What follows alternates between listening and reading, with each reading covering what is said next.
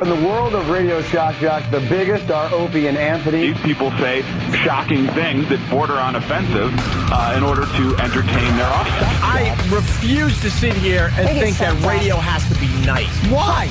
Why does radio, out of any other medium, have to be nice? We are being now held to a standard where we have to be nice and make people feel good. Go screw! Radio bad boys, Opie and Anthony. Controversial radio personalities, Opie and Anthony. Infamous DJs, Opie and Anthony. Talk show radio hosts, Opie and Anthony. Opie and Anthony. Opie and Anthony. Radio shock jocks, Opie and Anthony. Opie and Anthony. Shock jocks, Opie and Anthony. Shock jocks, Opie and Anthony. Opie and Anthony. Shock jocks, Opie and Anthony. Opie and Anthony. We got Big A in studio. He's got the tongue scraper. He just scraped out an oyster. Hey, Rock, get in there for a sniff of that sample. Opie and Anthony. Why don't you shut up? Shut up!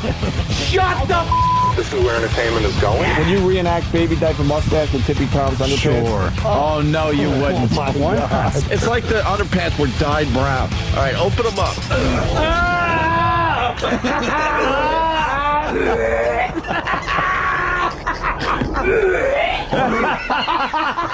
But enough of this palaver. Let's get the show on the road.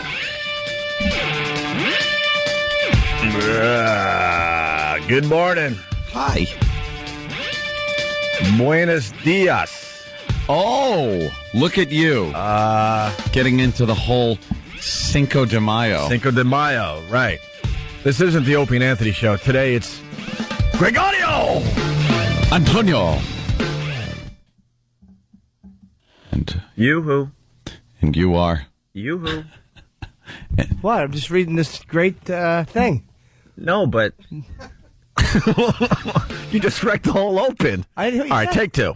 Okay. It's Cinco de Mayo. Cinco de Mayo. I'm Gregorio! Antonio. I knew you got too quiet for too long. I'm Yes. like, what is he doing? Well, this just caught my eye. It's good.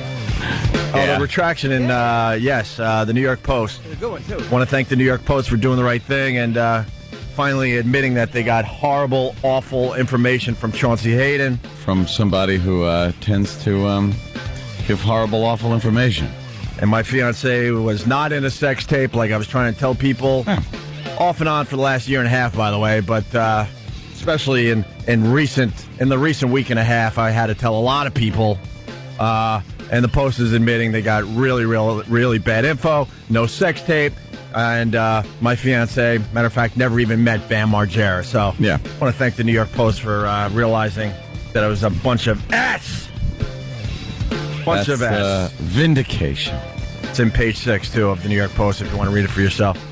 Anyway, good morning. Welcome to the Opie and Anthony Show. Phone number 877-212-ONA. I ran into Anthony during his supercar weekend. Supercar weekend. Jimmy, you weren't here on Friday because you were doing your comedy thing in Pittsburgh. I heard it went very, very well. Yeah. Anthony admitted on Friday that he was doing Supercar Weekend. You want to explain to Jimmy what Supercar Weekend was about, just to kind of, get him up to speed there, Ed? Supercar weekend. Go to the car club here in New York City, Manhattan Classic Car Club, and get a couple of cars, Ferrari and a Lamborghini. Oh, who had the Toyota Corolla? Oh, I don't know. Who took that out? It wasn't available. So, Imagine you go there, I'll take the Toyota Corolla. do you have a Corolla in here that I could use? Maybe you got it souped up a little bit for me? Guys in the car club call me the Cruiser. The Cruiser. Should have called him the Dork. So, it was a Ferrari and a Lamborghini. And, of course, one of my close friends had the Lamborghini, and I had the Ferrari. And Supercar Weekend, we decide we're going to drive out east, say hello to Mom and Sal out there, because they're way out, like exit 63 on the expressway, pretty far from my house, which is, Nassau County. But we get there pretty quick in these cars. So the first pullover was getting on the on-ramp to the expressway. Wait, you were speeding on the on-ramp? Yeah. Well, see, That's almost impossible to do. we kind of lined up, and as fate had it, nobody was in front of us. So it was 2 lanes, the red light. So we're next to each other, a Ferrari and a Lamborghini. It's a good time to see what's the fastest car. What's the faster car of the 2? So my friend had the car in neutral. Poor him. I did not. So I took off like a shot and hit the on-ramp at, I think it was 105. You went about 105 on the on-ramp. And apparently, I passed a law officer who was waiting on the on-ramp, but I did not even see him because I was kind of looking ahead, you know? Well, that's what you got to do when you're, just starting out at 105. Yeah. You're not topping out at 105, knowing you. No, once I got on the expressway, the speed did go up a bit. I need more info. How many guns were in the car?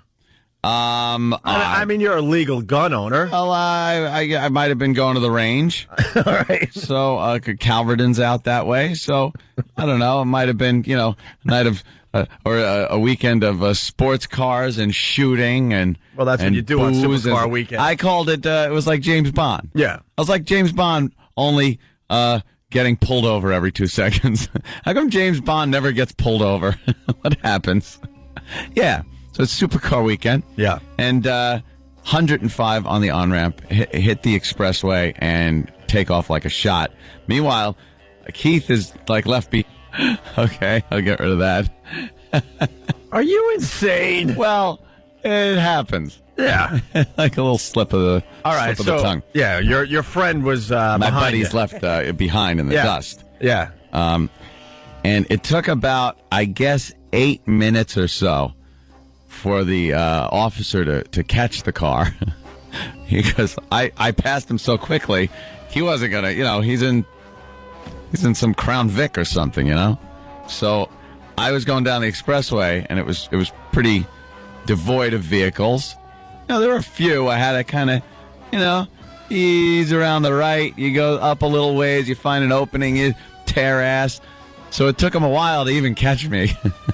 But, when I hit some traffic, I just looked in the rear view and just saw lights and right up on me and dust as he's going up the side. Yeah, it was just, he was really after me. Yeah. And so I pull over.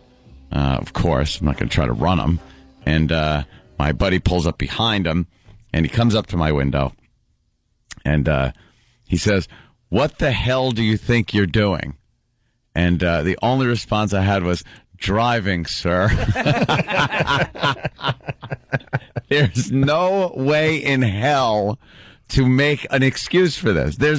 You can't face the officer and say, "I was doing that because of this." How about I was leaving you in the dust, stupid? That wouldn't be wise, Jimmy. So he goes, driving, because you're driving like a, and then he uses the a-hole word. And I said, "Yes, sir. Yes, I was. I understand. I apologize. It's, it's a Ferrari. It's, you kind of want to open it up a little bit. See what it could do, right?" Yeah, I go, but I have no excuse. So he says, he goes, "You were at some bar the other night drinking with my brother." I go, "Really?" He goes, "Yeah, you used to be on a paintball team with him. And he had a few beers with him the other night." I go, "Oh, yeah, that's your brother?"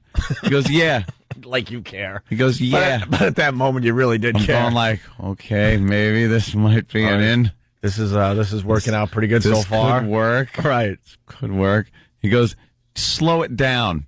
He goes, and buy me a beer if I see you over there. I was like, "You got it, sir. Thank you very much. I'll buy all your beers." Yes. So got away from that one. And see, Jimmy, there was more than one. Then Supercar Weekend. Yeah, that's why he said I got away with it. Then Supercar Weekend continues. Yeah. When we get into Suffolk County and are, again, tearing down the road now. And doing the same shenanigans. And now we found a portion of the road where 2 lanes were open. So we decide, all right, now let's, once again, Ferrari versus Lamborghini. Let's just go for it. So we did. Obviously, learning your lesson that happened a few miles back. Yeah. So, we're tooling down the expressway. I won't even say the speed. Can I write down the speed? I'm not quite sure what it was because I didn't want to look away from the road. Can I guess the speed? You could guess. All right. Because I was guessing. I won't show any Pal Talk cameras. I'm just going to put you could say it because I'm not sure. Was it over 70? It's all. We probably topped out at 72. Here's my guess. Faster. What? Yeah. See what I'm holding up? Dude, this is... It was faster than that. It was... I'm going to go... Do you have a suit on, too? Yes, I was wearing a tuxedo. All right, hold on. There's no way it was more than this. Yeah, there you go. It was this? It was that. That, Jimmy. It was that. And and we blow past, and I look, and there is a cop right on behind those, those big wooden barriers they got to cut down on the sound? Yeah. He's sticking out from there. And I look and see it out of the corner of my eye and go, oh, crap. Done. So he comes tearing out. We have to slow down. And again, we're on the side of the road where I know everyone we passed at that ridiculous speed is now passing us, laughing their asses off. Say good. Giving you the finger. Good for ya. Pointing at you. Good for ya. See, honey? That's why the Prius is so much better. You'll never see me pulled over like that. Yeah, so again, we're pulled over, side of the road. He comes up to the window, and for some reason they always like to ask that, what the hell do you think you're doing thing? Wait, did they pull you over or your friend?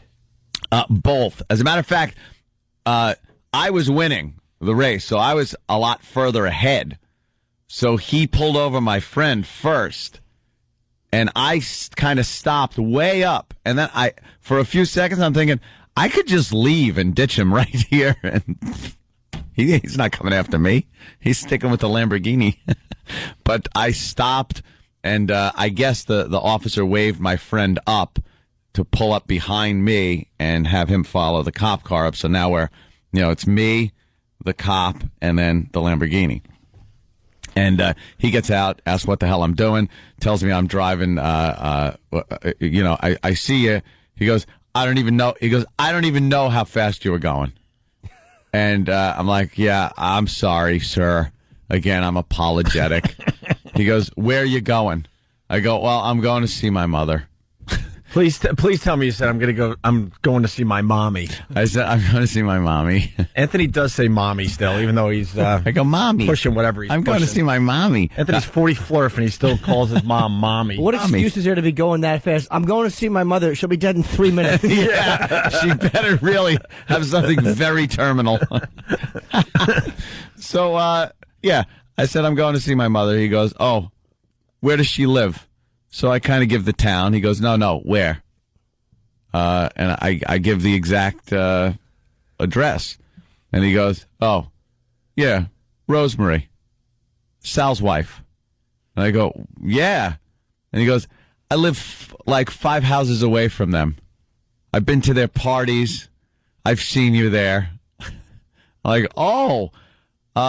He goes, and I'm going to call him and tell him you're driving like a craphead, to use the other word. Sure. And I said, well, I'm on my way there now. I'm sure I'll tell them. And he goes, all right, well, slow it down. I said, thank you, sir. And he went back. Have a nice day, sir. Talked to the Lamborghini for a little while. Yeah. And then we took off and did the speed limit because I was very close to my mother's exit at that point.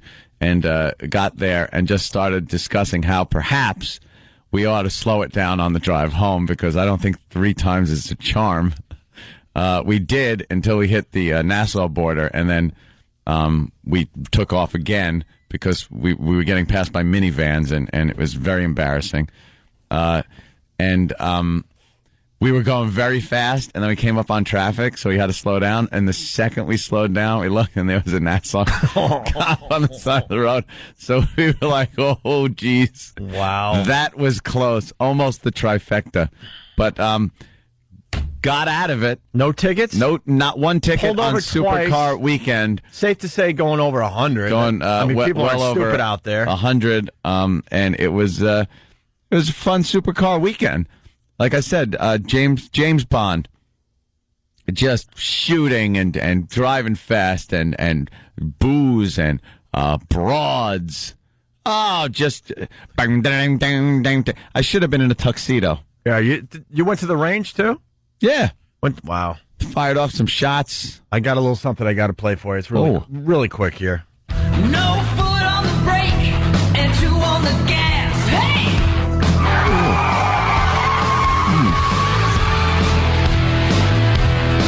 And there's no one driving that ant can't pass. No. I like this. Well, he drives too fast on the LIE. His hot red and white Ford Shelby GT 500. Shoehorn it. Yeah.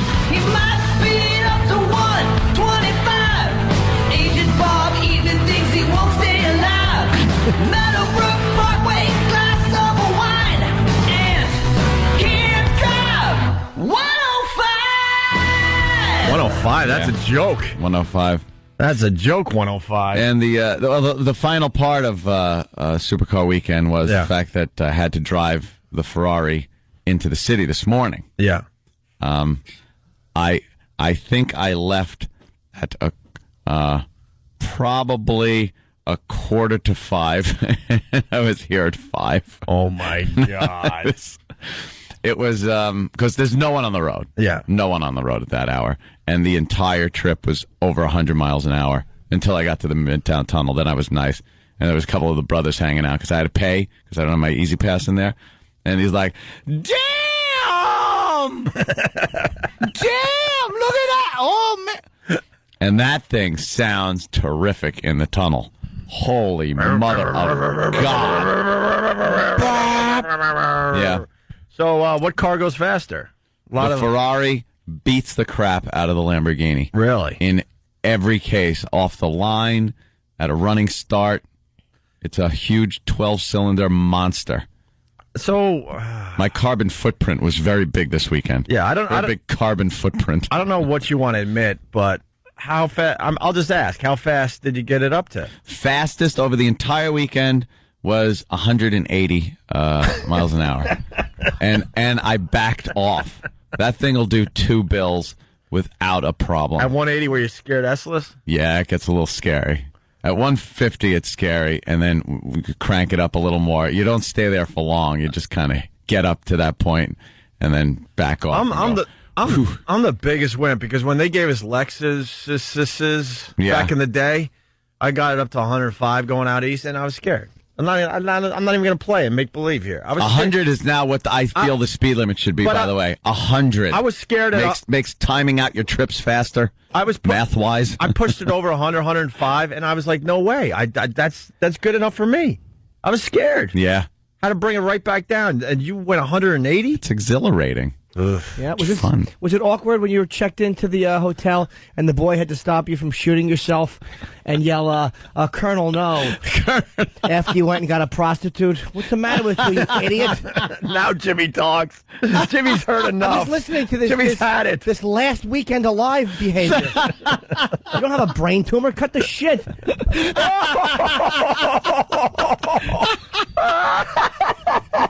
Well, Jimmy is upset. Jimmy's mad, but you know what, Jimmy? He's Perfect. cursing. You know, you can't control your language when you have such passion for our pal here.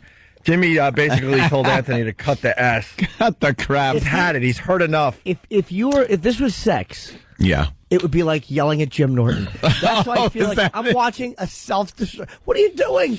It's so much to live for. fun. So go to the arcade. Go fast. No, and that's another thing. I was home Friday when I got home. I figured, maybe I'll play a little GTA. Yeah. So I get on Grand Theft Auto and I'm playing, and then I'm like, I could just hop in a Ferrari and take my guns down to the range, and why am I playing this game when now? You could live it? When I could almost live it. Pretty much live it. I can't be killing people.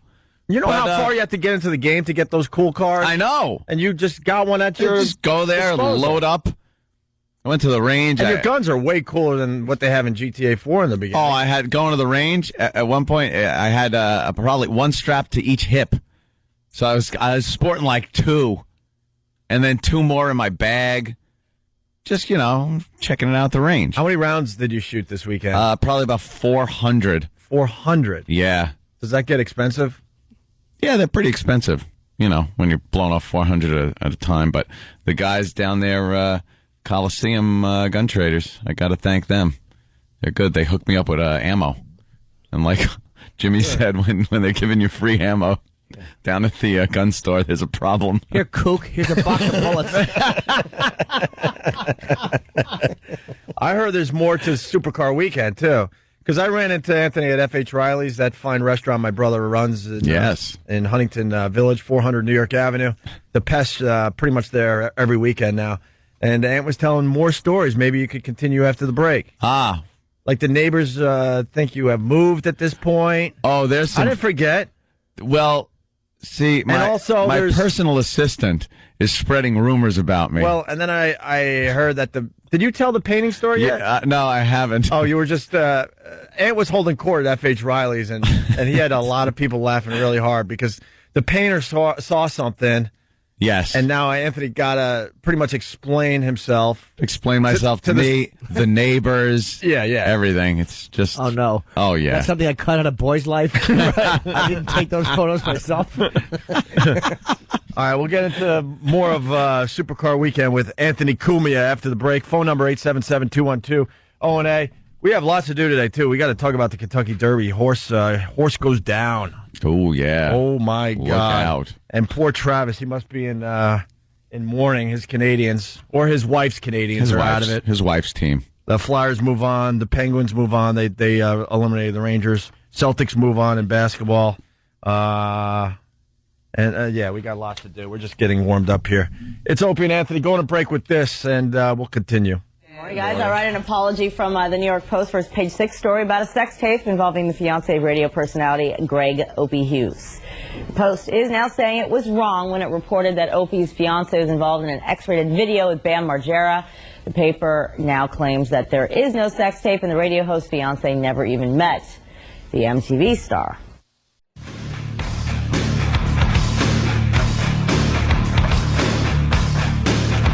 Hi, greetings. Opie and Anthony show. Happy Monday morning. Ugh. Yuck. Everyone despises getting up early. Yeah, but it's Cinco de Mayo. Yeah. With Gregorio. Antonio. By the way, when you were doing the live read for the thing, you said, I'm sure I don't tell you it's Mother's Day. Whoops. Yes, you did. Oh, really? Yeah. You forgot? Oh, of course. Jeepers creepers. I remember when I saw Nathaniel pulling out a gun.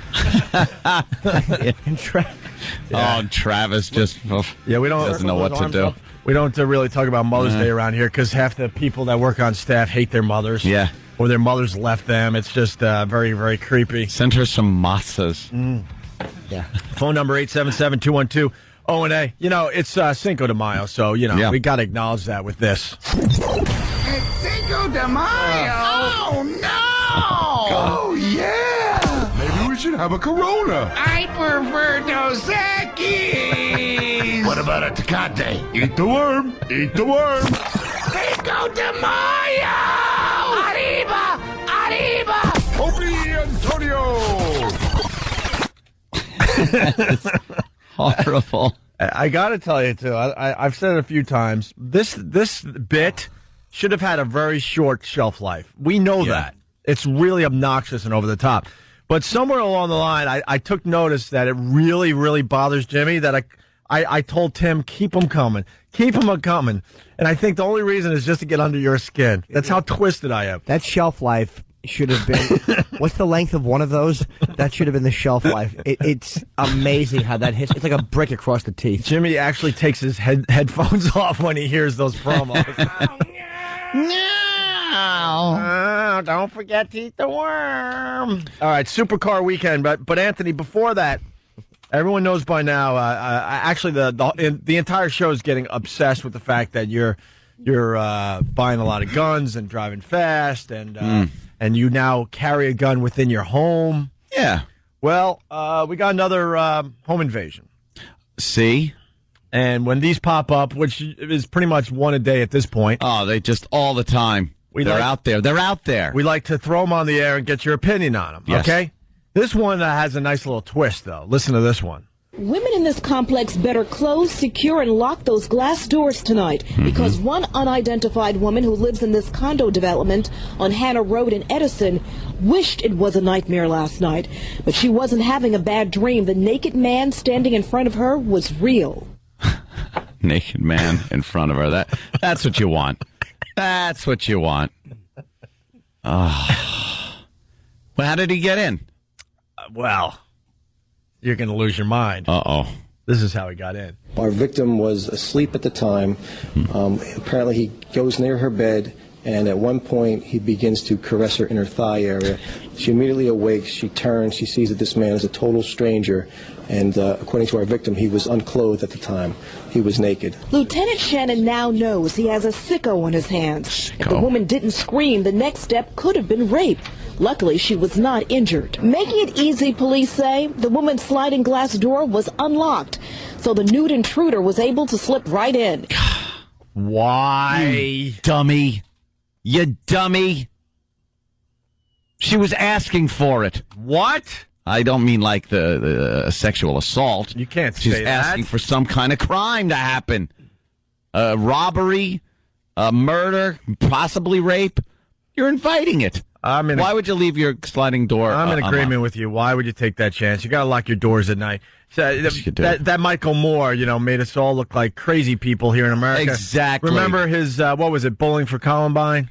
When he went to Canada and everyone had their doors unlocked. Had the doors open. And then he looked at America like, we're all just paranoid. That's Canada, fatso. It's not here. You don't leave your doors open here.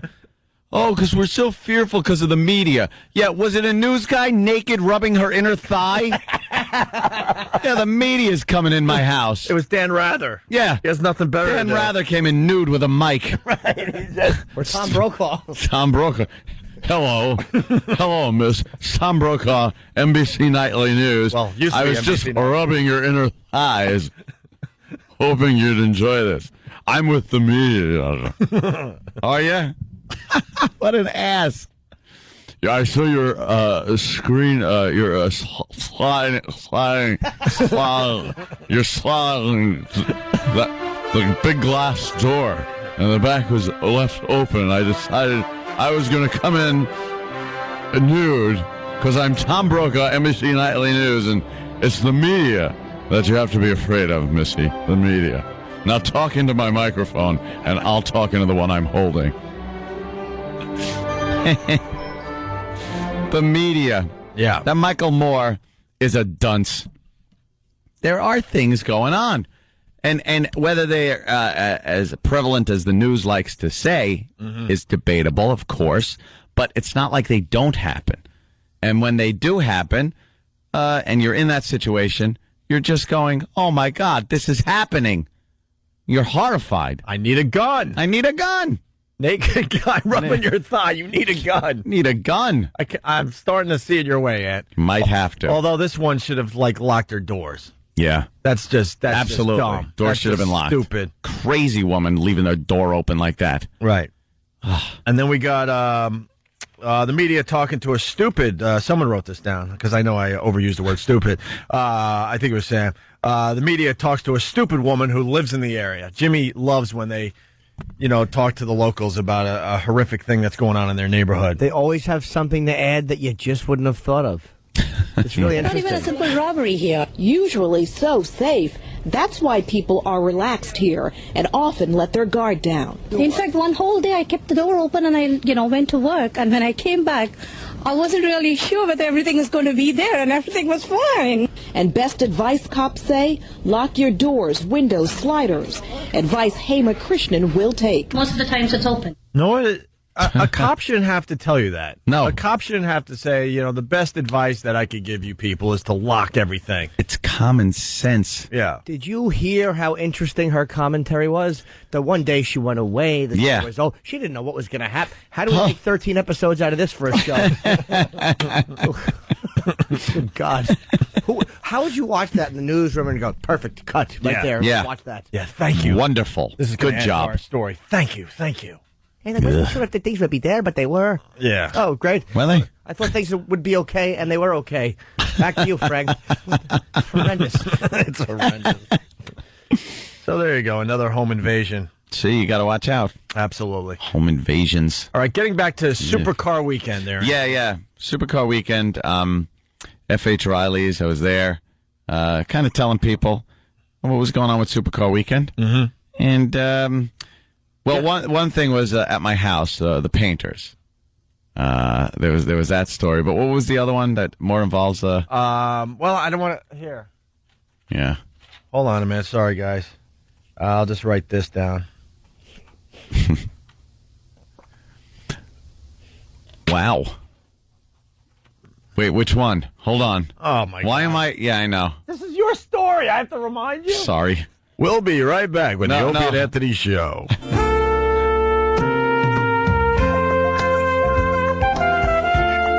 my God. All right. How many beers did you have this weekend? No, that was actually drinking a little bit of wine this weekend. It was very nice. Very, very nice. Yeah.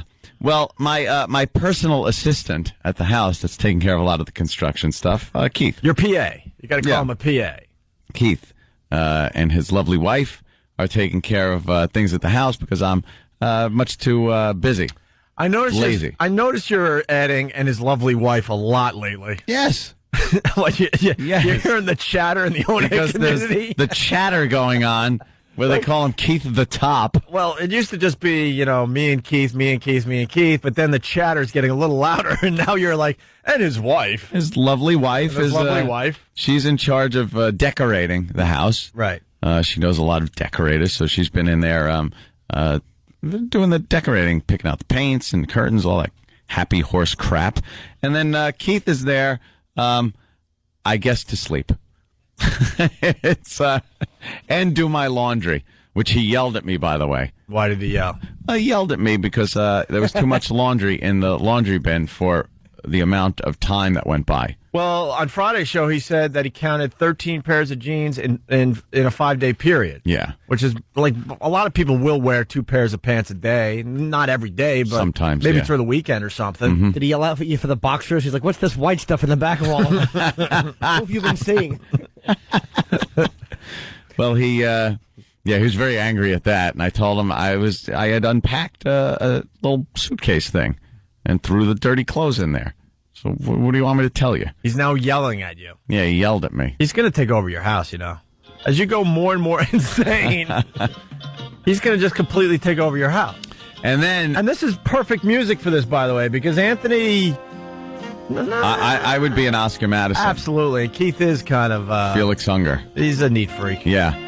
And yesterday, of course, it was supposed to be the ultimate supercar weekend day where we were going to drive and, race the cars.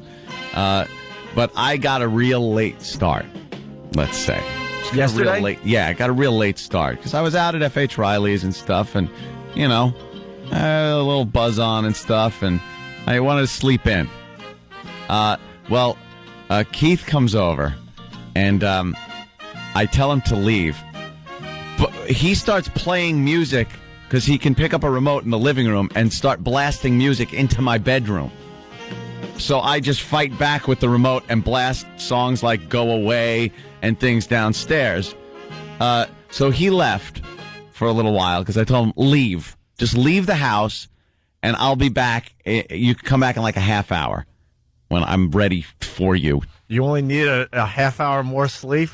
The hell's going on in your house? The hell is going on that you had to mop up something? I had to make a quick trip somewhere. It was just, I had things to do. All right, Let's just say I had things to do. I don't ask. So I came back like an hour later. Yeah. Instead of a half hour. Yeah. And Keith has a pile of my laundry all clean and folded, and he walks past me, gives me a look, and then just takes the laundry and throws it at me and goes, "You said a half hour!"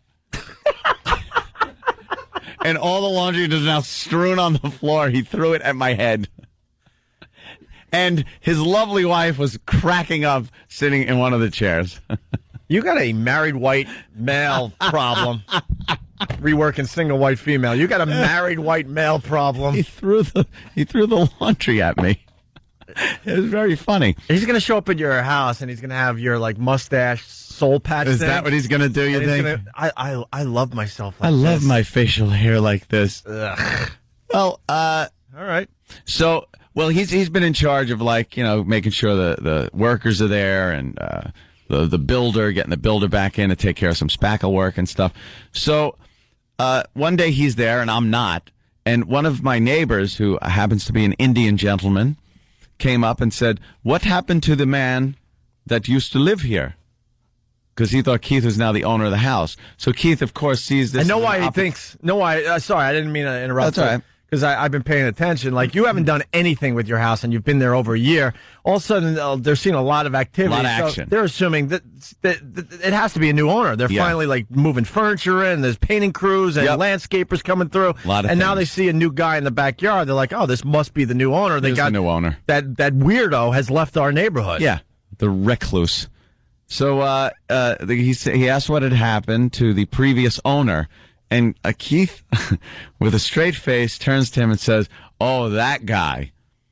He was arrested for child porn and drugs." And the guy was like, "Oh, really? Really?" And Keith goes, "Yeah, I got the house at a foreclosure auction, picked it up for $600,000. And the guy goes, "You got a good deal." And Keith he wouldn't let off. "Yeah, oh, that was something. Boy, they nailed him. He was like the head of a big ring." Oh, my God. But then I turn up, so now he's probably told all the neighbors, "Remember him?" And then they see me. They see me there with, like, exotic cars in the driveway. And you got to get out with balloons once in a while and stuffed animals, because you know they're watching. They keep their children away from the house. Tie some balloons to, like, the front mailbox. Free candy. He sees you walking in with girls. He's like, wow, they look young, but I didn't realize they were 15, 16. What? What's he doing in there? Yeah, so he's a smartass where that's concerned. And then the painting story. Yeah, well, this is another great Keith thing. Keith works the late shift. So when he's there in the day, he tends to go to his quarters and sleep. And me waking up early for this program, especially if it's gym day, and I don't mean J-I-M, I mean G-Y-M day, I got to take a nap because we're pretty much shot right after the show. So the painters are working and the painter's helper is there, and I say, "Yeah, I got to go take a nap. I'll see you guys later." And Keith goes, "Yeah, I'm going to take one too," as he's walking around in his boxers.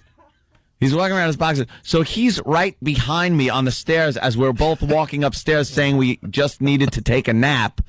And the painters don't understand, or at least the helper, that like his room is on the opposite side of my house from my room. But the guy didn't see that because he was downstairs. So he's a Spanish guy. So he turns to the painter and goes, "Maricon? Maricon?" What does that mean? I mean, it means gay. Really? Like homosexual. Are they homosexual?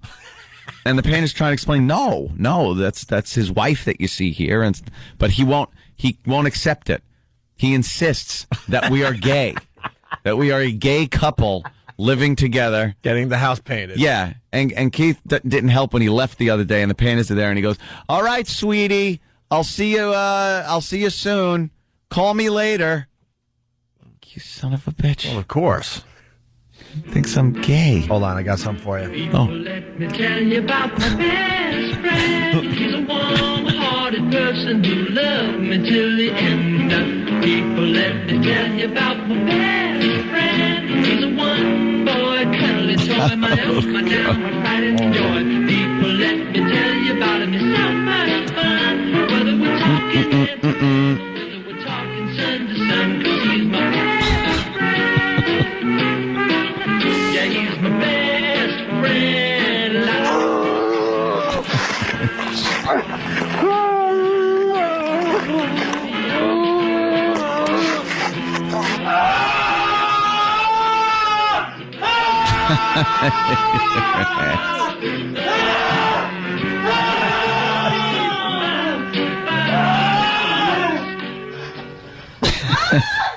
Oh, no, that's the wrong one.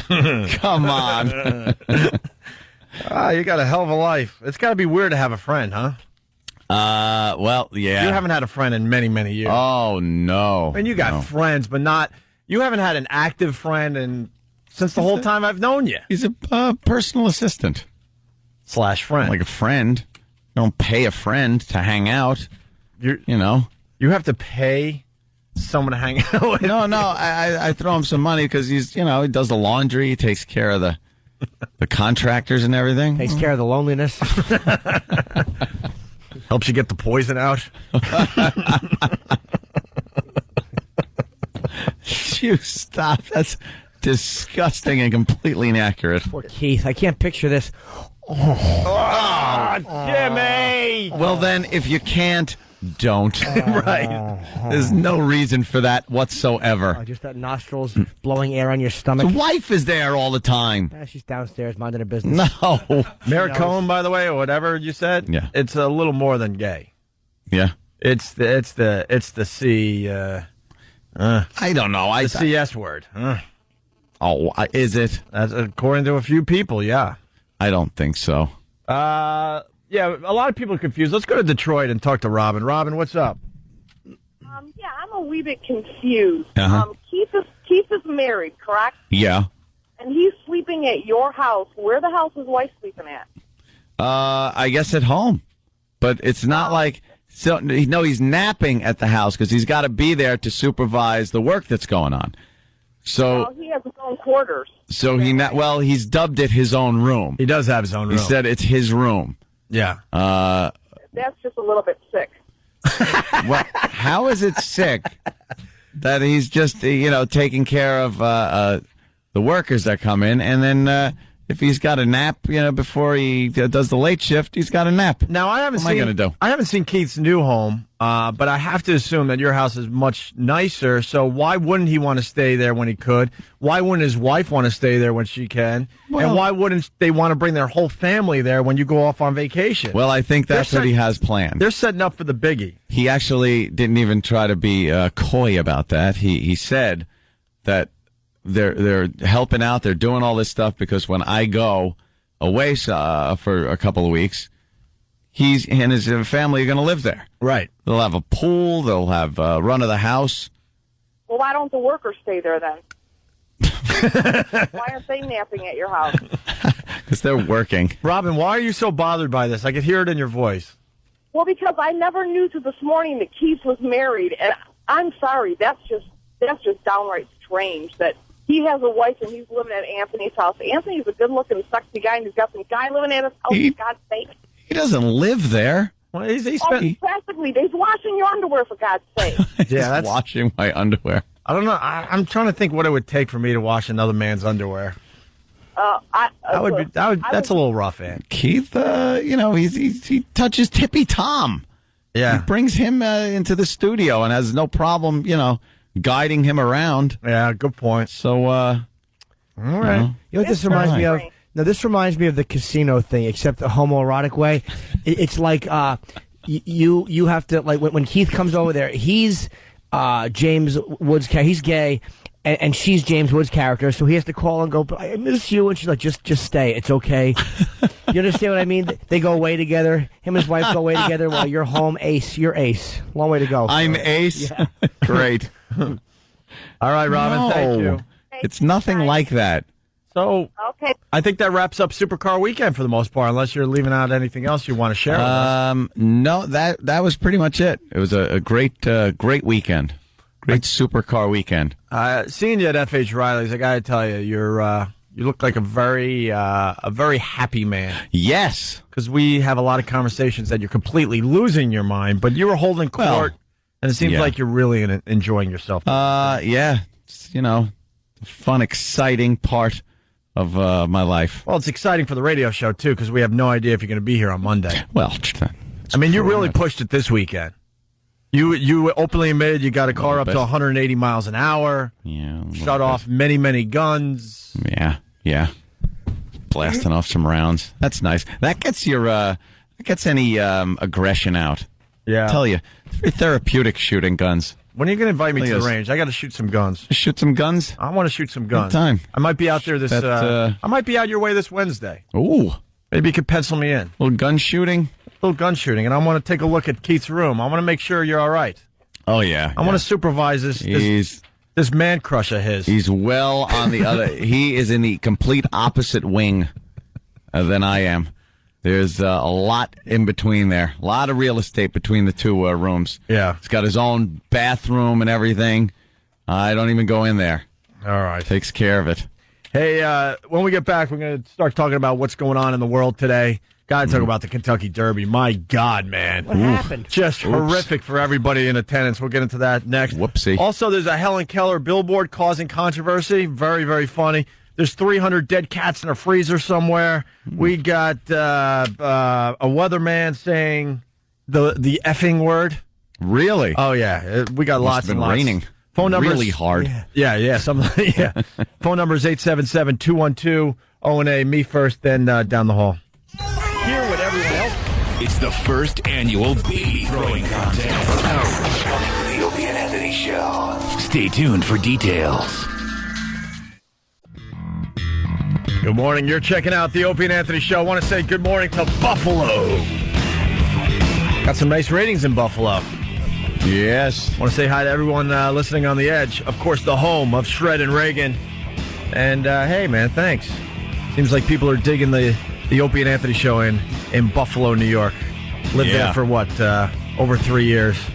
Nice. Yeah. I got to get back there and see some old friends. Do you? Been way too long. Do you really? I liked my time in Western New York. Between Geneseo, Geneva, New York, Rochester, New York, went to Syracuse for concerts, and Buffalo. You know, spent a lot of time up there, well over 10 years. A little chilly.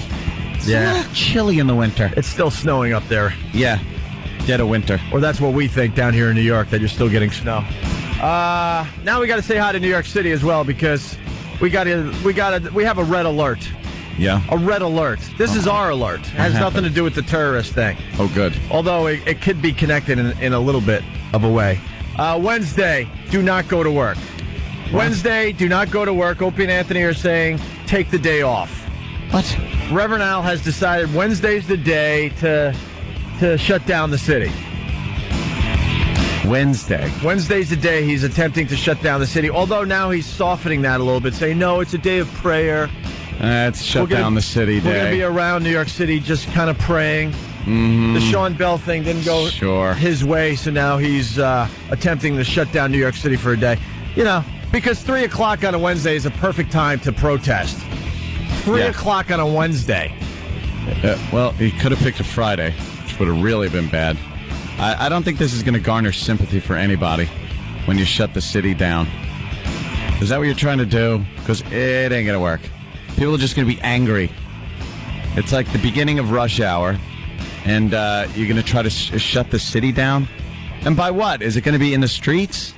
It's like, what's his strategy, his little plan? Well, I don't think he could openly say we're going to be in the streets and stuff. I'm not really sure. He's basically calling it a pray-in. Sharpton announces pray-in to protest NYPD killing. Demonstrators plan to pray on their knees and be arrested for civil disobedience. I hope he's getting arrested, or is he going to let everyone else get arrested he loves around getting him? Arrested. He doesn't get arrested these days, though. He lets everyone else get arrested.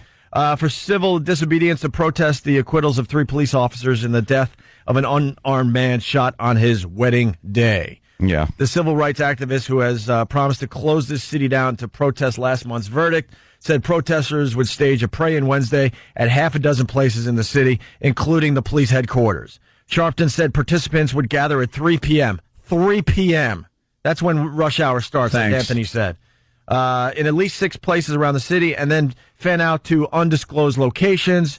Where we go from there is anybody's guess. Rachel Nordlinger, Sharpton's spokeswoman, said later, adding that wherever protesters end up, they'll be arrested praying. The pray-in is only the start of whatever actions are necessary to oppose the verdict. So I just say, take the day off if you got a day coming. Don't even bother yourself with the nightmare that's going to happen this week. Don't even bother, because, oh, God, to have to deal with that. I'm going to be long gone. That's good, so I don't care. Hey, have fun. Yeah, but they might start way before 3, Anthony. Uh-oh. And where is this going to be done? Like all over the city? Or Who's doing the praying? You think they're going to be early? No. Oh.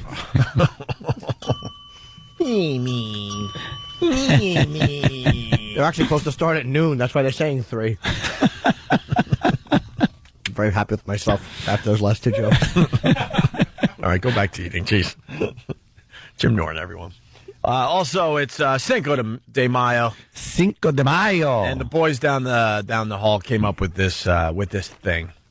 To honor this Mexican Independence Day, we bring you the following minuto in Mexican history. Minuto is Spanish for minute. Ave Maria, que gran pendejo. Former New York Mets second baseman Felix Millan, also known as El Gatito. We honor you on this Cinco de Mayo. Yes, you may be Puerto Rican, but your ability to choke way up on the bat earned you a whopping 22 home runs in your 12-year career in Major League Baseball. No record breaking for you, senor. Performing well enough just to stay employed was good enough. Your mediocre stats have earned you a permanent place in history, slugger. Stay tuned for another Cinco de Mayo minute on the Opie and Anthony Show.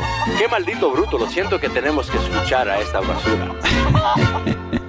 But Felix Millan was, I know he said it in the thing, he's Puerto Rican. I mean, that was funny and all, but Felix was a Puerto Rican.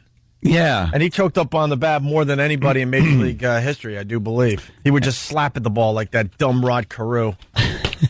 Rod Carew had, 5,000 singles and 28 doubles in his career? Yeah, bloop single. He's a bloop hitter. Like, right, it would just clear the infield. Yeah, ridiculous.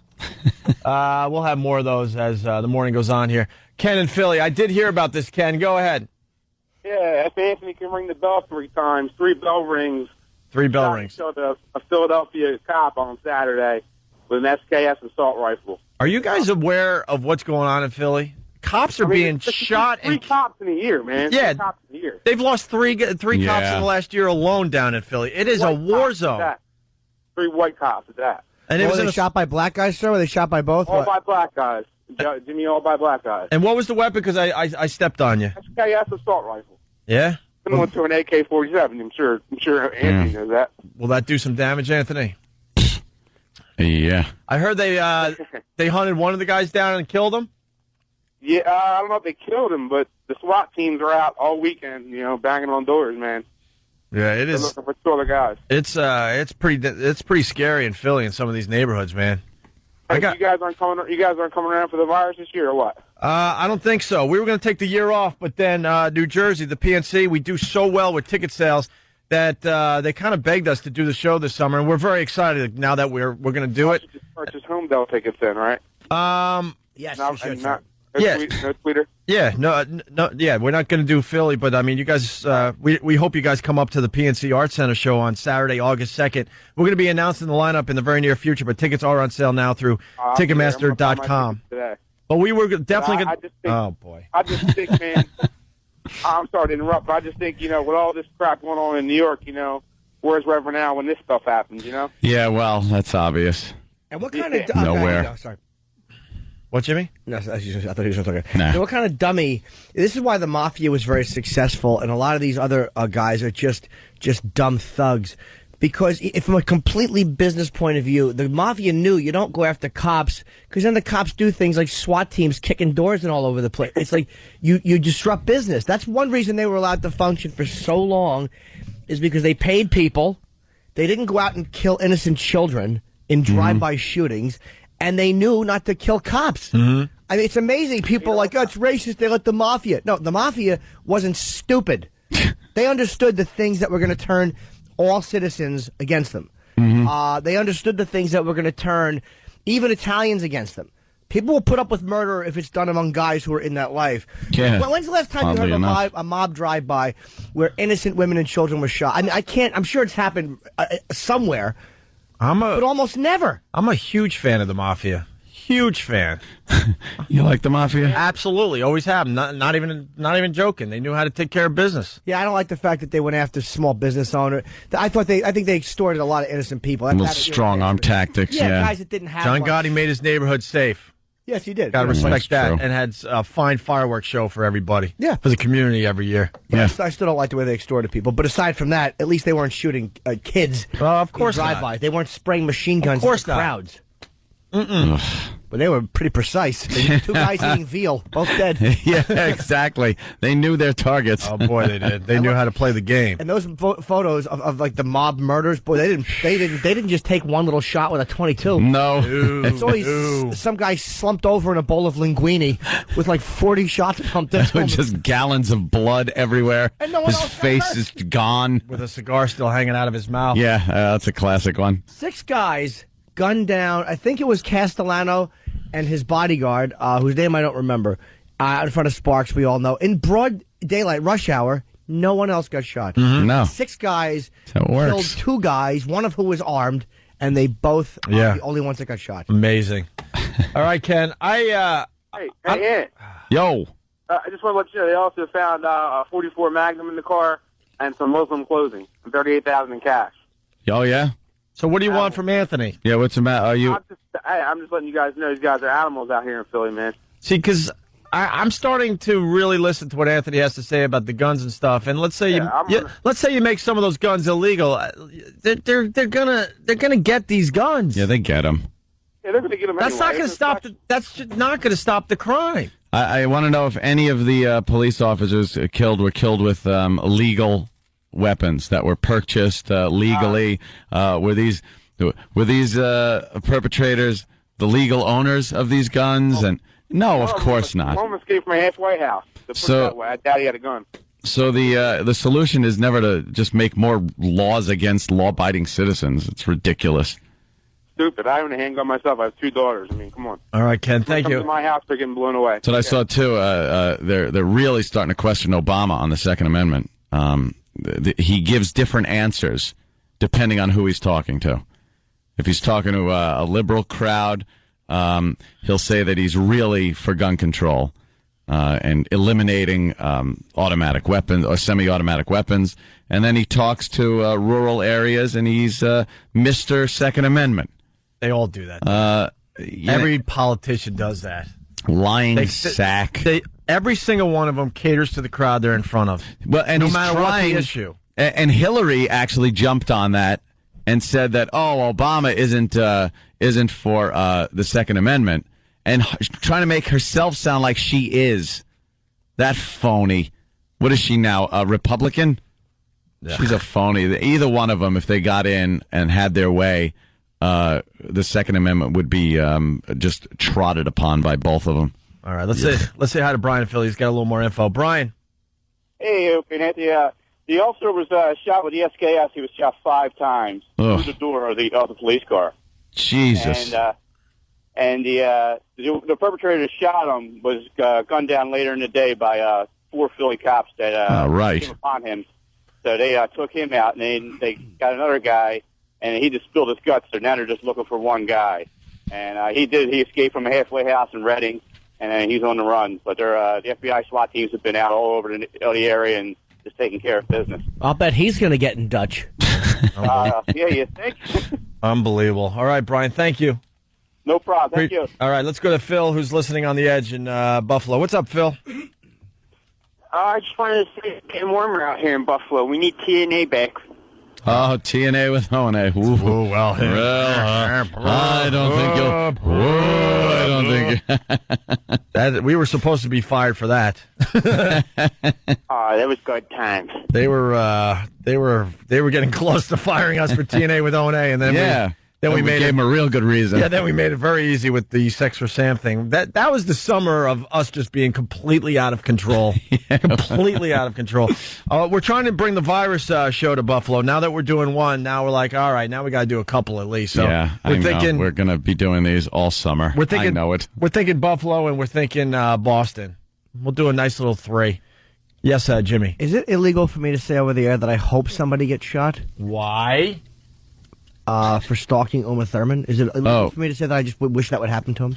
What's going on with this Uma Thurman thing? I'm looking at his picture in the paper, and he's just the most... Imagine if that was your girl, and this creep was making her life... I mean, there are times, I think, when the police... I think we as a society have to look at people like that and go, you know what? He can be squashed like a roach. Yeah, and the world will not suffer for it. Yeah, they'll wait, and they'll have these stupid lawyers and judges talk people into letting him go. Oh, he's a fan. He's not dangerous. Right up until he kills her. And then it'll be, well, there's a tragedy. And the lawyer, well, I just had to defend my client. It happens every time. What has this guy done, Jimmy, just to get everyone up to speed? Creepy stuff. Very creepy letters. He just shows up everywhere. He's in love with it. It's called the family, called her mother and father, and threatening contact suicide. with the brother. Yeah. Drawn some really odd things. He sent her a picture he drew of it was like somebody with a razor blade and a coffin. It's some weird. He's just a creep. Creep stalker. That the guys like that. There's no. If he's not on this planet, how much worse off are we going to be? Really? Mm-hmm. Just squash him. Well, the closing arguments in that trial, I think, start today. So we'll see what happens to this guy if they do anything with him. He might go to jail for a little while, but he'll get out. And they can't force him to take his medication. Hopefully another prisoner, which won't happen, will just do something awful to him. Yeah. That would be nice. It certainly would. Just victimizing her. She's just trying to do her job. Ugh. Yeah. That annoys me. Let's go to Andrew in New Mexico. Andrew. Yes. Hey. Hey, how you doing? How you guys doing? Good, man. Hey, you guys talking about Cinco de Mayo. I don't mean to change the subject here. But happy Cinco de Mayo. You all know what Cinco de Mayo is. It's the 5th of May. That's right. Well, no, not only that. It is the independence of Mexico from France. Oh, I thought it was how many dollops of mayo Iraq likes to put on everything. Well, he's celebrating Cinco de Mayo.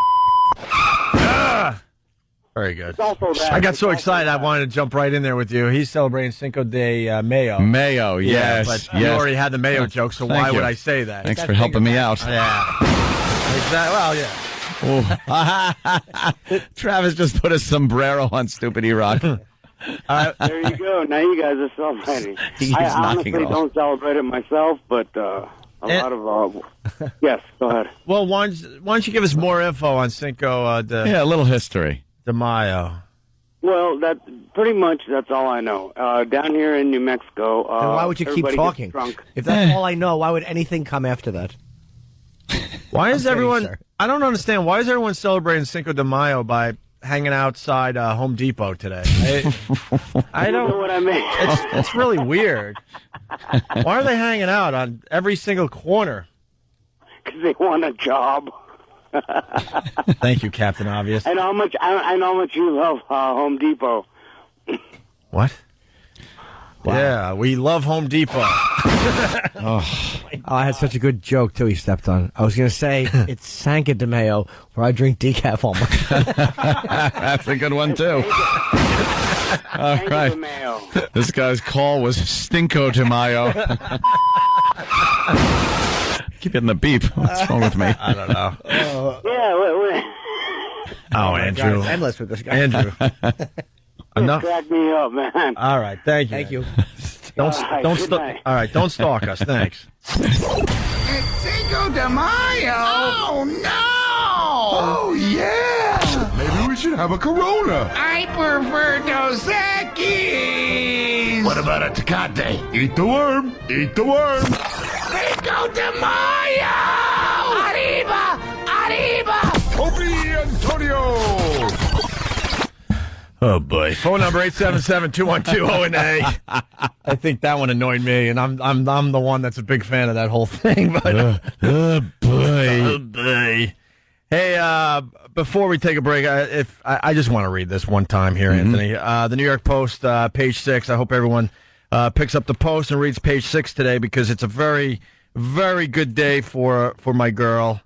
A victory. A slight victory. More to come. But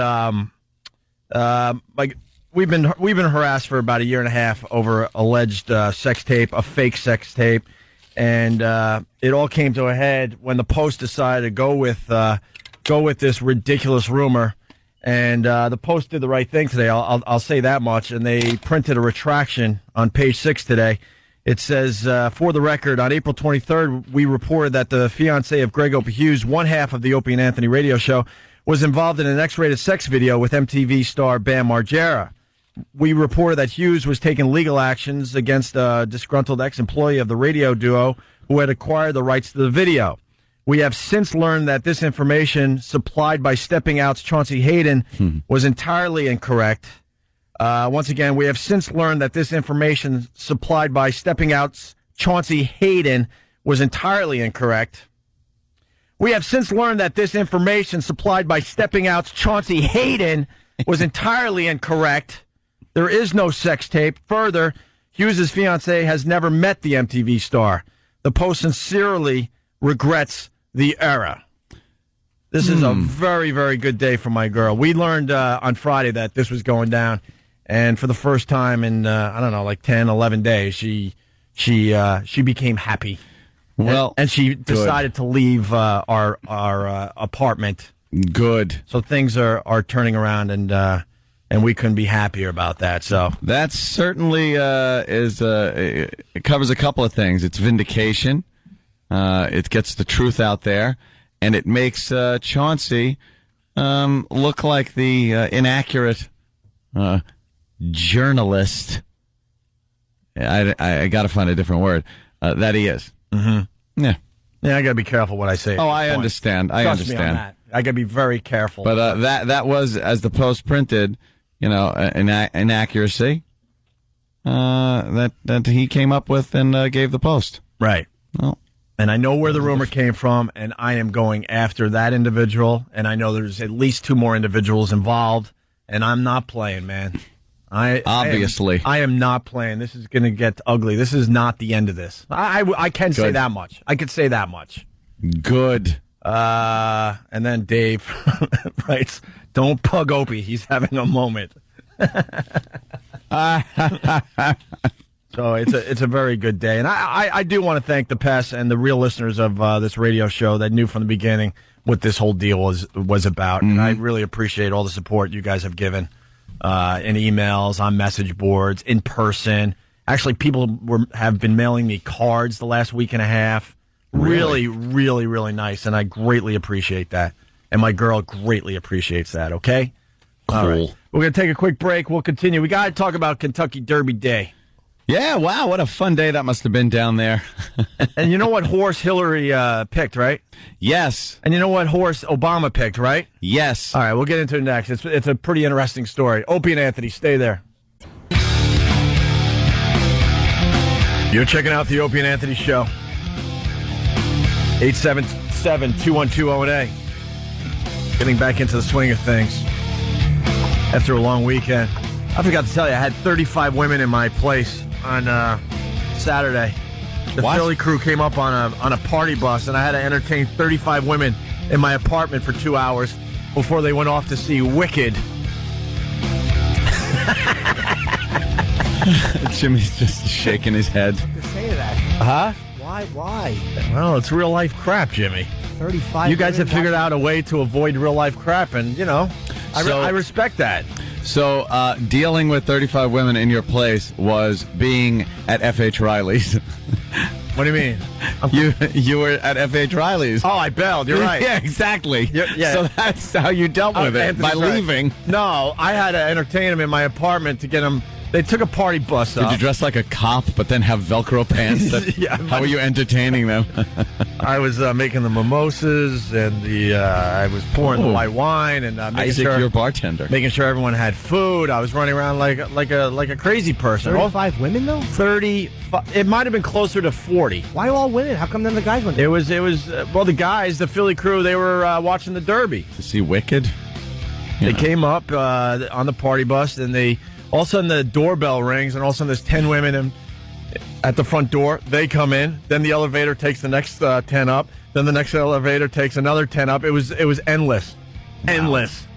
And then they all bailed and went to Wicked, and then Hard Rock Johnny took care of them at the Hard Rock Cafe. They had a fine little weekend in New York City. But wait, 35. How many women are in that family? It doesn't make sense. It was friends and family, and then it was like it was the women on my side. So they're meeting the women on my girl's side. Oh, they were discussing recipes and discussing menstruation cramps and all sorts. Whatever this is what women do when we're not around. Horrendous. So it's just like a low hum, a low buzzing in your ears. No, loud. Yip. Like putting your head in a chicken coop. It was very interesting. Yeah, it was quite interesting. I'm trying to listen to my Robert Palmer tape, but my supposed fiance keeps buzzing in my ear. Let's say hi to Jared in Boston. Jared. Hey, Ope. It must have been a little difficult entertaining 35 women all sitting cross-legged on the floor, you no-furniture-owning bastard. I'm a big boy now. I actually got a brand new couch. I actually rented chairs, so they had other places to sit. You rented chairs? I got a big table for the food that was catered. I did the real thing for once. Wow. Oh, yeah. Wait, hold on. I know. I just got to realize, by I, insert the word Kenny. Bring Kenny in. No way. Bring Kenny in. Kenny didn't rent the chairs for you? Because I forgot to tell him. I would have rented the chairs, GH. Look, here comes Kenny. Kenny, are you insulted that I actually did something by myself? Here's my PA, by the way. Am I on thin ground, GH? A thin ground? What the hell are you... Thin ground? I'm on thin ground. I got one foot on a banana peel and the other in a grave. Yeah. I'm very surprised he had to get his own chairs. You guys don't even know what you're doing. I will get the email later. Is everything okay? I don't understand why you would actually... do something. Do something without Why me. would you do anything? Do you need me to bring him back? Do you need me to call the guy to get him? I actually even called the guy, and they took him away already, too. It was weird. It's kind of weird doing stuff for yourself. Listen to you. It's really bizarre. That's hysterical. Really strange. Bizarre. Not having Kenny involved. And honestly, my girl did pretty much everything. Okay, that's also another thing I was kind of thinking. I went to the supermarket with her. She picked up all the stuff. You pushed the cart, right? I pushed the cart around. It's the man's job. And I was there to make sure she didn't go crazy. I'm like, look, 35 women, get enough food for 20. Yeah. I'm serious. But it worked out. There were like 2 sandwiches left at the end. Oh, really? You squeaked it out? Because everyone makes the mistake. 35 people get food for 35 people. No, there's people that are not gonna eat. If I felt bad to eat, like, oh my God, what happened? Yeah, I'm really hungry, but there's only 2 left. 2 bologna sandwiches. It's a little worse than a baggie. Oh, man. She wanted to buy 4 or 5 bottles of wine. I said 2. 2 bottles of wine for 35 people. For 35 people? And then I broke out all the free champagne we've gotten over the years from all the comedy clubs. The nice nice Dom. Yeah. So I had that laying around. I'm like, sure. Let's get some orange juice. We'll make some mimosas or mimosas, whatever. Mimosa. However the hell you say it. So they were there for 2 hours? Huh? 2 hours? Yeah. And then they didn't come back, right? No. Then I cleaned up and I took off. I wanted to be a part of like Anthony's Supercar weekend, but it didn't happen. No, sorry. Mark in Jersey, what's up? Why not? You should have hopped on the party bus and raced him down the LA. What do you got, Mark? Hey, didn't you just say that all of a sudden they showed up at your door? Yeah. And then you went on to say you had rented chairs, you had it catered. Oh, no, I didn't mean all of a sudden. I meant we planned this in advance, of course, but then the moment came, I guess is what I was saying, and all of a sudden they just started arriving, and You made it sound like that all of a sudden, they just showed up. A couple women. Yeah, no, I'm sorry. Women showed up. No, this was, you know how women are. Because I was dragged into this. They've been planning this for 6 to 8 months. Oh, if guys are planning something, we'll start planning maybe 2 days in advance, tops. The phone calls that were going back between my girl and Philly were just endless for the last 6 months. Did he collect their money? And they all collected the money in advance. All this. Yeah. Guys aren't like that. For the snatch. Huh? What we put up with for the snatch. Wow. You're right. All right. Hey, Kentucky Derby. So what happened? Wow, man. Oh. Wow. Well, Big Brown won the Kentucky Derby. Big Brown won. And that happened to be Obama's Obama's, yeah. I was going to say Obama's horse, but then people would think that he has a Derby horse. He doesn't, but he put his money on Big Brown. Uh-huh. And Big Brown won the Kentucky Derby. And then the horse that came in second place, I think, was the only female horse in the race. Oh. Well, broke both ankles. Terrible. And it was Hillary's horse. That was the horse Hillary picked. Hillary picked, what was the name? 8 Bells or something like that? 8 Bells. Yeah. The story goes like this. Tragedy struck the first filly in the Kentucky Derby since 1999. Fillies, for the most part, don't run in the Derby. As 8 Bells went down on the track after her second-place finish today, broke 2 ankles and was euthanized.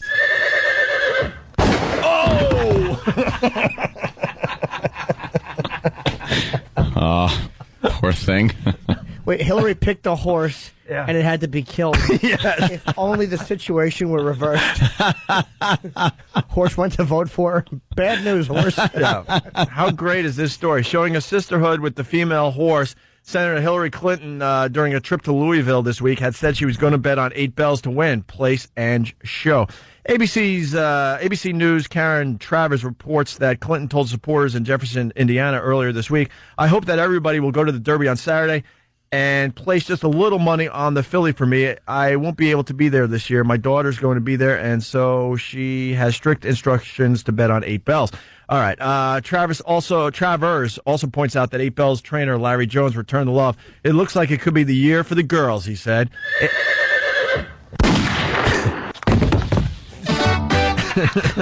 8 Bells, I'm sure, would want to endorse. The horse Senator Barack Obama picked to show. Big Brown won the Derby. Obama had picked Colonel John to win. Oh, okay, so he didn't even pick Big Brown to win. He didn't? Oh, what did he do? I thought he said he picked it. He picked Big Brown to show. When place or third. Show, right, of course. Obama had picked Colonel John to win. He came in 6th. Of course it's going to show. I mean, what horse just stops running? It'll show. Well, yeah. That is just horrific when a horse goes down, man. Well, the reason she picked it was because it had thinner ankles and smaller teeth. Hillary stinks. Bad luck. Oh, my God. The horse goes down, breaks 2 ankles, and then they brought out the truck. Yeah. And then I guess they put up a whole tent system. Yeah, they kind of got to put a tent up around the horse. And all those dopes that go down there for the big race with their oversized hats. Yeah. Have to sit there and watch this horrific scene play out in front of them as they're killing the horse on the track. People.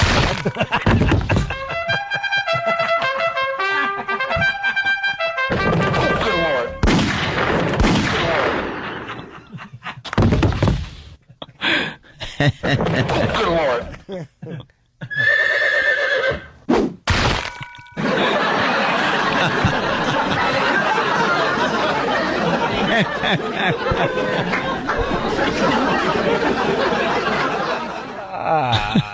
Wow.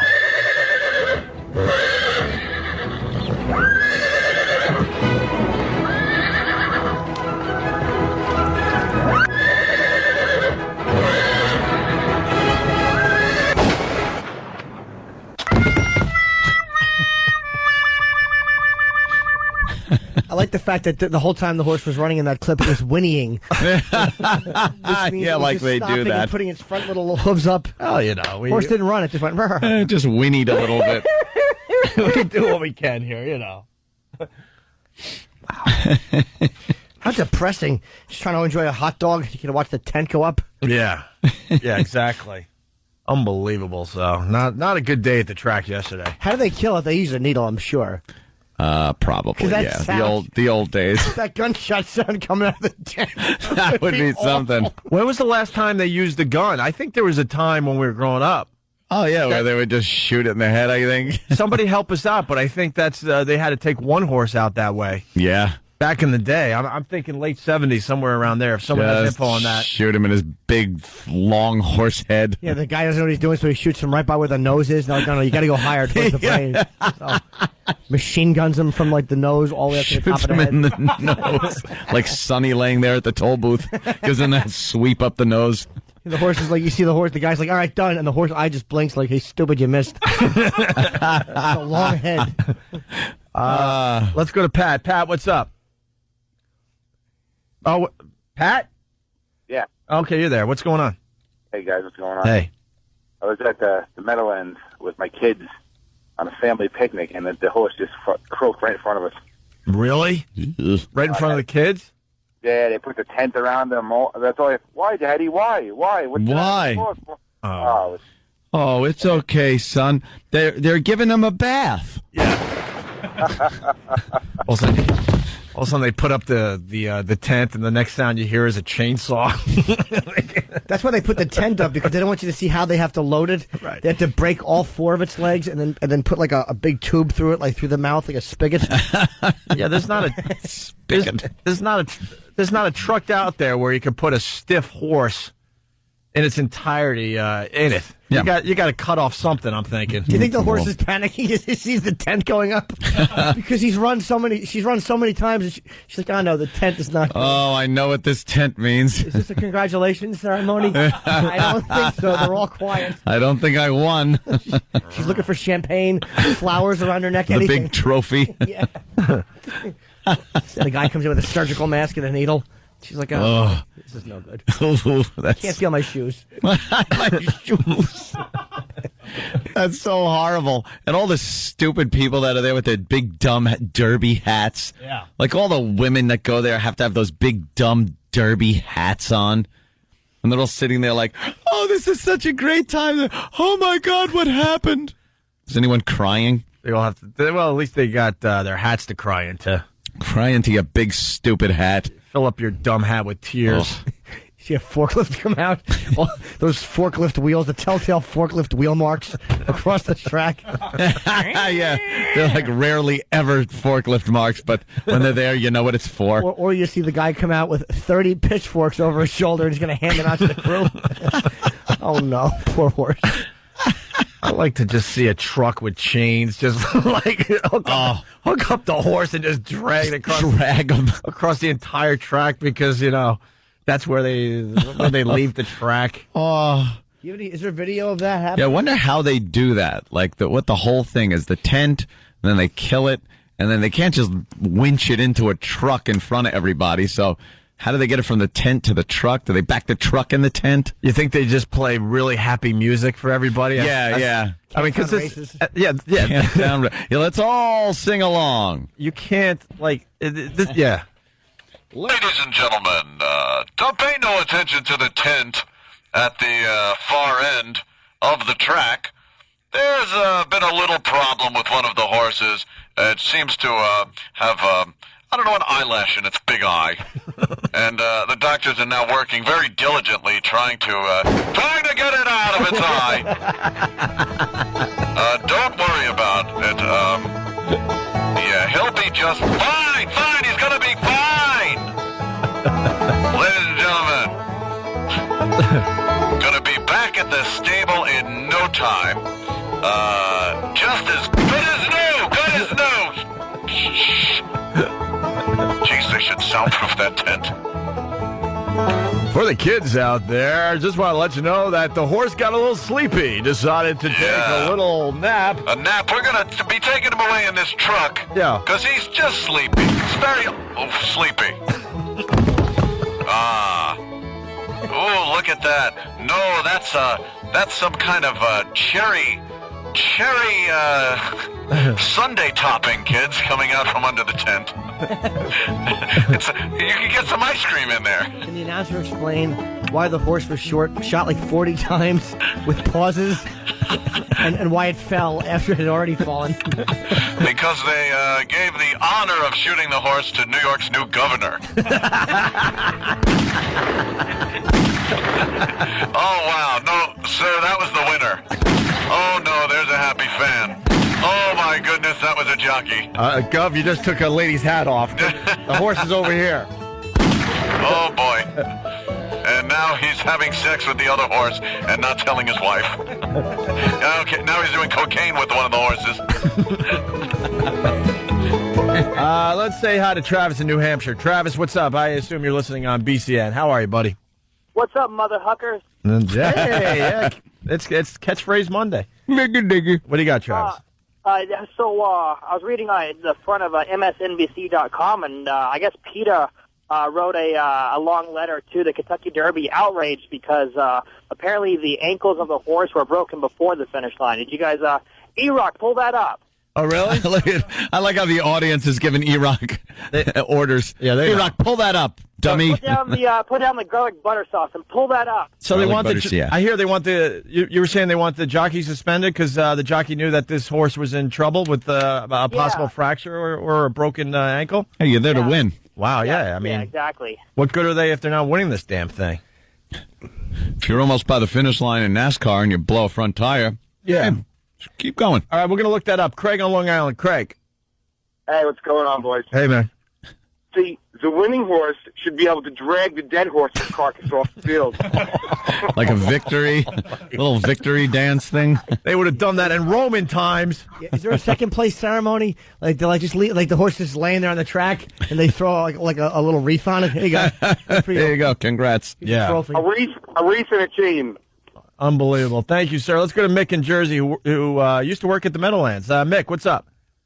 Hey, guys. How are you? Hey. Jimmy, bought your book. I didn't like it. I loved it. Oh, wow. I read your book, you magnificent bastard. Patton. About I Ronald. used to work at the Meadowlands, and that horse ambulance is nothing more than a flatbed pickup truck with a bunch of a couple of sides and a roof on it. And what they do is, as we're holding the curtain up, they pull out a big noose attached to the cable, and they wrap it around the horse's neck and just drag it right onto the flatbed truck and haul it away to the restaurant. While it's alive? To the restaurant. After they put it down. To the restaurant. To the restaurant. Good eats. Thank you. We got someone not happy. Lisa, Long Island, what's up? Hey. Yep. Hey, Lisa. I've been a K-Rock fan and a Long Islander for all of my 40 years. Atta girl, Lise. Thanks for calling. All right. Back again. And what's the matter? Well, what's the matter, Lisa? Why? Maybe we could talk this out. Humor is in the worst taste I have ever heard. Maybe we can talk it out, Why? though. Did you want the shoes and they didn't give them to you? Did you? I'm ashamed to be a Long Islander, and I'll never listen to K-Rock again. But I want to know what you heard that you didn't like. I'm ashamed to be a Long Islander. How can you be ashamed of... There's horrific things that happen in other places of the country. What didn't you like, Lisa? Yeah, what's Are you wrong? Animal. Are you a person? fan of the Opie and Anthony show? Let's start there. I can't believe the choice of humor. Do you think that's funny? Yes. You think that's intelligent? Or I'm actually disappointed. I'm actually disappointed in us. I thought we could have done an even better job with the humor. Well, what part of the humor didn't if you really like, want to know the Lisa? truth? Yeah, what didn't you like? What part didn't you the like? sound effects are particularly insulting. Which line? What's How old are you? Was it this one? Was it this one? Or was it this one? Come on, guys. Or this one? That's Oh, the horse stayed up after that. It's my personal favorite. Yeah. Like that. Can I ask why you're ashamed to be a Long Islander? Yeah. Like, first of all, when were you proud of that? And there were plenty of reasons before this. Yeah. And Colin Ferguson didn't do it for you. Yeah. But the jokes on this show make you... I was born and raised on Long Island. Well, actually, born in Queens, moved out to Long Island, if you want to be very specific. And I've been ashamed of Long Island way before this. Worse. Yeah, why, Lise? And you know what? You should do us all a favor and move somewhere else, buddy. Hey, Pally. Should we, Lisa? Talk to the hand. Should we? You go, girl. You dummy. She hung up. Why? She hung Boy, up. Of course she did. She got us. Keep listening, Lisa. Oh, yeah, look at Steve from Base Shore. Oh, this Lisa, a sassy one. What'd she say? She's been a Long Islander her whole life? Her whole life. And a K-Rock listener? That's all of my embarrassing. 40 years. All of my 40 years. It's great. 40, and she's all upset at the sound effects. Shut up. Go watch Regis then. Well, obviously, the naked billboards are attracting some new listeners to this fine radio station here in New York City. I saw those naked billboards all weekend long when I was driving around. They got the backs of some hot women on those things. You know that they had to airbrush the boobage, the side boobage out? Yeah. These billboards, Jimmy, they had it like, these girls were very well endowed, and they had to Look at actually brush out the side boobage. Yeah, because the Basically- side boob was showing. The advertising here in New York, the Rock of New York is back, and then it has girls completely naked, and the Rock of New York is back is right over their butts, so you don't see their butts. And then on their backs it says Pink Floyd, Ozzy, Nirvana, Linkin Park, Green Day, Guns N' Roses, Zeppelin, AC/DC, Pearl Jam, Red Hot Chili Peppers. It goes on, and they're all over New York. So it's attracting new listeners to this radio show. Yeah. And this radio Poor husband. station. Her poor husband. Oh, that poor emasculated douche. I have an instant feedback. A lot of Z's. Z. Cool. And then this guy writes, it's Dan from Sayreville. He writes, I agree with her. You guys should move on. Stop beating a dead horse. Did you hear that, Lisa? Very nice. Let's say hi to Brian in Chicago. Brian. Hey, good morning, boys. Hey. Well, something that you guys haven't hit on yet. It was so rare for a Philly to be in the Derby that when a Philly actually came in second, the owners and the family were just going bananas in the crowd, going crazy, jumping up and down, and then they look over and say, wait, what's going on with our horse? Yeah. Why are there ambulances around our horse? I'd give anything to see. Well, I think they figured it out before the ambulance arrived. Like, yeah. What do they just? They just like they would. I would love to see them jumping up and down, and then watch as the jump slowly stopped and the arms. and the smiles go away, and the look of yeah. And who picked that straw at the track? Do they got dead horse guy that just sits there waiting for his opportunity? Like, hey, I'm on. It's me. All This right. is great. They know because the horse stood up on its hind legs, going ow, ow, ow, with the front hooves. Ow. Its wrists were bent. They thought it was doing a gay impression, like a swishy gay impression that you did in grammar school. Like, how the horse is funny. That's a funny horse. Crack up. Let's go to Nate in Brooklyn. Nate, what's up? Hey, guys. Good morning, Nate. Yeah, so Lisa from Long Island draws the line at the horse thing. I guess she wasn't listening on Remove Your Hat Day. Lisa from Long Island's a boob. Keep that under your hat. I'm ashamed to be a Long. All right, why don't you just put some perspective on it? Yeah, how Look, great was why, you're from Mastic? How great was she? I'm ashamed to be a Long Islander. So am I. Like, Shut up. she'd go Can take somewhere that bit. and they'd go, where are you from? And she'd go, oh my God, I can't say. All right. I'm from Long Island. Oh, ugh. Those boys made that joke. I can't believe I'm ashamed. You mean that place where those guys that did the radio show are from? That did the sound effects for the horses? Yes! Up. Right now. She just blew up our In spot. all We were my having fun with 40 this. years. More fun now. You friggin' fuddy-duddy. Make a pie, broad. Look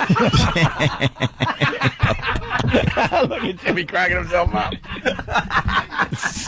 so misogynistic. Make a pie broad. That covered a few areas. I think it's funnier that he just openly laughed at his own jokes. That's great.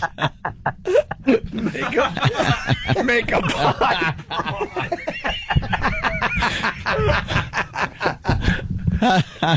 Goddamn, Jimmy. That's funny. Oh my God, that's funny. Of course makes it me is. very happy. Of course it is. It came from little Jimmy Norton.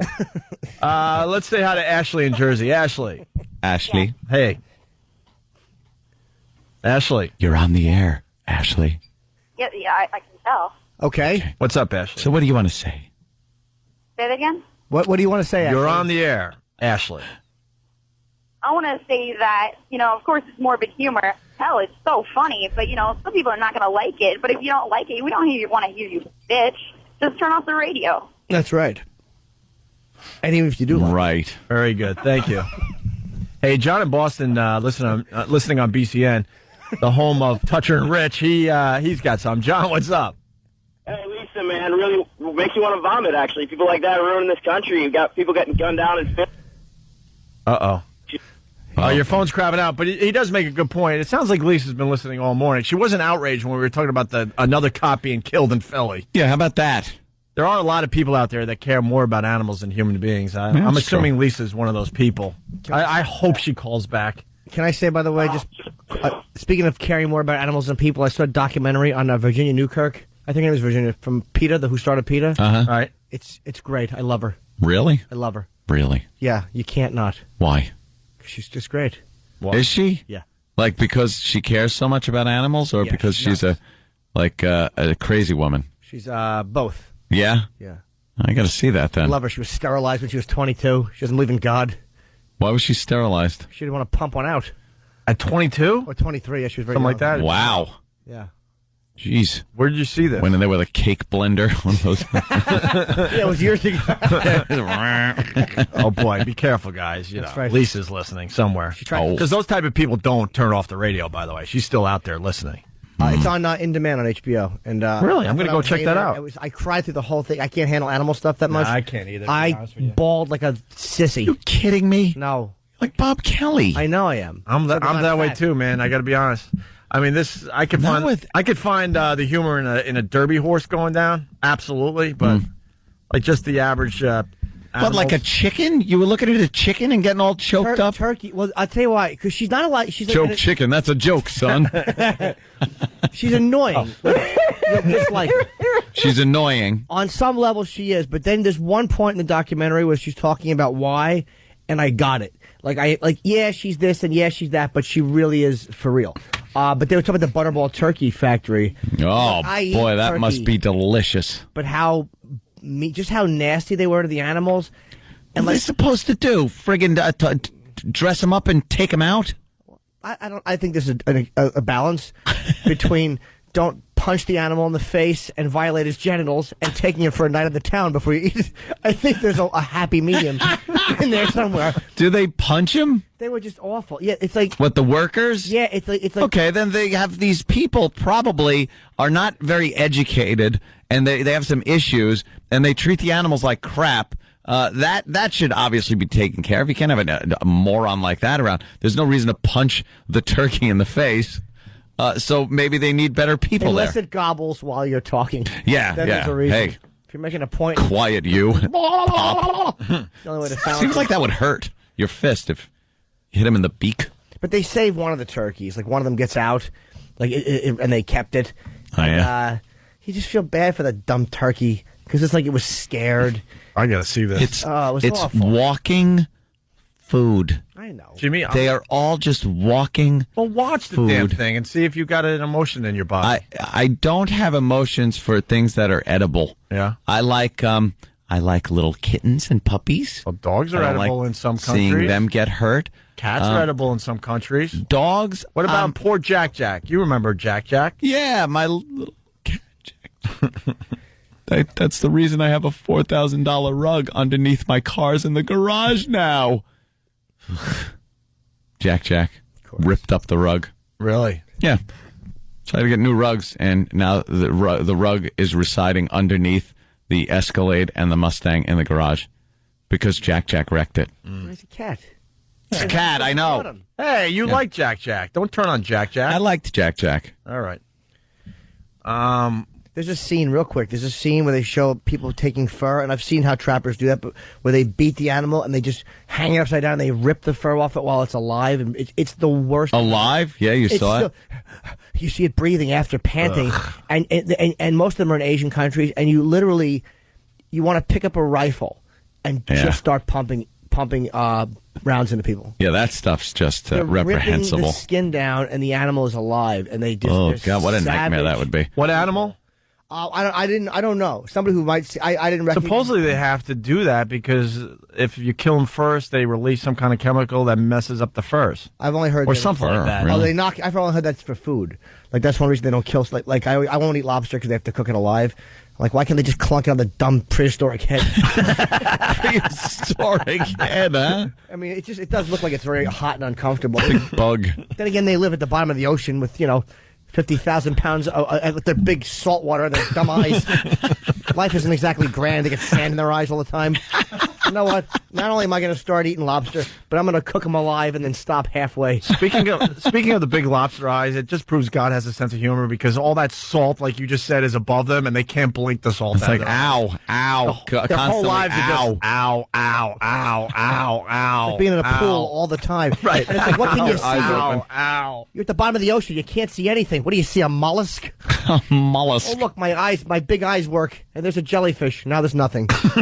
Lobster suck. All right, we're late for a break. 877-2120. And I got the phones lit, though. We'll see what you guys are talking about next here. Drew Boogie, what's up? You all right, Drew? Why are you here? I bring gifts. Ooh. Gifts. All right, we'll see what you brought next. I like gifts. I got gifts, too, by the way. For us? For the lucky staff. What? It's called Giveaway Christmas Shirt Day. You want to do that next? Couple things Mother gave me for Christmas, but God darn it, I love it.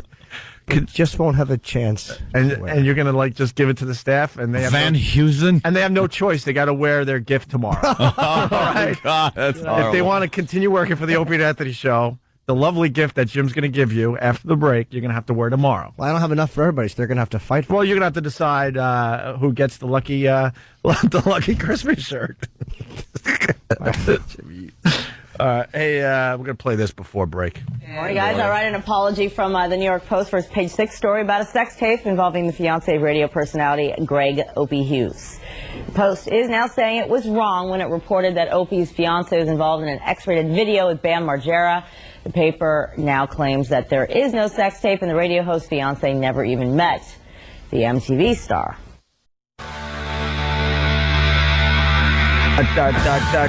Opie and Anthony on your radio dial. Cinco de Mayo. Yeah. Whatever that's worth for, Well, we changed our names today. Non-Mexican people. I'm Gregorio. Antonio.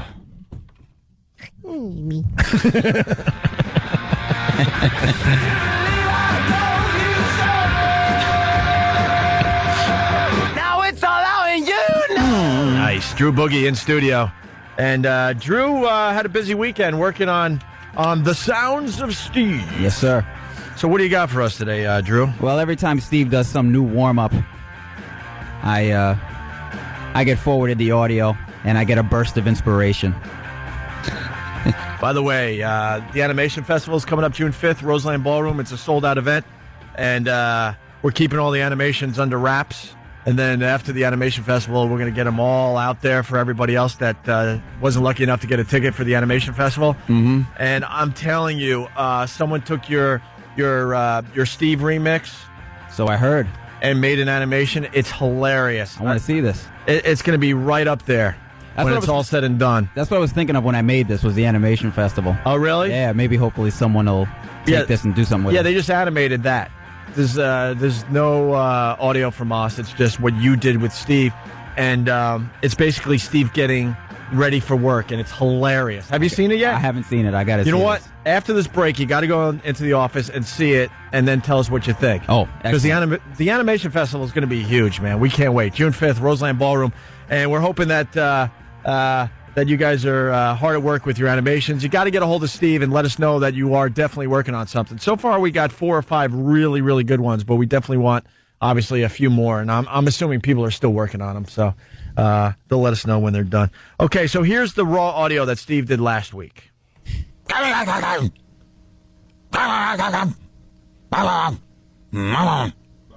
Oh, I know what's going on here. Tim is also involved with this. I think that's Tim warming up as well. And then I think what happened was Tim started warming up his voice, and then Steve decided to warm up his voice. Oh, I didn't even know These that. production people are just really strange. Crazy.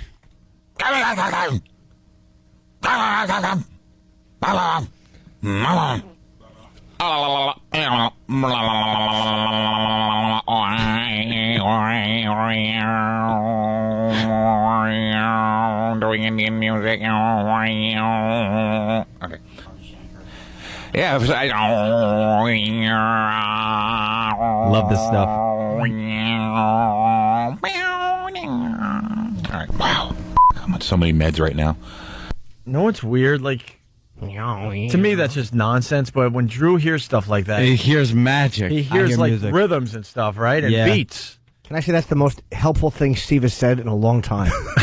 What, the meds part? No, before that. Oh, just all that babble? Well, Drew took that and came up with this. Yeah,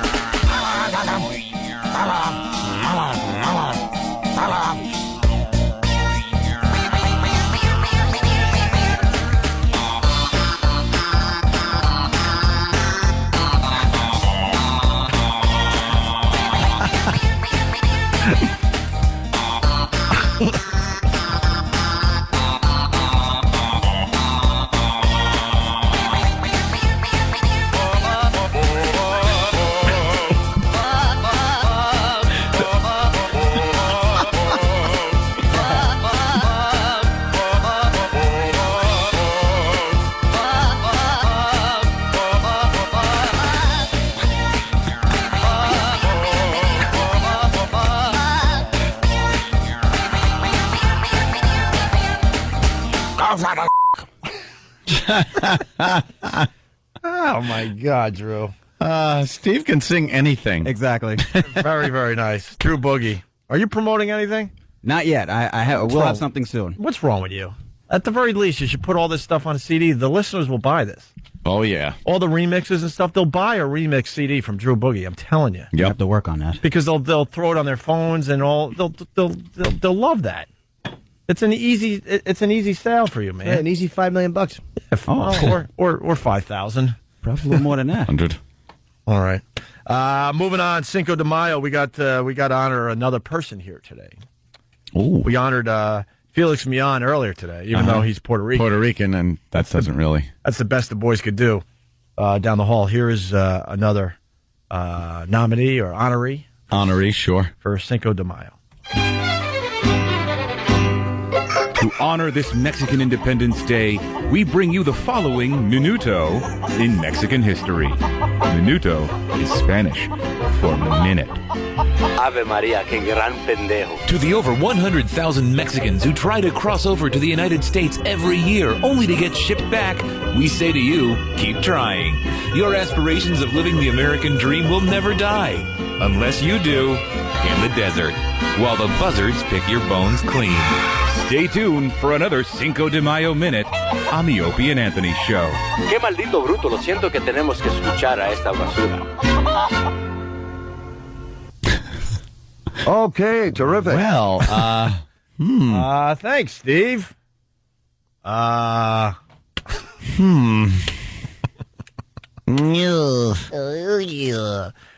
S. from Bayshore wants the Drew remix for the show rundown. We'll do that.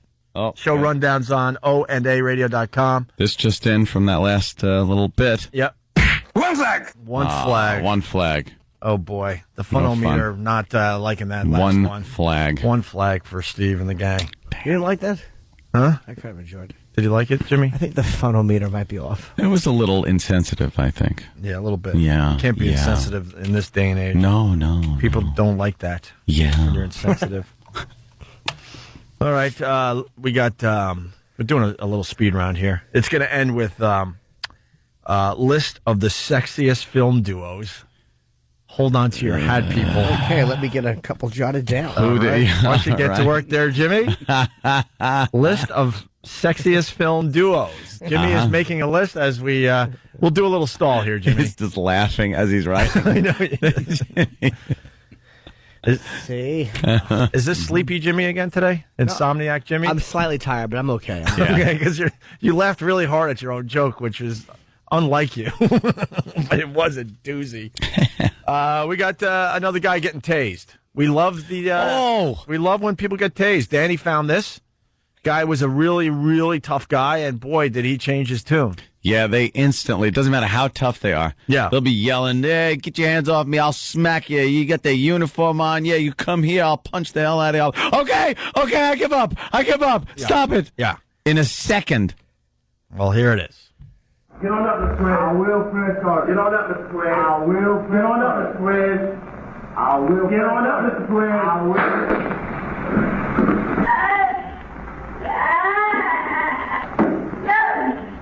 Get on up, Mr. Square. Get on up. Told you what would happen. Stand on up. So I go ahead and call you in. That's out. Have a seat on the chair. Have a seat. Crying like a bitch. Wow. That went from like, nah, I ain't got a spread. I ain't got a... Little whiny crybaby. Tasers. Yeah. What a great invention. Let's go to Cape Cod. We rarely hear from Cape Cod. It's Jared. I'm on, dude. Jared. Hey, what's going on, guys? Baby. Are you driving to work? I am at work right now. All right. Just want to comment on that C that called from Long Island. Mm-hmm. Oh, Lisa the C, yeah. Yeah, I mean, I hate to bring it back after you guys are off the topic and all. I wanted to make that beating a dead horse joke, but somebody already beat me to it. Yeah. Yeah. Yeah, I mean, if she's going to bitch about you guys making fun of it, like, why not just complain about the whole sport in general? I mean, it's been going on for, I don't know how many years, but I mean, it's been a 10, 20 years, probably. Perhaps more than that, Ant. Well, what else are you going to do with horses? There's a video in Seattle you may be interested in. When it comes down to it, some of these animals, what else are you supposed to do with them? You can't, like... Glue out of them, I guess. It's really tough to have a horse as a pet. Well, you ride them. Those kind of jokes on Looney Tunes and stuff when you're a kid, and it's hilarious. How about you Now, just guys slap can't its do it on the air for adults. What I like to do to a horse is like when it's hanging that big dumb face outside the barn. Yeah. I just I yell at it for political reasons and slap it and get my aggression out. He looks all puzzled. Yeah. Those big eyes. You can slap 30 times and never hit the same spot twice. Oh, big heads. My new book, The Fun of Slapping a Horse Face. And the horse is never going to put up its dukes. He can't. Yeah, he's just going to have to take it. Occasionally you hear this. This is the horse's way of going, what's going on? All right, Jared. Good point. Good point. Let's go to Amanda on Long Island. Amanda. Hey, Hey, Amanda. what's going on, guys? Just doing our thing, you know? That's cool. Can I have your job? Why? Uh-oh. Sounds like our boss. I'll have your jobs. Yeah. Oh, How many no. times have we heard that over Mean here? it differently. Why do you want our jobs? I want to get paid to talk all day And just say dumb stuff? and make fun of people. Yeah, that's... Yeah, that is like the fun thing to do. Oh, yeah, because not many people... You know what? In this day and age, not many people get to do this. No. We're Just hang very... around and make fun of people. We realize how lucky we are to be able to do this every morning. So. We make fun of the weak, Yep. the underprivileged, the people that... It makes us feel better about ourselves. Absolutely. We definitely make fun of people that can't fight back. Can't fight back. It's a Exactly. tough job. Yeah. You know what? Very few people can handle the rigors of this job. The rigors. Cops and Oh. firemen are sissy. Gonna ring the bell. They have fun running out, meeting the public. Yeah, a little fire, you put a hose on it. So try doing this. This is a man's job. Tough, manly job. Absolutely. All right, Amanda. All right. Thank you. There's a billboard causing some controversy. This is Hello, pretty, Bill. This is pretty good. Uh-oh. What's the problem? Whoa. Enjoy the mic, Nick Carter. Sneezy Mike. Oopsie. Billboard controversy. Well, some people say it's fine, while others say it's making fun of a blind person. You'll have to draw your own conclusions about the billboards on Interstate 65. They've only been up a few weeks and are already causing a buzz. I thought it was very offensive. Barbara Auk of Athens was visiting the birthplace of Helen Keller today. I can kind of see it because she was blind, come see what she couldn't, but I don't think there was any ill intent. Others in Tuscumbia could see how the sign could be misinterpreted. They might not know the full history of Shoals area. You know, it could come off as a joke to them. I was really upset about it because Helen Keller is one of our, heroes. Hero. What'd she do? Nothing but bump into walls and knock dishes over. Yeah, real hero. You know how grab from other people's plates on the dinner table. What did she do but bruise her shins a lot? She did nothing. She stubbed more toes than anyone else in the history of man. The person who was training her impatient, that's a hero. Yeah, absolutely. You know how expensive it was to have her around? Breaking everything in sight? Billboard to tour her birthplace reads, come see what she couldn't. That's fine. Makes sense. She couldn't. See what she couldn't. Helen Keller's birthplace is one of the largest tourist attractions here in the Shoals. Twyla Hyde just moved to the Shoals area a few years ago. When she saw the billboard, she thought it was insightful. It shows that we can see what she couldn't, but at the same time, I believe that she could see in her mind's eye. Helen Keller's birthplace brings more than 60,000 visitors a year to the Shoals. Catchy advertising is key in bringing new tourists to the area. I didn't really have much of a reaction. I knew it was an ad. She was an extremely intelligent woman, and I don't believe she herself would be bothered by that. Colbert County Tourism and the Helen Keller home teamed up to create the ad. They tell us they meant no disrespect by the billboard, and they just hope more people will come and visit. Where was she born? It's probably a nuclear reactor. Old bad eyes. It would have been offensive if it mentioned how she answered the waffle iron instead of the phone. Well, you call ahead and it's an iron. It's an iron. Let's go to Daryl in Louisiana. Daryl. Or see what Helen couldn't. It's to telling you to avoid potholes in the area. Hey, guys. Hey, Daryl. Or if it had just a Hold picture on, hold on. If it's at Helen Keller's house and it had like a photo of two eyes with a circle with a line through them. Oh, my God. That would be offensive. Daryl, what do you have? Hey, and this is 511 rep again, Daryl. I'm at y'all were just talking about tasers. I'm at a SWAT conference, and I can probably get one of these guys to get volunteered to get tased and call y'all and so y'all can hear him getting zapped. Oh, live on the air like that? That'd be great. Can we get that done right after the break or what? It'll probably have to be on XM because the show doesn't get started for another 30 minutes, and then but I'll check with the taser. Boy, that's a hell of a commercial for XM right there, huh? That's pretty cool. Coming up. You're not making the bosses too happy by saying that. Well, I'm sorry, but I'm sure there's going to be some cussing involved, so it might be better than. Yeah, that's true. All right. Hey, Daryl, I got your email, and boy, could I use one of those little undershirt things that kind of, you could pack. Wait, is this Daryl from 511? Yeah. The 511 wait, dealer? The holster shirt? Yeah, the tight T-shirt one. What color? Black. What size? Medium. You want a V-neck or a crew neck? V-neck. Jesus Christ. All right, where you want me to send it? We're broadcasting to 1 million people right now. I'm making an order. Hold on, he'd like for the size. Do you have a large extra psychopath? Yeah. I got your email, so I'll email you the details there. All right. All right, I'll call y'all back with a guy getting zapped. Thank you, sir. Very nice.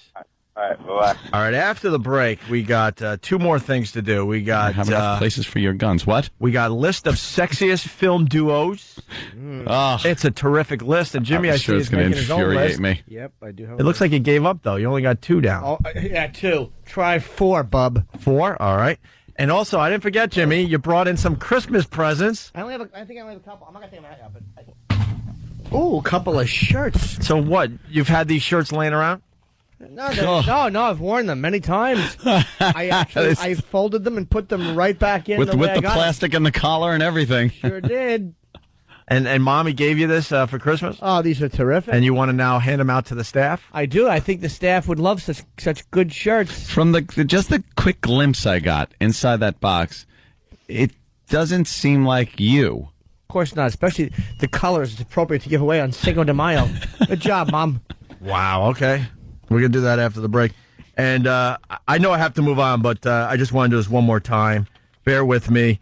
But it's a very good day for me personally and for my girl personally. There's a nice retraction in the Post today on page 6. And it reads, I want to read this for the rest of the country because they don't get the paper, but or the Post anyway.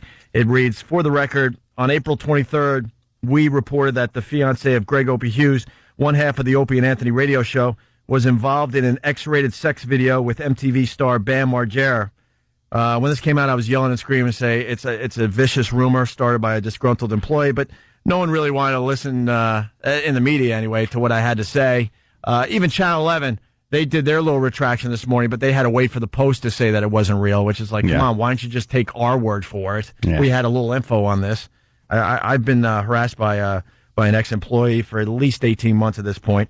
Anyway, the Post continues on page 6. Involved in an X-rated sex video with MTV star Bam Margera. We reported that Hughes was taking legal action against a disgruntled ex-employee of the radio duo who had acquired the rights to the video. We have since learned that this information supplied by Stepping Out's Chauncey Hayden was entirely incorrect. We have since learned that this information supplied by Stepping Out's Chauncey Hayden was entirely incorrect. There's no sex tape. Further, Hughes' fiancée has never met the MTV star. The Post sincerely regrets the error. They rarely do this, by the way. Sincerely. And I just want to thank the listeners that have been supporting us through this crap. And I'll finally just stop. It's just a good day for us, though, today, and I just needed to say that, okay? Very good. We'll get back to the jokes next. It's Opie and I've got a Lulu. Good. Opie and Anthony on your radio dial. We got to get to Jimmy, but first, Drew Boogie went into the office, saw the animation of one of the remixes you did. Unbelievable. The Steve remix. and this person animated it and made it Steve getting ready for his day, where it shows him waking up as a bear. He is a true fan. He picked up on every nuance of Steve just from what's talked about on this show. It was unbelievable. He went into kind of like a tornado spin with a razor and then became Steve. Don't give it away. Well, yeah. You're giving it away. But I'm trying to, hype up this animation festival. It was really good, though, huh? Yes, it was. I can't even talk. Yeah, June 5th at Roseland Ballroom is a sold-out show, and we're really excited. We want to make this an annual event, and I think it's going to be a huge success. Get some more animations in, too, because there's a lot of money up. A lot of money. $10,000, Jimmy. And $10,000. Benji's. I think we're going to add other stuff as well, other prizes and all sorts of things. So I was saving it, but I'll say it now. One of my CDs. Wow. Really, Jimmy? Really? That's right. People say forget about that 10 G's. I want Jimmy's. What? That should be for me for mentioning it. And if you animators want some more inspiration, go to myspace.com/thegreatdrewboogie, and you can, use some of my stuff as well. Why the Great Drew Boogie? That's what Opie called me before he started calling everybody the Great. You were the first, the Great? I think so. Oh, I'm sorry. I'm relieved up your spot. On MySpace, somebody might have had the mediocre Drew Boogie taken. Right, and you had to go with the Great. Jimmy, are you psyched for the O&A Traveling Virus Comedy Tour? Of course. We were going to take a year off. What happened? They pulled us back in. I know. What's that famous line? They roped us back. They dragged us It's back from in. The Godfather 3. The problem with Boston, if we want to go up there, it's going to be very hard to get a venue, man. It's really hard for us to get venues in Boston. Well, when you make fun of the mayor over and over again, it causes problems when you're trying to go up there and do the right thing. Yeah, we'll have to do the whole show in a pian. Maybe we could find a field in New Hampshire. Yeah. Why not? Just set up some dumb speakers and go at it. Like Woodstock, man. Yeah. We have one date so far, August 2nd at the PNC Arts Center in Homedale, New Jersey. Get the word out. I don't think we're coming to Philly this year, so the Philly people are going to have to come up. I don't think we're doing Long Island this year, so the Long Islanders are going to have to go to PNC.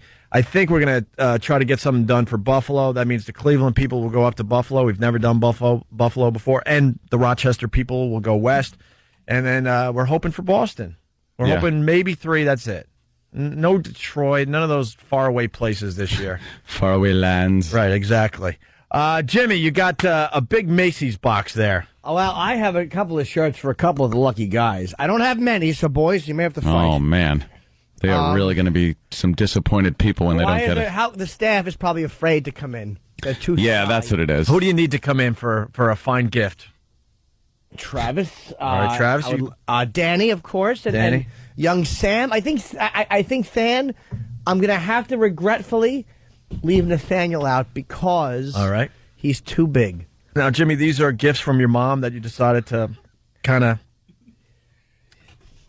just to hand over? Sure. Not that I didn't wear them, of course, but I carefully put them back in the box. Okay. I saved the pins they came with. Yes, and you've pressed them even. Yes, I have. And I don't gotten the creases all back. That's right. Oh, God. And then you farted on them. Oh, my God, I see the first one. That's a winner. Now, which one of the staff? Hold on, Jimmy. Now, the staff has to agree. If you get one of these fine shirts from Jimmy, you got to wear it tomorrow on the show. Oh, you have to agree. Here's what you have to agree to only wearing it tomorrow. You can't wear it all week, boys. It'll look silly. All right, Jimmy. Okay, so now be honest. Now, of course, Danny and Travis and Sam, who wants this one? Hey, it looks like a very nice blue button-up shirt there, Jimmy. Blue, who makes that? Alfani. Who wants the blue Alfani? I'm gonna take the blue because I don't want to see a worse shirt come out of there. Wow. Travis is smart. Yeah, I'll go with you blue. Probably couldn't. Travis, I'm not going in order. Actually, I just figured out that strategy. I was like, damn, I should have went for that blue thing. That's a good one. I'm actually only going in the order. I have, honest to God, just peeked in here. I haven't really looked through these. But your mom picked out that shirt for you, Jimmy. Why wouldn't you wear it? Why would you? All right.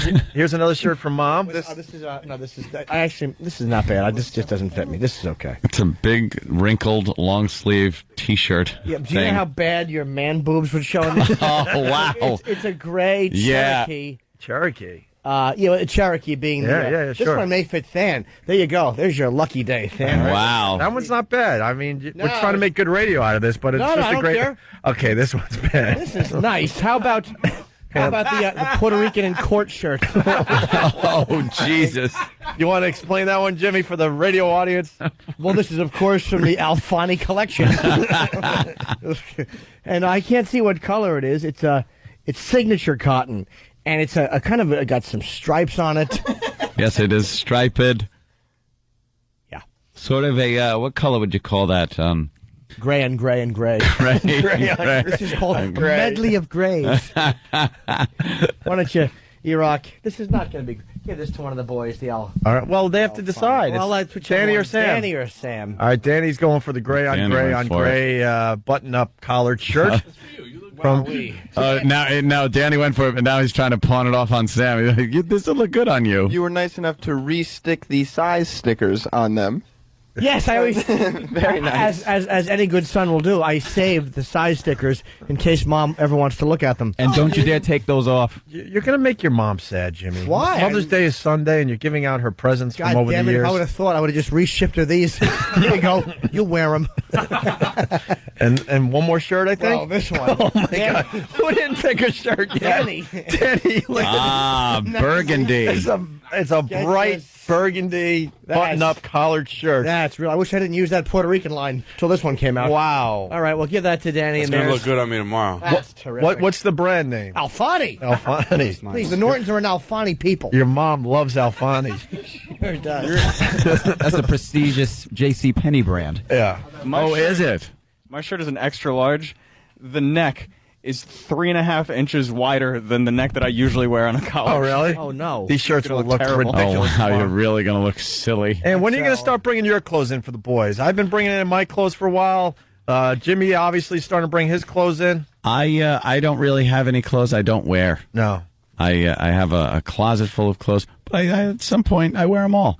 Bring them in for T-shirts for like all my GTA T-shirts and the shirts that the police departments and various law enforcement agencies give me. I wear those around the house when you put on your sleepy little flannel pants and walk around the house. And then I have my dress shirts but now, of course, I'm also getting into sort of a tactical wear. 511, which baby. is a lot of fun. Good, a lot of pockets. I'll tell you that. Yeah. Boy, never had a need for pockets. And other than that, I don't have anything really to give these guys. Sorry, I don't have a great shirt like that one. This is a very nice shirt. Sam, is that going to fit you? No. No? No. All right. Well, I should have waited until Christmas to break out the Alfani collection because I wouldn't have had to buy gifts for the boys. You guys ready for the top? The top, what is this again? The top 20 sexiest couples? Yeah, the list of sexiest film duos.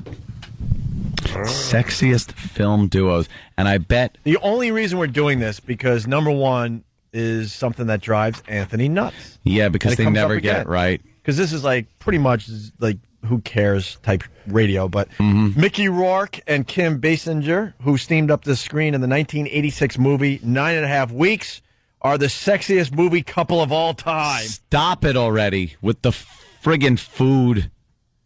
That's the scene that, for some reason, people feel they have to say that is one of the hottest sex scenes.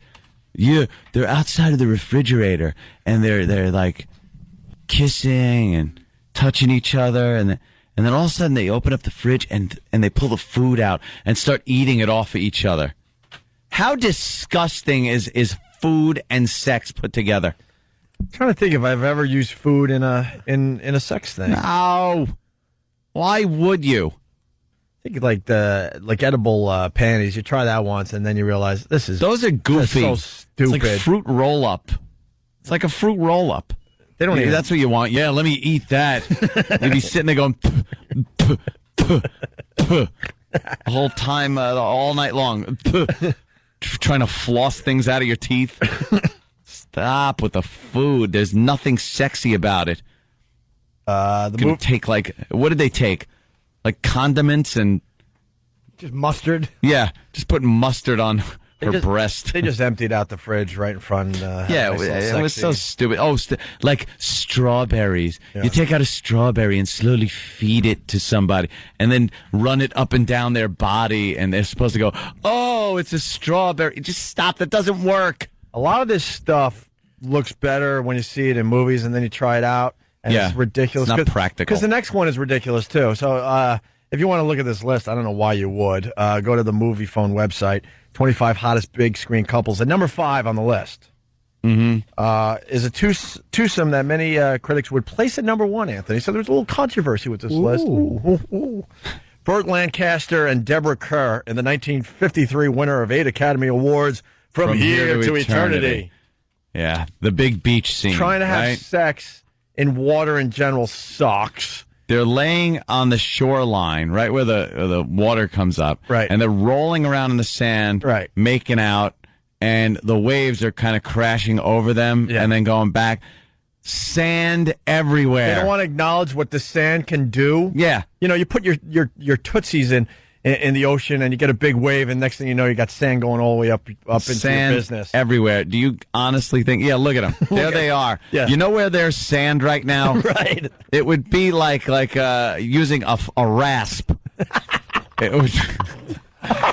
That would be some hardcore abrasion going on. No, not sexy. Yeah. There's salt water going up your nose. You'd be swallowing it. You think the dopey crabs go, oh, I think I found a new home. Hey, this is good. Hey, get home. I'm going to get all my stuff. A fiddler crab tries to make it its home. A fiddler crab goes, I think I found a new home. It's a little cave for myself. Wow, this is a nice shell. Yeah, I like this. Fiddler crab. It just fiddles with other people's shells. And it smells like the one I've been living in. And then making out in salt water. Taste all salty. What's up out of here? What's up with crabs on the beach, too, like fiddler crabs? What's up with crabs on the beach? Who are these fiddler crabs? What's with the crabs? Are they on the roof? I think I'm setting up Jimmy, though, but you want to talk about nervous. They're nervous Nellies, these crabs. They want to poke out of their hole and do something. They go, oh, can't. Someone's coming. Oh, wait, now? No, can't. Got to go back in my hole. Because everything considers them food. Everything scares the crap out of them. Everything. They spend half their day just trying to figure out when they can pop out of their hole for a split second. So they won't get eaten. And then they walk sideways. What's that about? How nervous would you be if, like, people pop their doors open to go out and leave to go to work, to play, and, like, you got eaten? Everything eats you. Everything eats you. You'd be a little nervous looking out your door. Poking around. Poking one of those ridiculous tall eyes out. And you can only run sideways to get away from what's trying to catch you. Can't really make turns that easily. No. And you can only bang your woman by poking out of your house. Basically, you got to keep the whole house on and bang her real quick and then duck back in because you're delicious. And they only walk sideways, by the way. They did a study. It's because they all enjoy Cab Calloway singing Minnie the Moocher. Glad that got something. Come on, that's funny, and it's classic. Sure is. Second on the list, Humphrey Bogart and Lauren Bacall, To Have and Have Not from 1944. That had the famous line where Bacall asked Bogart, "You know how to whistle, don't you? You just put your lips together and blow." Yeah. Speaking of blow. They said I also know how to get cancer is to put my lips like that and smoke. Brad Pitt and Angelina made the list for Mr. and Mrs. Smith. I didn't have any of these on my list. How am I so wrong? What? George Clooney and Jennifer Lopez for Out of Sight. What? William Hurt and Kathleen Turner in Body Heat. What? Body Heat. My Neighbor. Yeah, a little known fact. When she was considered hot. Clark Gable and Vivian Leigh in Gone with the Wind. Goes on and on. What was that Dykey movie? That should have been on this. Oh, Thelma and Louise. Well, not. Oh. Nev Campbell and Denise Richards. What? Yeah, why isn't Wild Things in this? Or that movie, what was it, Bound, I think? Yeah. Had a nice lesbian scene. Those scenes are way hotter than this crap. What do you got, Jimmy? You make your own list over there? I got. How did I get this so wrong? I don't know. What happened, Jimmy? I had Harold and Kumar. Harold and Kumar? Yes. All right. B.J. McKay and Bear. James Caan and Kathy Bates in Misery. That's a good one. Carl and Lucas in Sling Blade. Jodie Foster and that gaggle of bar-goers. Nothing? I thought that was... Oh. That's all right. Yes. Dakota Jackal. Fanning and Wooden's Boy and Hound Dog. Yeah. Shirley Temple and the Old Negro. And Heath Ledger and the other Mo in Brokeback. The other Mo. A much better list. You should make your own. Get that list up there. It'll get more views from their dumb list. Hey, we didn't do the weather for Haiti today, Anthony. I don't know what was. What's wrong with you? Very, very busy today. We didn't get to do the weather for Haiti, so let's squeeze it in before we get out of here. Pretty much everywhere, it's gonna be hot. Try that? Then I don't need a jacket. Thanks, Arthur. That is some laugh. Yeah, man. I don't need a jacket, although I do need a door that I can leave this country on. And this is called the mop-up portion of the Opie and Anthony Show. One more time for Cinco de Mayo. Cinco de Mayo? Oh, no! Oh, yeah! Maybe we should have a Corona. I prefer Dos Equis! What about a Tecate? Eat the worm. Eat the worm. Cinco de Mayo! Arriba! Arriba! Opie Antonio! Can I ask? Why the Jackie impression, by the way? I got to acknowledge that there's a little Jackie in there. Oh, yeah! But why? Oh, yeah! Why does, when he says, it's Cinco de Mayo, why does the guy go, oh, no? Like, why is it a source for panic? Wait, why? Because that guy is I don't get it. Because that guy's the grumpy character. You got to know the personalities of all the voices. That guy doesn't like anything. How does that hurt him? Yeah, It's irrelevant. if you that knew it's the Cinco de answer, you Mayo. could solve that guy's problem. Oh, no. Like he forgot something. Yeah. Well, Tim ran in with the last Cinco de Mayo minute, too. Oh, good. Two in a row. Well, no, that was just like the fine promo to bring it all together, and then we're like featuring people today. God. To honor this Mexican Independence Day, we bring you the following Minuto in Mexican history. Minuto is Spanish for minute.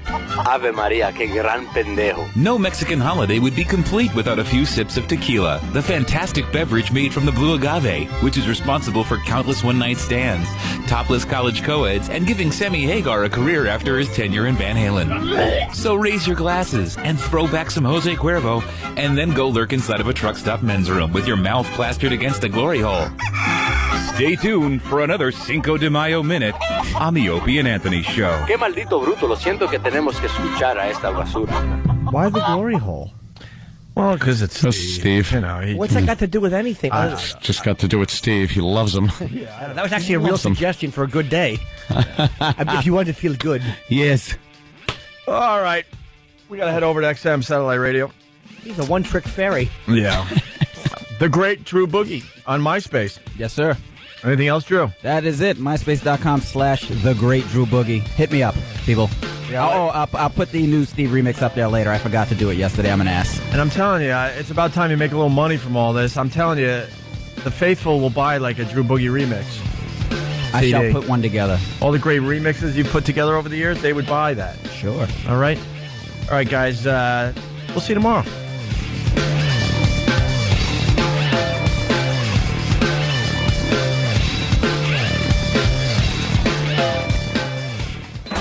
The Opie and Anthony Show. XM 202. Before you get pissed off at us, man, we have nothing to do with this. What? What is this?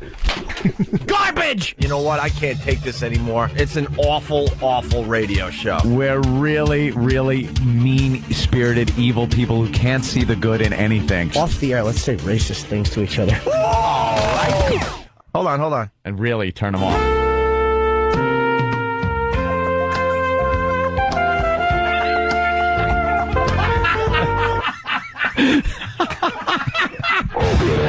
Excellence in broadcasting. Our anus. What? Again? Oh. Our anus. What? Stop. Enough about the anus. This is hurtful. This is hurtful. No one wants to hear this on their radio show. Come collapse on our floor. It's just potty mouth day. You may feel shame, but all the same, you are never to blame. Opie. Anthony. Jim Norton.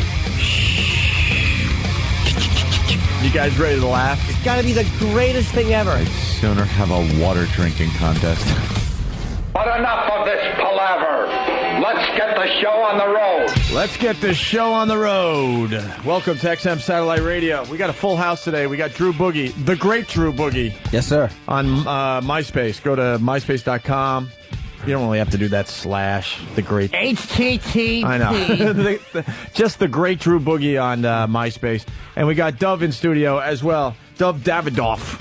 Yes, sir. I always have a tough time saying your name. I know. It get a little tricky. And then Dove's in here, but he's got his luggage. I'm like, what are you doing? Like, you have to go right to the airport from here? Yeah. Where are you off to? Yeah. I just got back. I just got in from Jersey. I was up 6 this morning to get here on a train. But I'm going to Indiana. Today? Like in an hour today. or so? Yeah. For a gig? Yeah, it's a gig. Then I'm going to do Bob and Tom. I'm promoting this CD and then go back to L.A. Tomorrow, the day after. You kind of got an L.A. look going on. What's up? I do? What's up? Yeah, the last time you were here, you had like I hair. apologize for that, man. You shaved your hair shaved my down head. to like a Jim Norton? I had a part. I was doing a thing. Right on, man. That's the difference. I shaved because of cowlicks. He shaved for Hollywood because he has Exactly. parts. Oh, yeah, Barry Levinson asked me if I'd shave. Why did you? Oh, because girls don't fuck me when my hair McDonald M's. McDonald M's. Guys, thanks for having me. I appreciate it. Thank you. No problem. No worries. It's been a while. Yeah. The CD's called The Point Is. Yes, sir. And what give us a minute on the CD. What is it all about? What are you trying to accomplish here?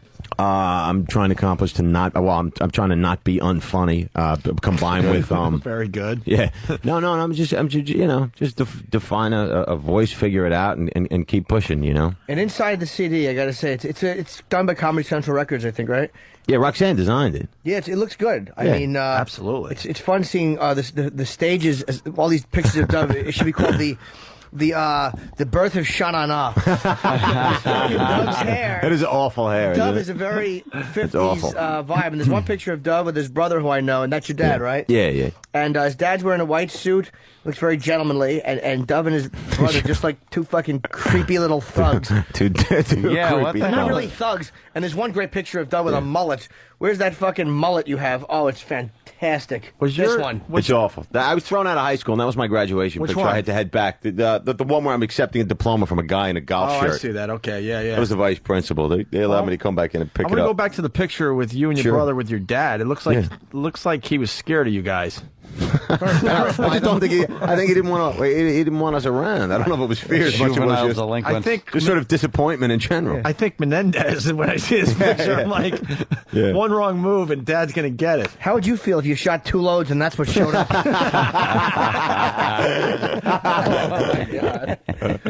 Because I know Dove's brother. He turned out to be a very good-looking guy, and Dove's a handsome dude. But these pictures. Well, my brother's actually. I was going to say my brother's actually. He's a psychologist, but he went to Nepal, learned to speak Nepalese, and he's also went to Brazilian Jiu-Jitsu submission tournaments, and he was a big swinger. Really? Which individually those components wouldn't necessarily make for much of a human being, but if you put them together in the same person, it's this fucking superhero. Sure, you go to a swing party, you talk to a chick, you try to wear her down psychologically. If that doesn't work, you rape her with jujitsu. Works out nicely. I think we need to book his brother for the show. He's perfect. Yeah. No, he's a piece of work. He seems like he could be a problem. Well, it was next level stuff when I found. He called me poolside at noon, and he was banging this chick in a lawn chair, and there was a girl next to her also waiting, and you could see her. She was saying, "Hurry up!" And then I knew my brother had reached the next level when he turned around at noon and said, "Don't overcook the chicken." I mean, literally, I was on the phone. That's Anyway, if you're that divorced from the experience that you're worried about the chicken, somebody's reached the next level. That's next level shit. That is true. I never think that when I'm getting my dick sucked. I think, oh God, this is a chicken. Don't overcook it. Don't overcook it. Defeats its own purpose. Defeats its own purpose. And he flipped the table over. You gonna buy me out a steak? Defeats its own purpose. Remember that? Yeah. That's That's a great line. And then he goes, do you call those carrots? Like there's a problem with the carrots that they don't even address until he's fucking yelling at her. He's talking about Raging Bull, by the way. Yeah, you it's called great. he's shaking his hand and you called those carrots? Those carrots. Raging Bull is one of those movies you should see at minimum once a year. It's just Never seen it. What? I just saw Deer Hunter again. Great film. Patrice has never seen it? Never seen Raging Patrice, Bull. why? I don't know. He seems like did you see the picture of Patrice in the paper today? Not to change gears. No. Him with a cute pet. A cute dog. Why is he in the paper? Yeah, He's what doing some context? kind of like benefit for pets at Stand Up New York. Yeah. And to promote the show, they got Big Patrice with like a puppy or something in the paper yesterday. I forgot to bring it in. Yesterday? I forgot to bring it in, but the picture is like douche chilly. Oh, to is say it the cute? least. He's holding. I would like. Yes, to he's hold a puppy. holding a cute little puppy, Patrice. I don't know. Who doesn't like anything? Speaking of your friends, anybody heard from Kelly? Did he get back from Yeah, Guatemala. He Jimmy went to doesn't know. Guatemala For the weekend. For the weekend, no, but not just to visit. He went relic hunting. Yeah, because somebody gave him a 2,000-year-old whistle, and he really got into the whole idea. And so he said he was going to head over there to do some relic hunting. Jimmy, this was our whole show Friday when he was sitting in for you. He was talking about how he's going to Guatemala for the weekend. and we were reading all the State Department letters that say, "Don't go there. This is what can happen to you. This is what happens to American tourists. They get killed, What's he robbed." looking for? I don't know. What is he looking sexuality? for? That's A If 2,000-year-old. quick. whistle. If you're kidnapping somebody looking for ransom, that ain't your guy. Not at Oh all. my God, they would be so disappointed. They'd be like, all right, look, would you fly him back on Miles? Yeah. Can you let him go? Take him, please. He's costing us an arm and a leg in food. They're not going to confuse Bobby with a foreign dignitary. He's in no danger whatsoever. He actually said he was growing his goatee in such a way so he could blend in with the Guatemalans.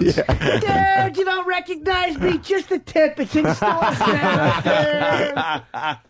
They do horrific things. They have fake roadblocks that they set up to carjack you. They carjack you as you're leaving the airport with your rental car. It's really, really bad. Is he back yet? I don't think. Haven't heard Oh, from I him. hope he was. Well, he fucking left Saturday, kidnapped. so I'm thinking he's probably coming back today. I hope right now that fucking asshole's waking up in a tub of ice. With the note? Yeah. His kidneys No, not his missing. kidneys. They took his feet and legs. Well, they took his legs and left the feet. The tub of Oh, ice. he's bad leg though. This one's knees broken. We'll get a Bob Kelly update, I think, tomorrow. Oh, I don't think he's back yet. We could try his phone and see if he's around, but I hope he finds out that whistle is made from a monkey's asshole. he doesn't even know it's a whistle. He's assuming it's a whistle. Fucking dope he is. So, yeah. I didn't know you knew that. I was on Pete's, the Coriolis thing, and Bobby's just talking about relic hunting. Yeah. I didn't realize. I had no idea Bobby was into hunting for relics. I knew Relic like cell hunting. phones and shit. I walked with What's with a looking for his 2,000-year-old abs? whistle? You went relic hunting. The ability to read? Not dude, I like it on hot dogs. You fucking fat idiot. Oh, it's relic. I walked. I like it on hot dogs. I mean, he comes back with Colin in a bag. I walked with him after Friday's show, and I go, all right, look, the show's over. Why? He goes, dude, you got to live your life. It makes you a better stand-up, dude. What's he looking for in Guatemala? A miracle?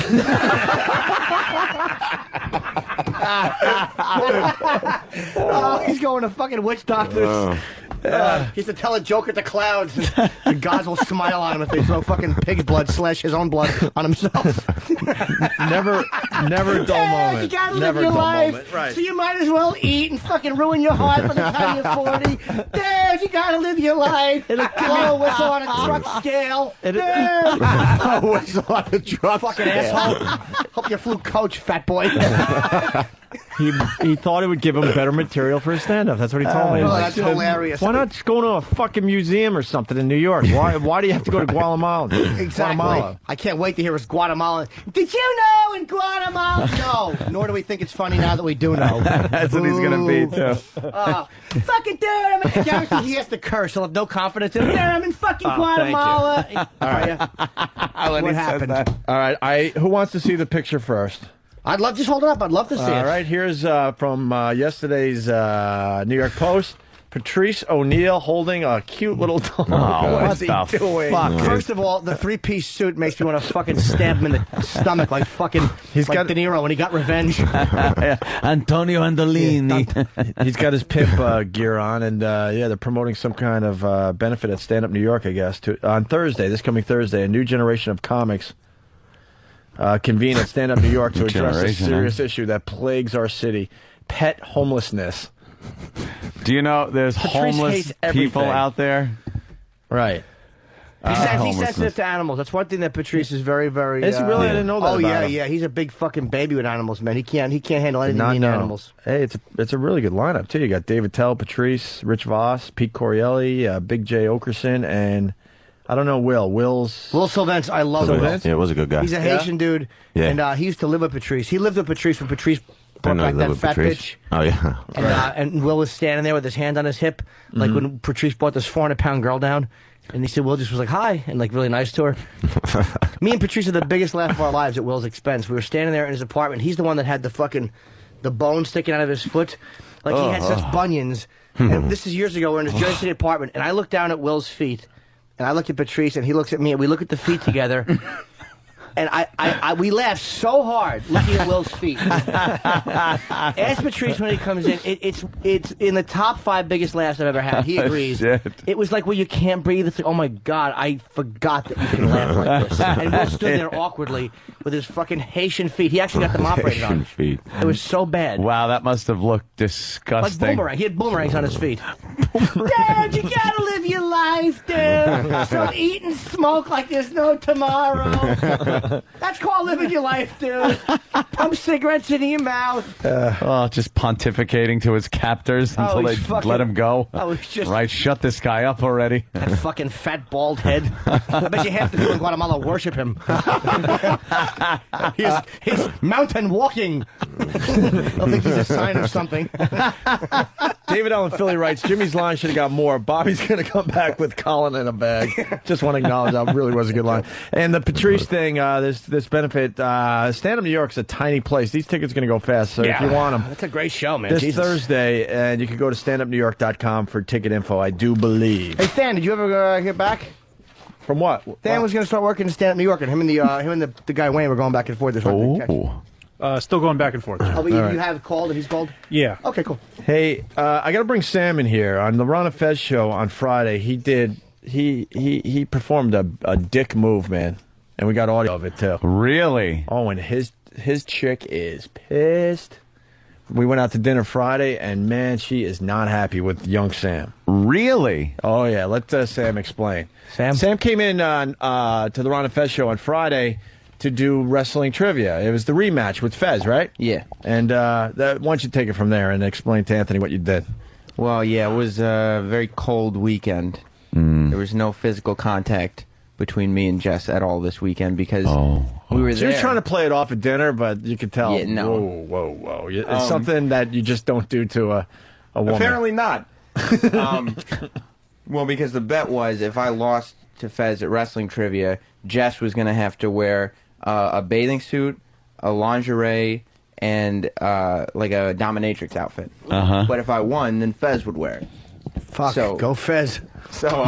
So obviously Jess was there in studio. I won, of course, and Fez was.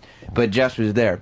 And so Ron goes, it was a year ago today that Dave proposed to Casey. And he was like, yeah, I didn't know where he was going, whatever.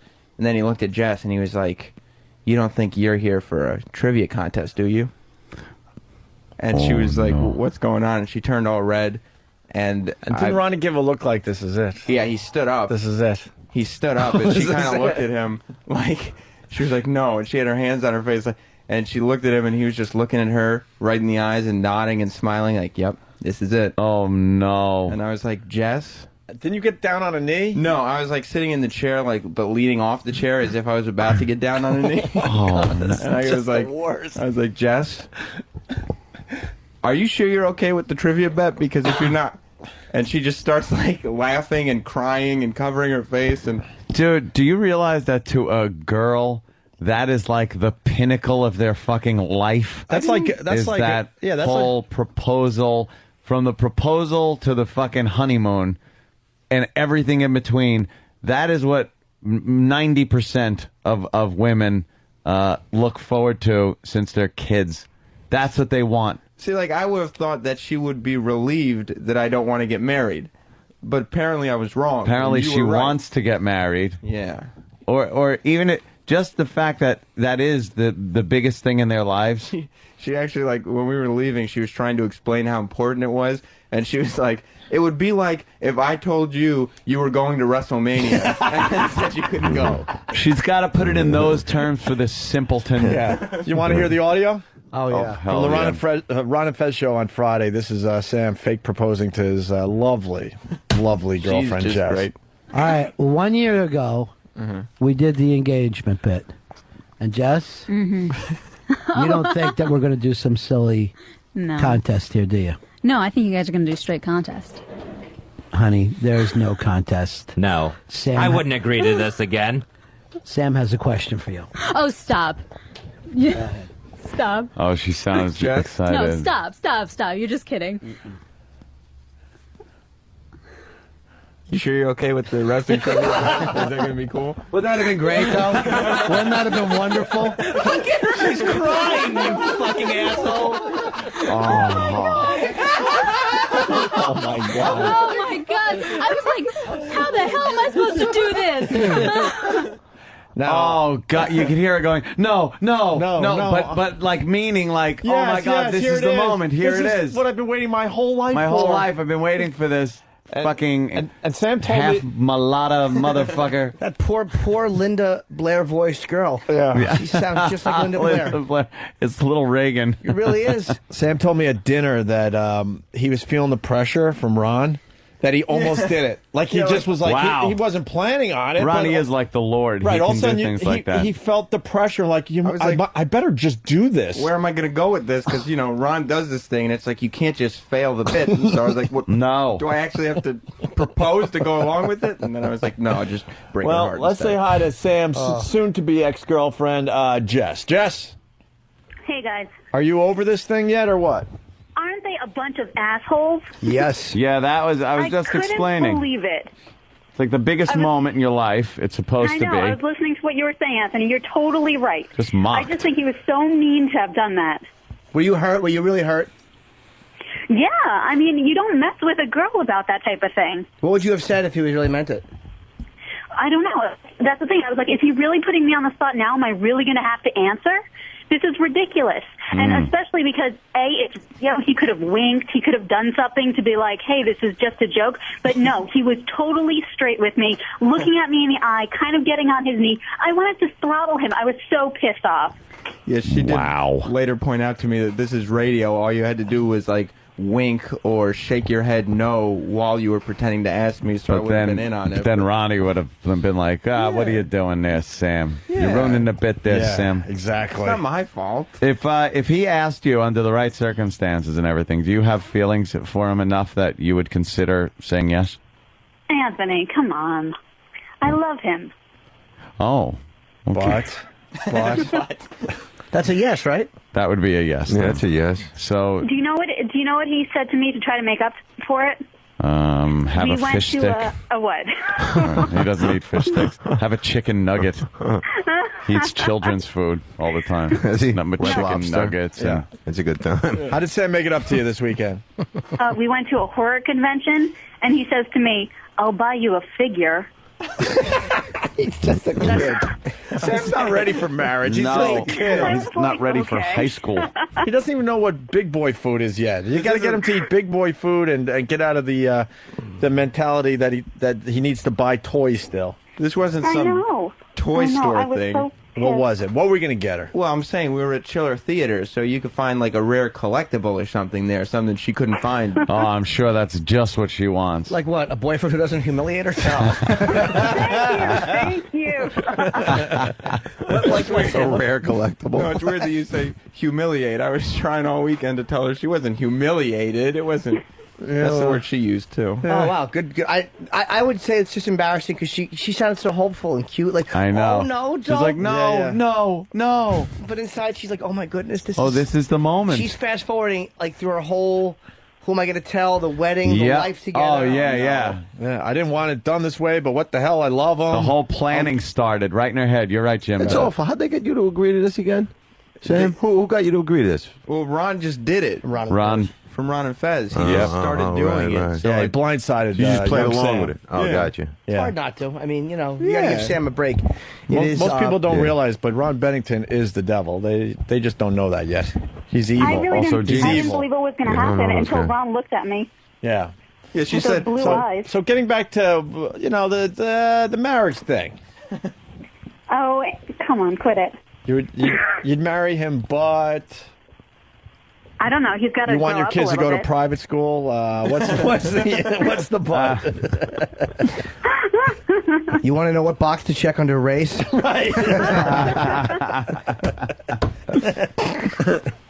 But all of you guys know, I think that's the worst thing you could possibly do to a girl. One of them, you know. One of them. Yeah, believe me, I made a few phone calls after that said, look, you know those test results I told you about? Yeah. I fibbed. I learned it is the worst thing you could do to a girl when you really mean it and she says yes. That tends to be even worse. Wind up costing you a lot of money. That's good for her, though. There's a lot of things that are worse there, Jess. You could get the old slipperoo. Oh, Jesus. The old oopsie. That's just, what he did was not the worst thing. It's just like the most publicly humiliating. Yeah. Thank you. Thank you. And he really owes me, don't you think? Yes. Yeah, So we're gonna have to a make diamond something. ring. What? Yeah. A big diamond ring. Yeah. What do they say the rule of thumb is there? 3 months salary? 3 months salary. Yeah. You look forward to a 0.3 carat speck. It's not even a Double carrot. odd 6. Yeah, it's not even a carrot. It's the little green stuff that grows on the end. I told her. Vegetable joke. I told her I'd buy her a new Carrot bathing suit because Fez stretched out her old one. Yeah, Fezzi had to put her stuff on. How that had to be creepy, huh, Jess? My actual bathing suit. Sam didn't tell me that Fez would actually be wearing my clothes. Was it a one piece or a bikini? It was a bikini. Wow. And you know how, well, you guys don't know, but it's really hard for a girl to find a bikini that she likes. Yeah. So I brought one in case I had to do this that I liked. And, you know, now it's Fez's. Yeah, it's either not cut right on the bottom or the top doesn't fit the titties right. I've been shopping with girls for bikinis. Yeah. Yeah, they always have some kind of fucking issue. Where is the stretched out bikini? You should have saved it for our show. Sam has it. Is it around here somewhere? No, it's at home. We're trying to shrink it up, but we haven't shrunk it yet, so we'll bring Why it would tomorrow. you not just You got to just get throw her it a new out? bathing suit. And She the can't Fez's wear balls that were in now. it? Yeah, Fez's, No. Fez's Sam ball is trying sack to was shrink in it. there. You can wash ball smell off. No, but No. all the meds that Fez is on, you know how much sweating that guy's doing lately? Yeah, exactly. The inside of your fucking bikini smells like Vicodin. Right. And fucking Haldol. It's just that his balls were in He's there. got Klonopin sweats. You know? That's exactly what I said. I said I get a new one because Fez's balls were in my bikini. You know, no matter how much you wash it out of the little liner in the front of the bikini or something, or the material, a little pube will be there Oh. clinging on. Or his ass crack was probably sweating. The medication probably gives you a swamp ass. Yeah. Swamp ass. What about like Throw dry that away. cleaning? No, you got to get her Dry a new clean a one. bikini, you fucking hillbilly. Go away. Just throw it away. Jed Get her a Clampett. new one. All right, Jess. I don't know what to tell you. You know, was there any hanky panky over the weekend, or is he? No. He's been shut out. Yeah. I mean, be serious. When are you going to get over this? When am I going to get over this, or how? Yeah. When? It's going to take it. I don't know. You can't do this to a girl. You can't mess with her like that. So it's going to take a little No, while. that's Maybe bad. a pet, maybe a new purse, something like that. I asked her to wake me up on Saturday morning because we were going to this convention. Yeah. And instead of the usual rub your back, wake up, it's time to get up. It was more like when your dad woke you up for school. Oh, great, a dick in the ass? I left him home on Sunday. I bought him detergent to wash all of the clothes and a broom, and I said, bye, I'll see you later. Yeah. Wait, so you don't set your alarm to wake up? No, he's a kid still. He No, I doesn't mean, know how to do stuff. I set my alarm during the week, but on the weekend, more casual, you know? You don't need a specific time, just whenever somebody wakes you up. But it was the old What kind of convention were you going to? horror movie convention. All right. Makes perfect sense. Is it far Doesn't from it? your house? It was like an hour away. Enjoy it? It was great. Any celebrities there? Yep. Who? I got William Forsythe. Well, don't start with the biggest names. William Forsythe? Who is that? Wasn't he in that submarine show? Well, he's been in movies like Dick Tracy. He played Flat Top. Yeah. And he was in The Devil's Rejects and in the new Halloween. Oh, right. He's okay. Yeah. Then that's He's in not that him. Steven Seagal movie, too, It's not right? him. I got Bridget Nielsen, too. Wow. Wow. That was a good one. What was she there Was for? it? Her cunt was used as the bat cave?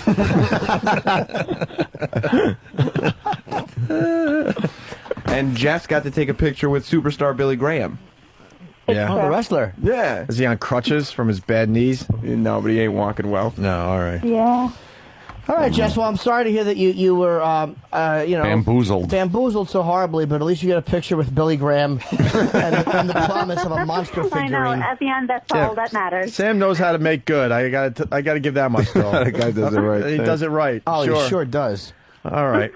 The wedding would have been a bust anyway. He would have not liked any of the food. It would have been a fucking ice cream cake and potato chips. Yeah. Fished like a 5-year-old's party. Yeah. Yeah, I have to. I have to have a special meal for Sam at my wedding because if he chooses to attend and I choose to invite him because it's a steak or fish thing and he doesn't eat either of those things. So I said neither. Steak, fish, or Gerber's. Tell him to bring his own food then. Yeah. I said, don't feed me then. Yeah, just bring out Tupperware of food that mommy prepares for you. Chicken nuggets. Yeah. He eats like the credit sequence in Napoleon Dynamite. So what are you going to get, Sam? What kind of food do you want Than to get you for the biggest day of his life, but it's about you? I mean, some kind of chicken dish. Just something. No, it's not just something with you. Do you want a chicken dish? dish? I prefer it without any sauce or anything. Yeah, just of something course. plain and you're very picky. No spices, nothing. Just Fuck it, I'd like plain some pizza, grilled Than. chicken. Let's all put in our orders. Yeah, No, eat the fish. I want sushi. Ooh, Than's putting his fucking sushi. big foot down. Well, the way Jim put it, it isn't your day. Yeah, Fucking- exactly. My fiance might You're take exception to selfish. that. All right, Sam. Thank you. Jess, thank you. Selfish Sam. Oh, it's my pleasure. Anything else you want to Take add? care. Nothing else Sorry? to add? Nothing else to add? Well, I did want to tell you that not only is he doing the food thing, but now he's doing this thing with a straw where he won't use it if the waitress has touched it, and if he knows that the waitress has touched it, just carrying around straws for a little while. Why? What's wrong? You carry around straws? I'm just saying, if it's not wrapped up and the waitress just used her dirty fingers to put the straw in your drink. She didn't carry it in her fucking clit hood. What's the matter with you? When did you start hanging out with Anthony? I like a good wrapped straw myself. Right. You know. Was he part of Supercar Weekend, Ant? Are you teaching him? No. You're taking young Sam under your wing? You wouldn't put a cock in your mouth without a condom. Speak for your damn self. Am I rude? I'm implying that I would with a condom. That was my joke. Oh, okay. Hold on. We're both faggots. Oops, it's not working. Yeah, why aren't these working? Why aren't they working? That worked well. All right, Jessica. Thank you. Okay, take care, guys. Bye, Jess. There goes Bye. the soon-to-be ex-girlfriend of young Sam. Thank you, man. Sam. How long do you think it would take for her to get scooped up Oh, if I if let you her broke go, up? Yeah. maybe Minutes. 2 hours. It depends where she was. If she was Minutes. in here, she'd have 30 seconds. Yeah. If by scooped up you mean came on. How long you been with her? 3 years almost. Who do you think would scoop her up here, though? I don't think any of your friends would hit on her. Any of them. Sure, we would. Everybody. Than's got a girl. No, you can't hit on someone's chick. You can't. Dan would ruin his marriage. Oh, yeah. Ron would do it. Ron. You might have to throw Kenny in there, too. Yeah, of course Although Kenny Kenny's a very faithful married man, but, you know. I'm sorry he did that to you. Yeah. Yeah. I think he creeps out just I a can little make bit. you He does. feel better. How's your feet? Do they need to be rubbed or painted? Fucking, I want to put Kenny in a maid outfit and make him paint a girl's toes. Fucking Big Mary. All right. We got Dove Davidoff in studio. A lot of people are asking, who's the foreign voice? What's up? Hi, everybody. No. Go ahead. Dove Davidoff, he's got a new CD out called The Point Is. He's spending some time with us, then he's flying to Indiana. And I want to play a track from your CD. What do you suggest? The two up from the bottom. The one that starts with Lindsay. Oh, my God. I got to count. One, No, just go to the bottom and then go two up. All right, that's a It good says idea. Lindsay on it. And there's a good 13, picture of Dove on the 12, 11. I think it's track 11. Lindsay, the president, the army. Yeah, cover. sure. Wait, but how come That'll work. there's like a halo around you and wings? You're no angel. Hey, wait a second. Wow, Jim. And it says Yeah. Dove in like white letters, but it looks like Dodd. Is the way the V is. Yeah, well, they did some lie. I don't know. Who's what Dodd? it is. Dodd? That's the other guy. And what roof are you on? It's the roof of my building in L.A., downtown. I live downtown. I'm the only person who lives down there. Yeah, why do you live downtown? There's nothing going on. Because I can't stand Hollywood. I You don't can't want live to where be all, there. where all the people, where the movers and the shakers live. No. That's what I do. I hear. That's what you do. That's right. I go right You, at the, Colin, and Bobby in Midtown. that's right, right at the Santa Monica Boulevard. Yeah. Hello, lady. I think. Yeah. Might maybe. I asked my girl to marry me, dude. You don't do that to a girl, dude. Live your life. Dude, you gotta live your life. Fucking asshole, why don't you ask Ted Nugent to take you bear hunting? Dude, I'm like a Make-A-Wish kid, but I'm old and fat. Dude, you don't want to kill me, dude. He's trying to negotiate his way out of a beheading in Guatemala somewhere right now. I wonder if that asshole flew first class. He did. He did. He got first class. First class to his death. That's nice. Guatemala. He really thinks that's living his life? Taking a weekend fucking... relic hunting? Yeah, relic hunting in Guatemala. Relic hunting. Amazing, Fucking right? douchebag. All right. When he flies first class, the luggage carriers sigh and put all the bags in the back of the plane. They're like, fuck. I know, it's kind of... The fucking plane takes off like on a weird angle with the nose pointed down. A unicycle. Yeah. The other people look at Bobby and like, wealth isn't what it's cracked up to be. They have to use a pulley system to get the drink cart from the front of the plane all the way back through coach. People want to go to the bathroom, they keep rolling back down towards the cockpit. Dude, how many fat jokes in a row, dude? A lot more. You gotta live your life. ... Fat and stupid. You gotta live your life. I like the idea. I could see if he took a 10-day fucking jaunt to Europe. You know, dude, all expenses paid, but this is a weekend in fucking Guatemala, you dopey scumbag. Treasure hunting. Yeah. I can't wait for the stories. Hopefully tomorrow. Let's go to break with Dov Davidoff from The Point Is. Let's check out a track and we'll continue. It's Opie and Anthony. Where am I going? Over here. I was watching the news and being around that Hollywood nonsense. I'm watching that, they have all this tabloid stuff, but on the regular news, you know? And I felt like shooting the TV like Elvis. They're talking about that Lindsay Lohan. I was like, you know, Lindsay Lohan, what the fuck is the story? It's a 20-year-old girl that drinks too much and acts like an idiot. What's the story? You know, it'd be a better story if you could find me a 20-year-old girl that drinks too much and doesn't act like an idiot. I want to see that on Nightline, you know? Next up, Brianna does 15 Jell-O shots, decides to go back to school and not get a lower back tattoo. That's a story. You know? Lisa polishes off a bottle of tequila and doesn't throw up in her own hair while crying about her ex-boyfriend while being fingered by Bob in a bathroom around the corner. That's a story. You just feel like, and then, you know, you do, I don't know. I just feel like it's infuriating. Then I'm watching the president on the news, and they're talking about Iraq, and his response to Iraq, and this is not even political. This is a matter of observation of just behavior. He literally, to Iraq, he goes, well, Iraq, he goes, it's good and it's bad. I was like, everything's good and bad. What kind of perspective is that? If things are going that bad, you can't just go, it's good and it's bad. If my friend gets raped in a prison shower, I'm not going to be like, you were clean.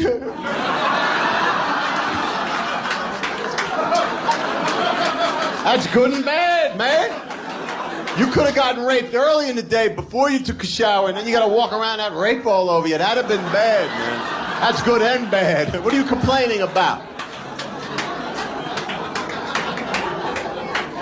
I don't know. I just feel like the whole thing, and now we need people to join the military, and I would never knock the military, but have you seen the new commercial to get people to join? It's insane. It's literally insane. I don't know who would watch this and say, yeah, I'm in. There's 2 American snipers on a hill, and they're looking at these terrorists, and then the voiceover comes on just challenging you. It goes, you had enough supplies for 5 days. It's day 12. Do you have what it takes? And I was like, no.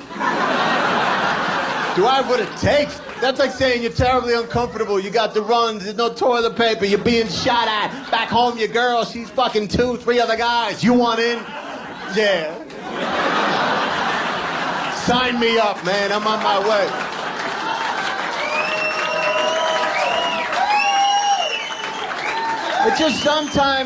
It just seems sometimes like priorities are all, I don't know, man. I just feel like people are crazy, you know?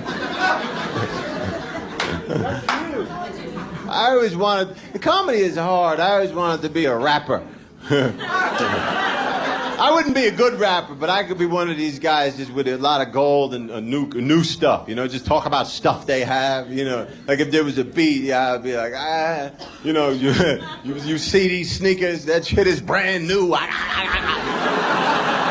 MC Walrus coming on. The Opie and Anthony Show award for most disturbing phone call goes to Donkey Sausage. What the? Do me one favor. What, Cuddles? Why don't you get some whore into your studio and have her shit on a plate and put it in the microwave, and then have her roll around in it screaming donkey sausage, donkey sausage. Raquel? That would be me. You want to shit on a plate for us? Okay. And then run around saying what? Donkey sausage? Donkey sausage. Dude, Jimmy Dean's donkey sausage. I could do that. I could do that. Donkey sausage! Donkey sausage! Donkey sausage! I like it. There's something oddly attractive about that. That's got to be a promo. The Opie and Anthony Show. Nice.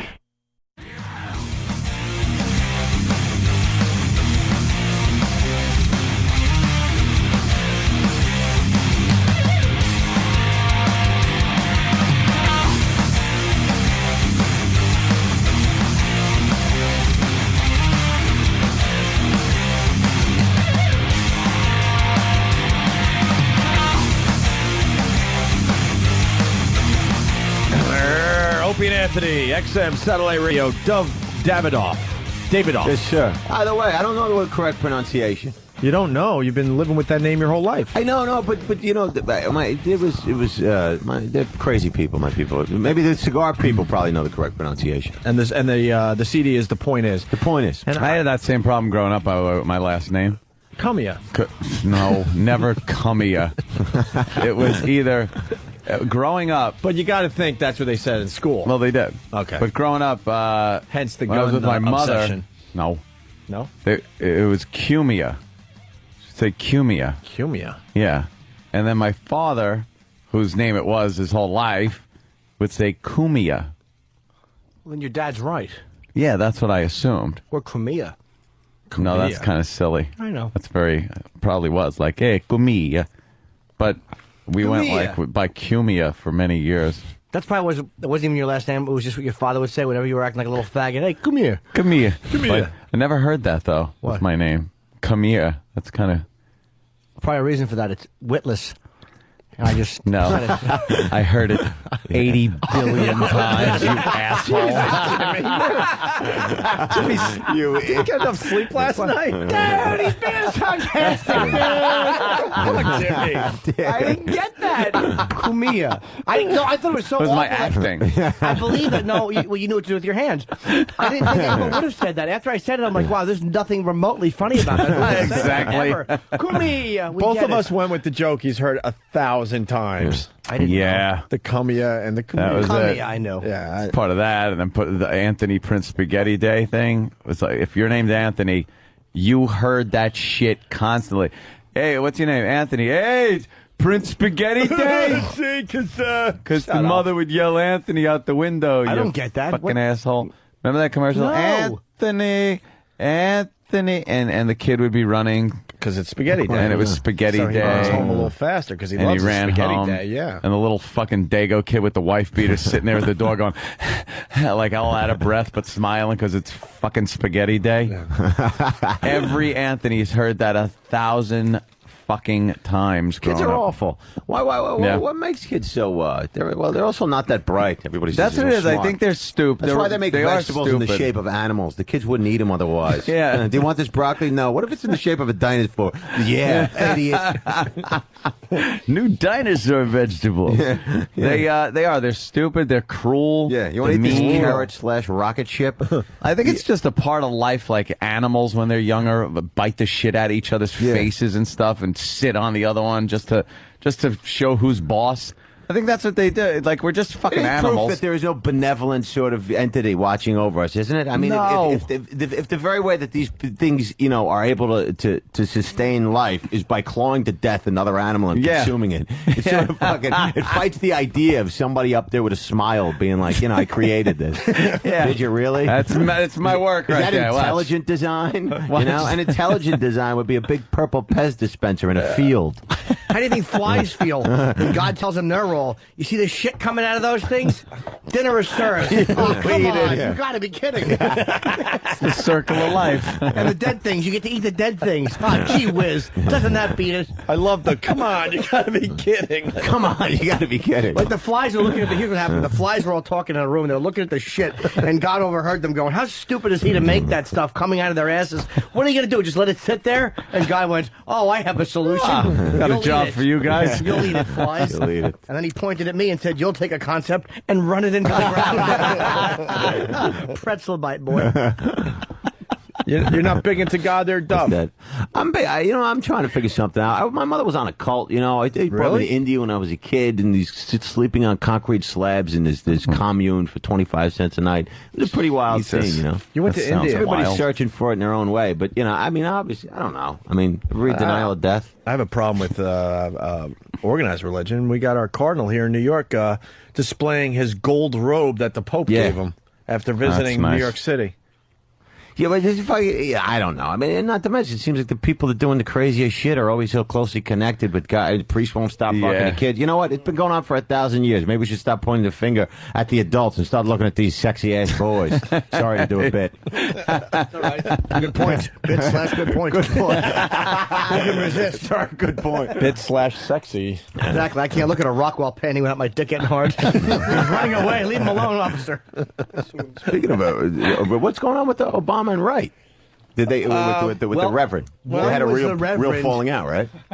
Well, apparently because Obama wants to be president, so of course there was a falling out. Do you think he can do? I think the one thing holding him back from really capturing the swing states is I think that white people subconsciously believe that he's maybe not who he says he is. As if he's going to get elected, walk up to the podium, the whole world is watching, he's going to smile, and you're going to see a row of gold teeth. And he's going to joint is going to materialize out of thin air, and he's going to be like, psych, you're stuck with me now, motherfucker. And he'll sound a little less intelligent and that less Harvard veneer articulate. will just drift away. Yeah, just be all gangsta and shit. Is that DMX? Yeah, hold out that Bible. Hold out the Bible, motherfucker. Or even worse than that is he'll come out with a bow tie. And he'll say alaikum salam. God, this is not good. Bean pie, my brother. Bean pie, my brother. Flavor Flav as his vice president. Yeah, boy. Or he'll say, "Oh shit." He'll say, "Where's my jewelry?" And they'll bring a bone out. God. It's everybody's fear. What? Everybody's I'll just eat a pretzel. You guys go ahead, have fun. Sorry, Drew. I'll mind my business. Yeah, I think you just insulted Drew. I didn't. Why? I'm doesn't have a bone for jewelry. What? Jesus. What? Said he doesn't have a bone for jewelry. Exactly. Upset. It's not offending him. No. No offense taken. None. Thanks, Drew. Hey, we got a quickie just for the XMers today. A weatherman saying fucking. We had one of these the other day, and now we got another one. I said shit the other day. Shitstorm or something like that, or where the shit is flying. I don't know, something, but we got a new one. Right now, in fact, let's go outside and take a look. Live look. Sun is starting to set across the area, and fucking beautiful condition. Although, holy shit! Wow. Fucking beautiful conditions. We do that over there at K-Rock sometimes. Yeah, but we're not like a weatherman. And we like blurt out a curse and just go, oh, damn, hit the dump button. Yeah, absolutely. But that guy, fucking beautiful day. He's just hanging out with his friends. Yeah. Man, it's a fucking beautiful day out. You want to go driving? That's great. What do you want to do? And another story, this was just a terrific human interest story. The local news had a lot of fun with this one. Paralyzed old lady has her 90th birthday. Oh, God, yeah. Oh, I hope she got new shoes. But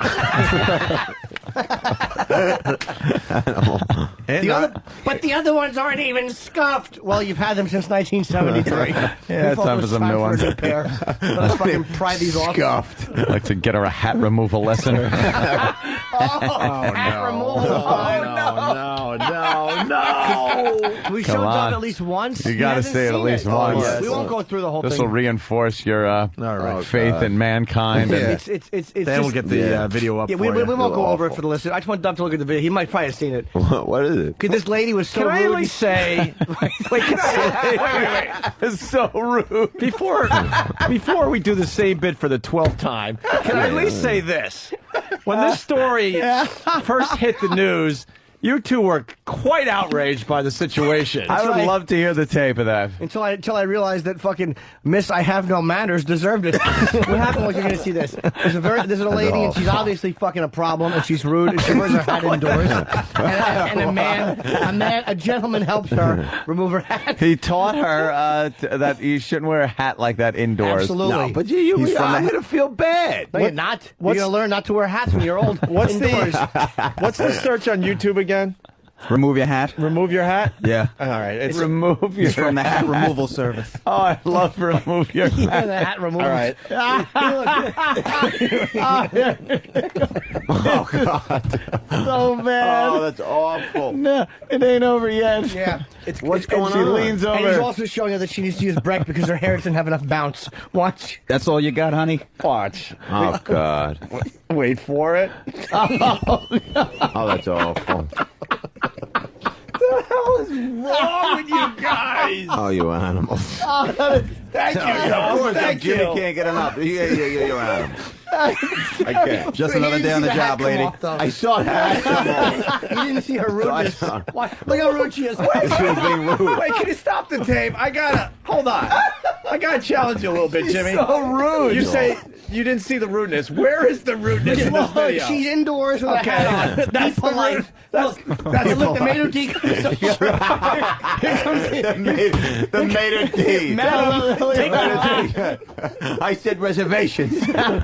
The hat goes flying. Oh, that's how improperly did That's she have that? awful. What did she just lay it on sideways? And now look at how her hair puffs out when he clocks her, Oh, that's and awful. how clumsily she falls. That's terrible. Look at this cartoon She music. leans forward, calls him the N-word, and there he goes.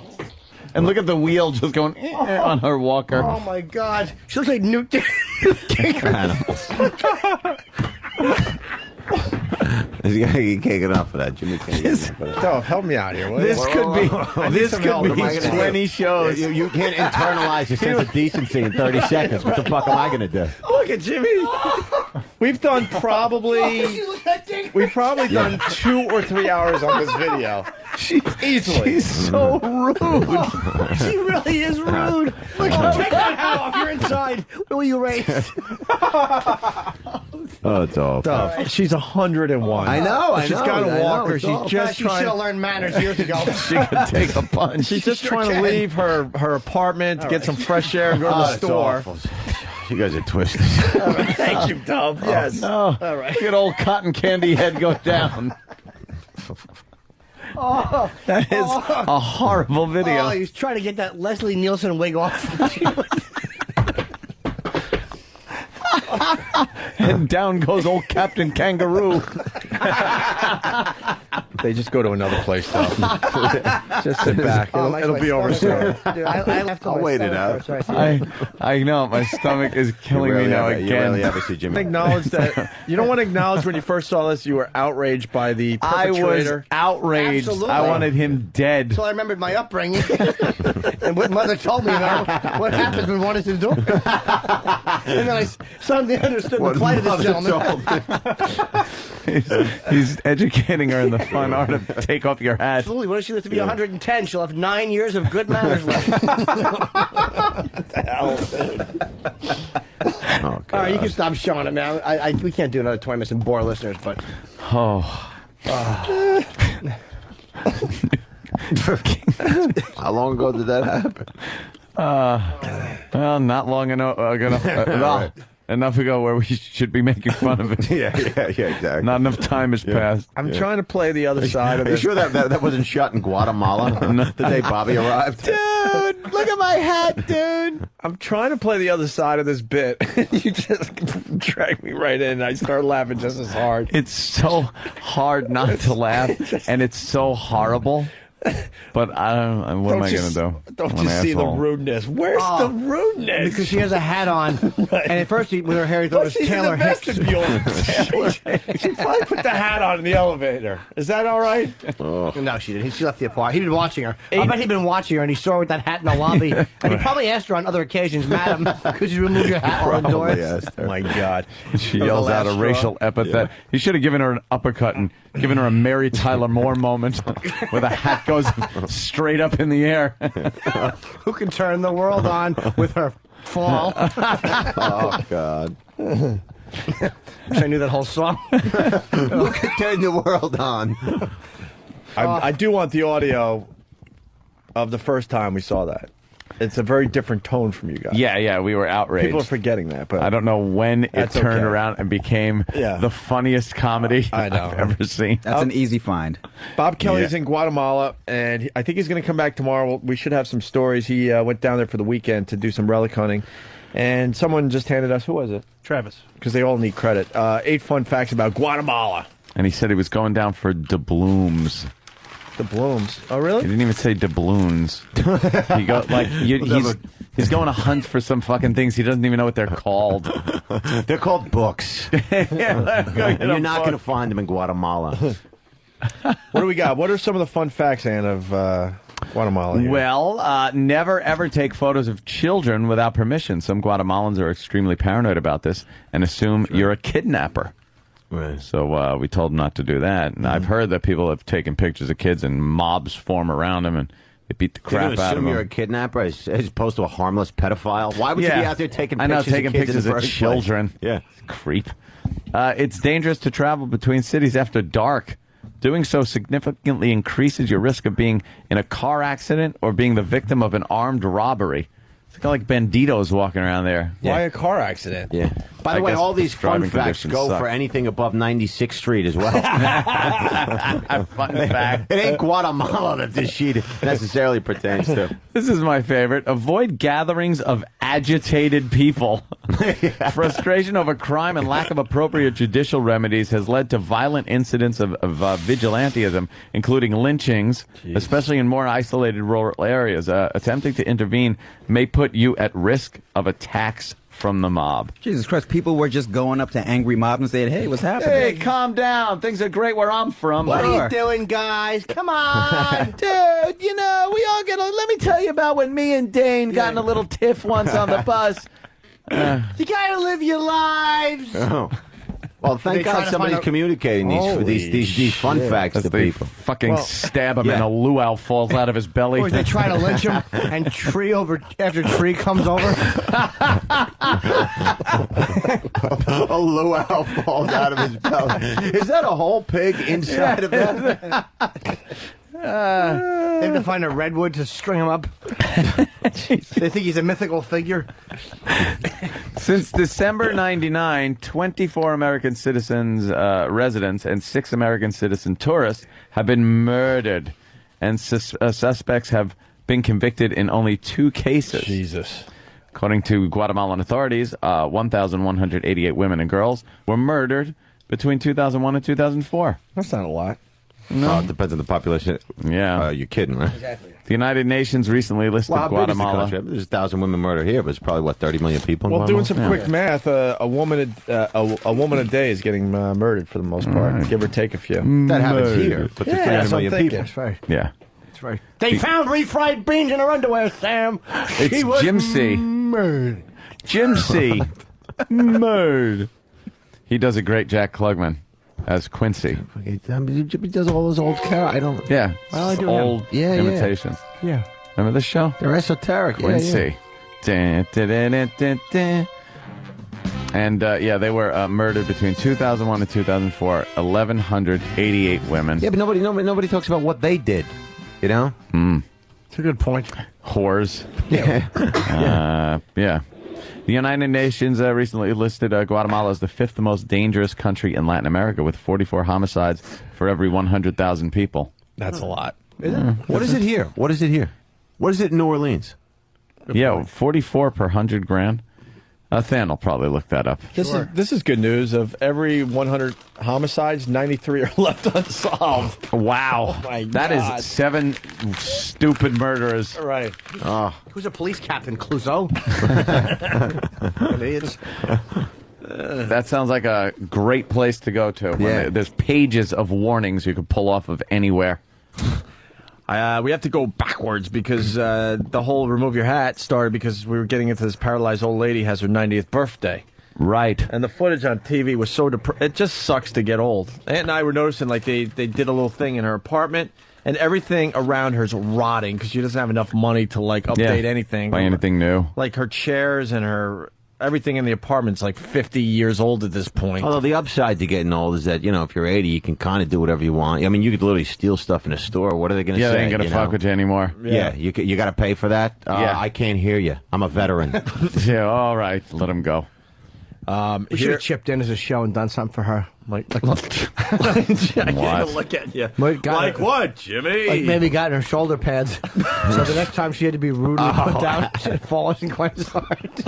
Animal. Give her boxing lessons. Sent her a trainer. They showed a picture of her when she was 16, I guess at the beach or something. Mm-hmm. She kind of looked like Britney Spears with darker hair, right? Yeah, she was like really hot. Really? And then they just show her now rotting away, holding a telephone with those bony, transparent fucking fingers. You could see her pulse. Oh, God. Oh. Yeah. What happens? What are you doing? Are you just farting over there in the corner? 85 years later. From when 16. Yeah. I mean... It was 85 years later. 74 years later. Was it? 74 years later. Yeah. 100 years later. I don't know. Fucking mathematicians. All I know is she looked really She's hot. 90.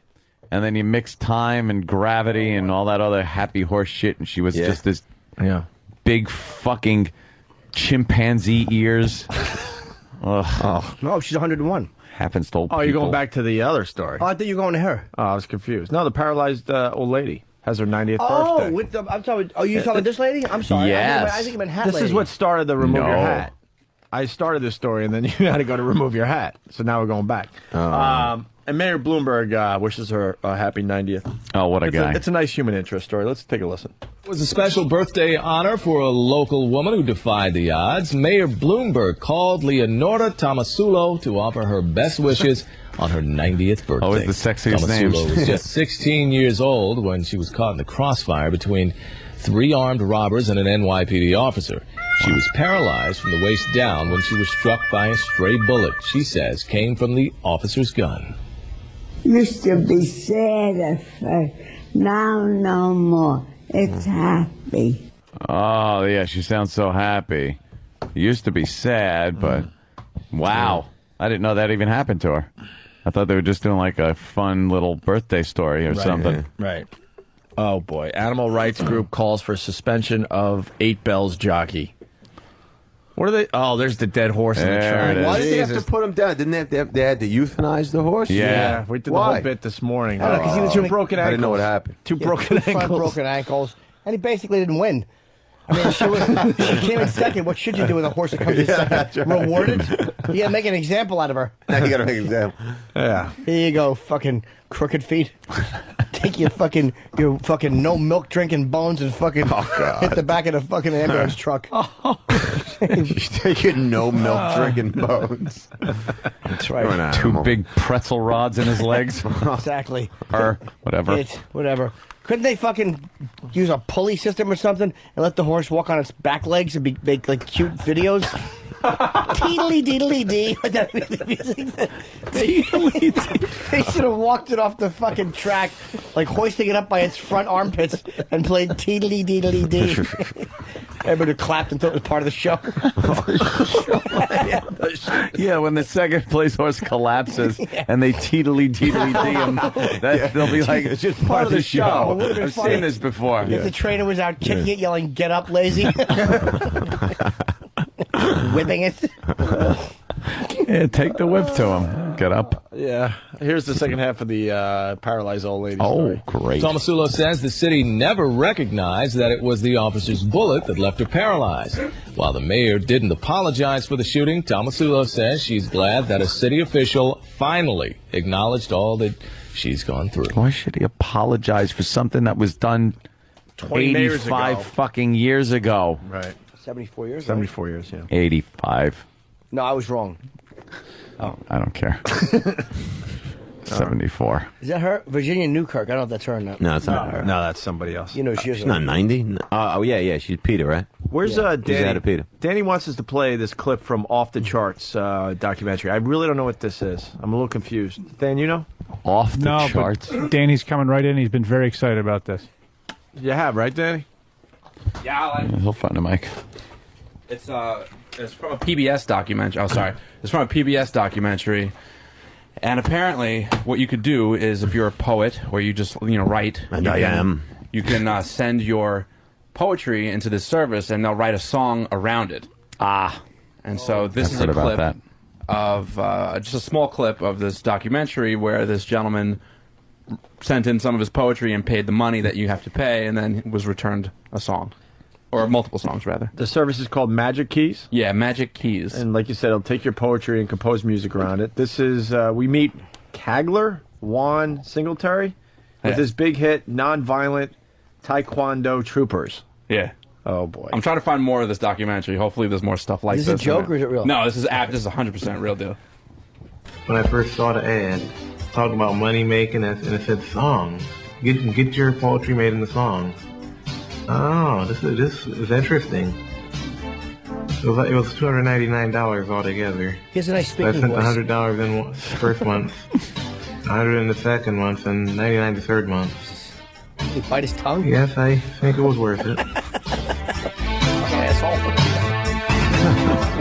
Within Queen City of Southern Tears, I am sitting on my super bicycle Angelia, and I'm dressed like Captain Bicycle. When I first heard the song, I was surprised. Because I was like thinking, I wrote that. I was surprised but real happy.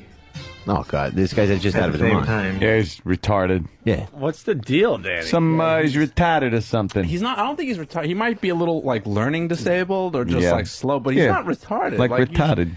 I think he lives with his mom. Like his mom is in a later clip, but he's a little creepy. But nothing about him strikes me as like mentally disabled. Nothing about him except for everything he said, his voice, Listen to and everything what he's doing saying. with the song. So you send the poetry and they come back with a song and you get it. Ugh. Well, that was $300 that he spent on that particular Well one. worth it. Nonviolent He Taekwondo. continues. He talks about what he writes about.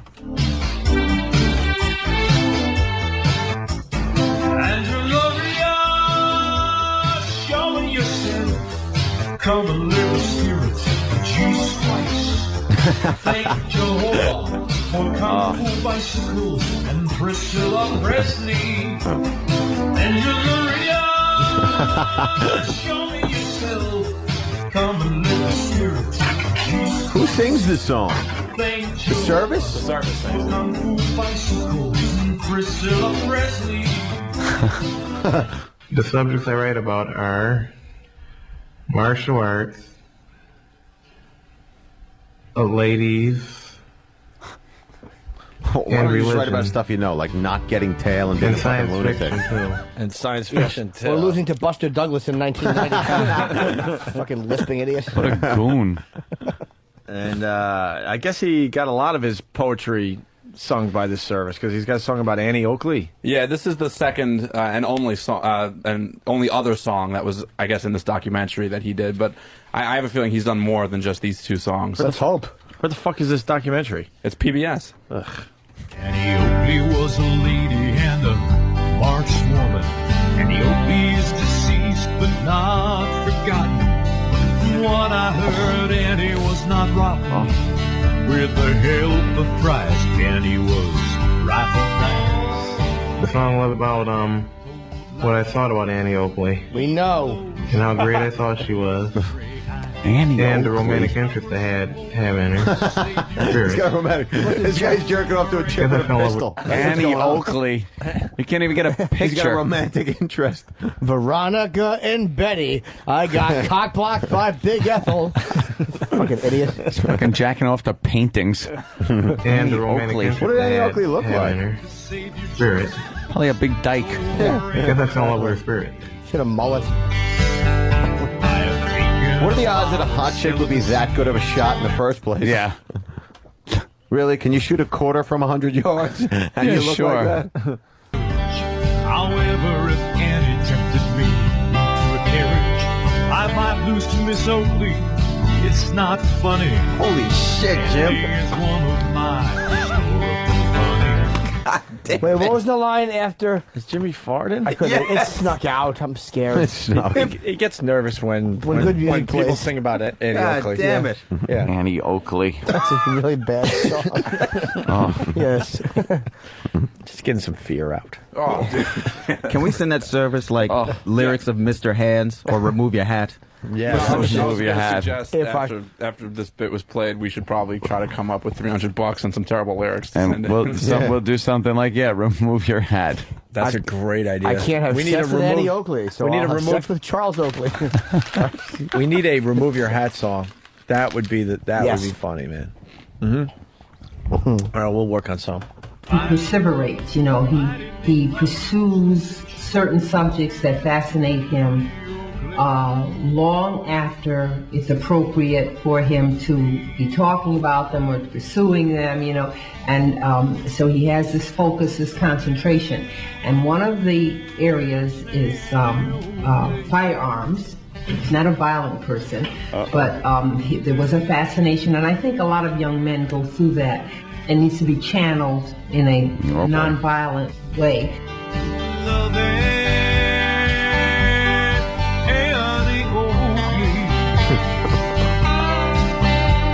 Love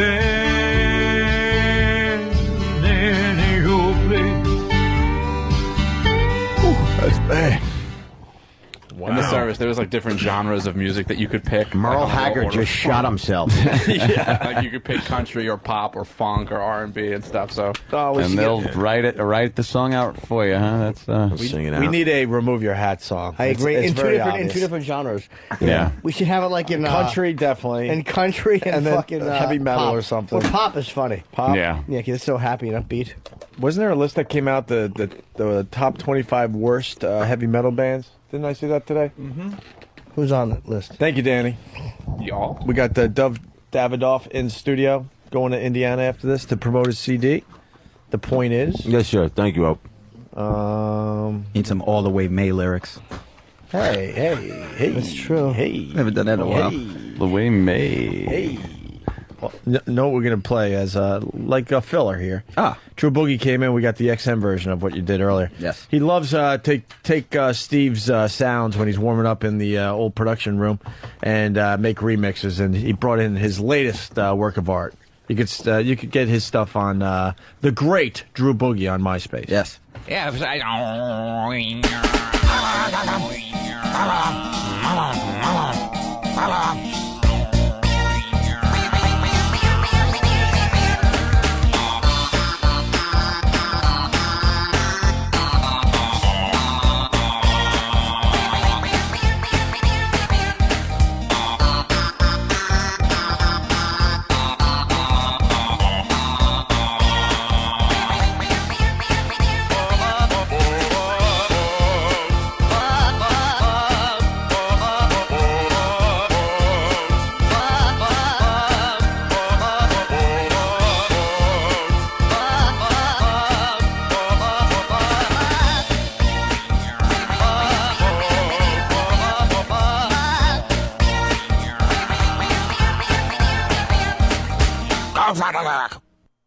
The Opie and Anthony Show. Gut busting, ab crunching. Boy, how bad can it get? Have you seen a man eat his own head? Yes. Now you'll get used to it. Anthony spent $300 on fags. Ass clown. Anthony. This is the freakiest show I've ever been party to. It should be illegal. The Opie and Anthony Show. You guys suck! All that talk is crazy.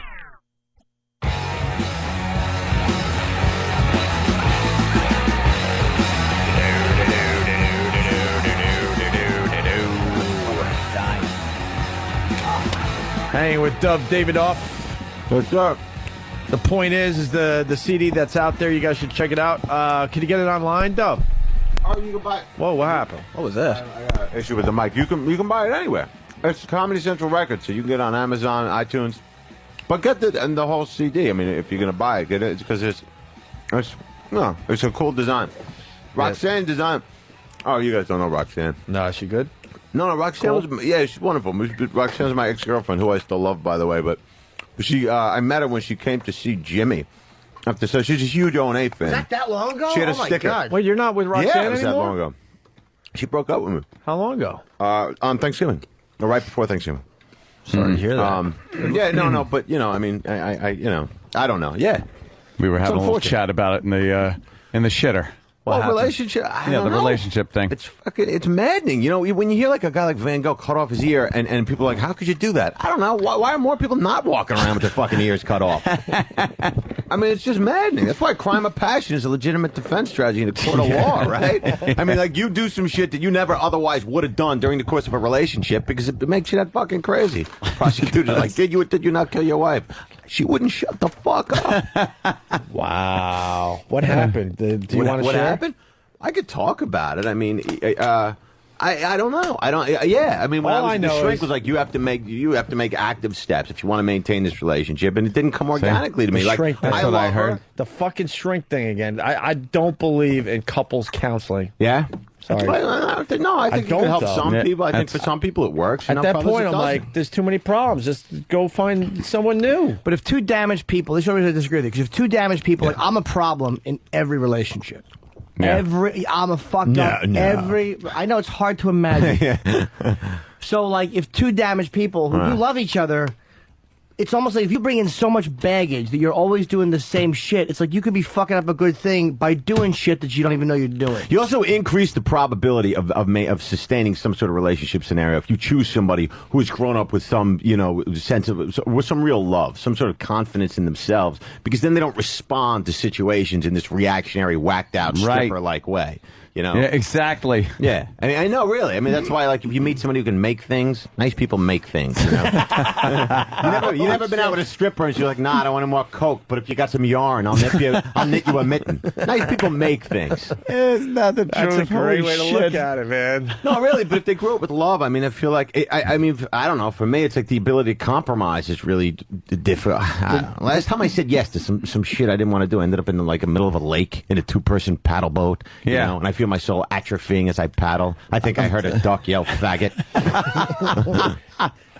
Was there an incident? There were a number of incidents. I don't know that there was one. It was more just a cumulative kind of response to a scenario that she didn't feel. After we broke up, I was like, well, why didn't you seem more upset? She was like, well, you didn't organically, like, you didn't hang out with my friends. We didn't make a lot of eye contact. We didn't have a great sex. I mean, what the fuck was I staying in it for? I'm like, yeah, you got a reasonable point. I mean, but I love it, and that's the maddening part. It's like, you're here with this human being. Shut up. You guys had a nice connection. What's that? You guys had a nice connection. I thought you guys were making all the time. You had a nice connection. How the hell would you know? You would always talk about it. Like, you would always say, like, you guys seem very good together. Oh, no, Roxanne was, yeah, because she's a wonderful human being, and she deserves better than me, but at the same time, it's like, I don't know. But no, but it wasn't. It didn't come organically, But that's the ironic part of love, I guess. I mean, I don't want to get too Freudian, but it's like, the fact that you could really care about somebody, want to be with them, and they seem like an ideal candidate for a sustainable relationship, yet you're not organically involved in it. It's maddening. It's a conundrum, Anthony. It is a conundrum. I got know. the old. I don't think I was attentive enough. I don't think I wasn't attentive enough, and my job was all consuming, and then there was this kind of overall resentment that my job was the most important thing in my life, which it isn't. Right. But it gives me the ability to do the things that are important to me. So it kind of gets pushed up to the top. I have to wake up every morning. Right. I have to be here and do this. Hallelujah. Hallelujah. Hallelujah. Hallelujah, brother. Hallelujah. Hallelujah. I had the same. But then it's about the moderating part of it, like a personality dysfunction. Like, it's always a matter of degrees, right? I mean, if you're so self-involved that it's narcissistic, and you don't seem like you are, not at all. Right. Then somebody's got to deal with it. And nailed it though, because you're like, how do you think we pay for all this shit? It's not, but then there'll even be a card thrown at you sometimes where it's not the money, it's not the material things, it's not. I could live in a log cabin with you, and so he's like, no, you know something? No, we couldn't. No, we couldn't. You'd be fucking, believe me, I've been in enough relationships where I couldn't pay for fucking chewing gum. Yeah. And they don't become a last problem. very long. Yeah. Money becomes quite a fucking issue very quickly. Yeah, become an issue. Yeah. If you're living in a log cabin, that's going to become an issue. Yeah, The whole that's thing. definitely going to become Where are we an going issue. tonight? To the Nowhere. birch tree. Yeah, that becomes a real issue. So that's like an issue. And then there are just things like, and it kind of just like fizzled out. But like now- you said, Yeah. you know, I looked and I was like, you know, I didn't say it, but I was thinking, she don't seem very upset about this whole thing. Just kind of, I know, but now I find petering myself, and then it's like you're excited about being single, but then that loneliness factor kicks in. You know, it's the whole border lonely, but at the same time, it's like now I'm, trying to fuck some 21-year-old stripper who's drunk, like some girl at the show, and it's not going to be some self-possessed, dignified woman that's attracted to me. It's going to be some chick that hates herself enough to get in my Camaro. I don't even have a Camaro, but the point is, if it's some 22-year-old chick you're talking to, and then you can't communicate because it's a drunk 21-year-old girl. And it's well, I don't even know what this. It's like a helicopter just landing in the distance. All you hear is tup, tup, tup, tup, tup, tup, and then you make out a word. You know, it's like tup, tup, tup, religion, tup, tup, tup, tup, tup, American Idol. Anthony can teach you how to communicate with 21-year-olds. But no, I got a glazed over look at mine. She's like, "Are you too old for me?" I was like, "Am I too old to put this in there? No, am I too old to pretend I give a fuck about what's going on here? Yeah, Moses old. I'm King Tut old for this shit. We could do this in a fucking pyramid. I'm really old for this." By the way, you Look can't who spin woke it. up. There's no way to spin it. Look who woke up. There's no way to spin it and make sounding fucking a 21-year-old stripper sound shitty. Like, you can't talk? Gee whiz. But he's No, also but I'm talking looking about for the work. He's also looking for some kind of relationship that you could kind of like nurture. Look at you're Some ripping the sense, I'm microphone ripping the apart. fuck. I get excited. We No, found but then you get them back. I don't know. It's like you Go, communicate the Dov, truth. you're fucking No, killing. I don't have to keep going. It's just that you get them back, and it's like you know what's going on. You just saw the act. I mean, it's fucking. And then why don't? There was one chick pulls back and goes, "Why don't we just be friends?" I was like, "What the fuck are you two?" Well, first of all, you're wearing glitter. What do you mean? Why don't we just be friends? We see the world so dramatically differently. There is no point at which we can meet and be friends. That's like pulling into a gas station. Like, could you fill it up? Guys, like, we don't have any gas. I'm like, why don't we be friends, man? Tell your mom I said hi. And then, no, really, I got my finger in her. She pulls back. She goes, "Did you just assume we were going to do something?" I was like, "We're halfway into a bottle of vodka. Oh, my I've had God. my hand on your ass for an hour and a half at the club. Did I assume? Yeah, I assume. You can assume things. If a guy's wearing a pointy white hood and a sheet, you can assume he ain't voting for Barack. You can assume things about people. Look, I can do radio, but every now and then I get Jimmy is anyway. Wow, that's Very good, Duff. that's Very too good. I can do fucking the right real.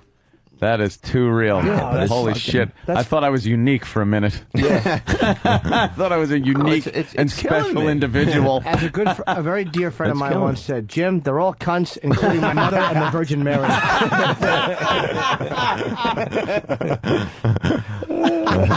An older Scottish man told me that. An elderly Scottish man. Sober man in a Coors Light shirt. A very good guy. I got The oldest got it. Liam Neeson told you that? They're all cunts, Jim. I got the dump. In Atlantic City.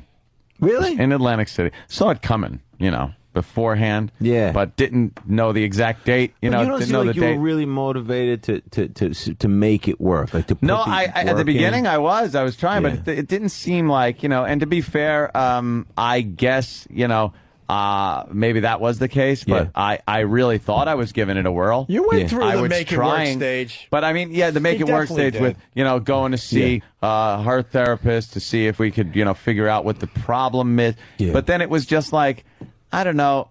All right, they say that I have like this where I'm not really so involved in what she wants to do in her life. So I'm like, all right, I'll try to be more so. And I made a concerted effort to try to, but then we'd end up back in the office, and again, it was like, well, you're not being attentive. It's like, no, now I'm getting pissed because no, I am. I tried. It's madness. I really fucking did give it an effort. And he did because for Christmas he flew out to Colorado and he stayed in that hotel very close to her family's house. All right, look, I can't take kids. I can't fucking take kids running around being all yelling and shit. I'm on vacation. I wake up at 4:15 every day. I don't need kids like waking me up at 4:15. Can I be honest? Vacation. When that whole story went down on our show, I'm like, it's just a matter of time at this point. Was that like a clincher? But Dub, listen to this. Yeah. I'm like, how do you get my that? mother's an analyst, and my brother's a so you get. But I'm like, how did he get this done? He was able to talk his girl into saying, "Look, I'm gonna go spend Christmas with your family in Colorado." Absolutely, but he was able to work it where he could stay in a hotel while she stayed with the family. Oh, I thought that was brilliant. Because to stay at the house, that is brilliant. You have to stay at the house because it's Christmas and the kids are there and they want to see you and you haven't been there in a while. So, you know, there's a guest room, so stay in the house. But I'm like, I can't fucking do this. I know there's a hotel down the road. Perfect sense. I go, Man, I'll I'm just stay at the surprised you were hotel. able to convince her. I that wasn't you were able to do it. I wasn't able to. Okay. The therapist was. Because really? I told the therapist, because I go, that's one thing good. I go, that came out of I therapy. said, I'm gonna be miserable going to Colorado because it's my vacation and I need sleep. Right. I need sleep. It has nothing to do with the people or anything. I just need fucking sleep. Nothing about the and then people, she's huh? like, why don't you? No, it wasn't. No, it really you're right. wasn't. I'm just not mad, that Dad. side. Believe me, the You're other having your one. moment, I'm sorry. The fucking mother. She could go fucking fuck herself. Oh God. Yeah, but you didn't enjoy being around the kids, right? No, I didn't mind being around the kids at all. It wasn't a problem. But when they come barging and knocking on your door at 5 in the morning when I'm on vacation, I wake up every fucking day at an ungodly hour. I'm on vacation. I want noon. I want to be able to get up, throw my fucking clothes around, and have some fucking Mexican pick it up. But was that an issue for her? Did she not understand this? I mean, to the degree that you felt... That was an issue. It was like, no, why don't you stay at the house? So the therapist was like, no, let him. Why aren't you giving him this freedom? He's saying he'll be there. He's be there on Christmas and everything, but he needs time to get away from the whole thing. I mean, it sounds like you weren't that unhealthy. If you were able to sustain this for 8 years, chances are you can't be that big of a lunatic. I mean, unless, you guys had complementary sicknesses, which is what my brother told me. It might be. I don't know. Complementary sicknesses. But it got to the point, though, where the big breakup was in Atlantic City, and I'm playing blackjack. And I'm in the fucking like heavy hitter section. Yeah. And this waitress was walking around and it was one of the Borgata babes and they're just fucking smoking. Yeah, it's a hot scene. So, my girlfriend's there and she knows I'm a smart ass. I joke around. I'm not serious, with the girls that walk by and stuff. But this girl was like, really, I told her, I go, look, you can't come around here. You're disturbingly attractive. Yes. And you're fucking my game up. Walk away, you animal. And then my girlfriend got mad at that. What'd she say? And she was like, what, you got to say that to her? It was just something. I can't remember, but that was like the straw. But I think it was, it was a lot more before that. Yeah. And then it kind of ended up just, she goes, I'm leaving. Yeah. I go, what, where you, back to the room? Yeah. Home? She goes, no, leaving can mean a few things when you're at Atlantic City. So she goes, no, I'm getting a U-Haul and really? I'm getting my stuff and I'm leaving. I was like, no okay. Shit. That seems like an odd way to do it. Yeah, that's what I thought. I mean, if that's the straw that broke the camel's back, that seems like, I mean, obviously a lot led up to that, but that seems like that seems They strange. all want the fucking life. They all want a comfortable life. This is all women. They all want a comfortable life. They all want these great things. They hate guys that don't work. They hate guys that don't make money.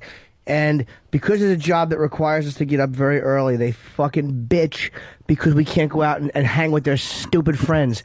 Believe that was me, a big issue with me not going out. She goes, you never want to go out and do anything or go anywhere. That was I go, a huge I can't. issue for me. I go, I can't fucking go out on a Wednesday night to go party like a fucking animal at some bar. Well, you logistically actually can't. No. You can't. I can, and I still didn't do it. 4:30 in the morning. Oh, And as well, you I shouldn't still have. wouldn't do it, and you I shouldn't could. have.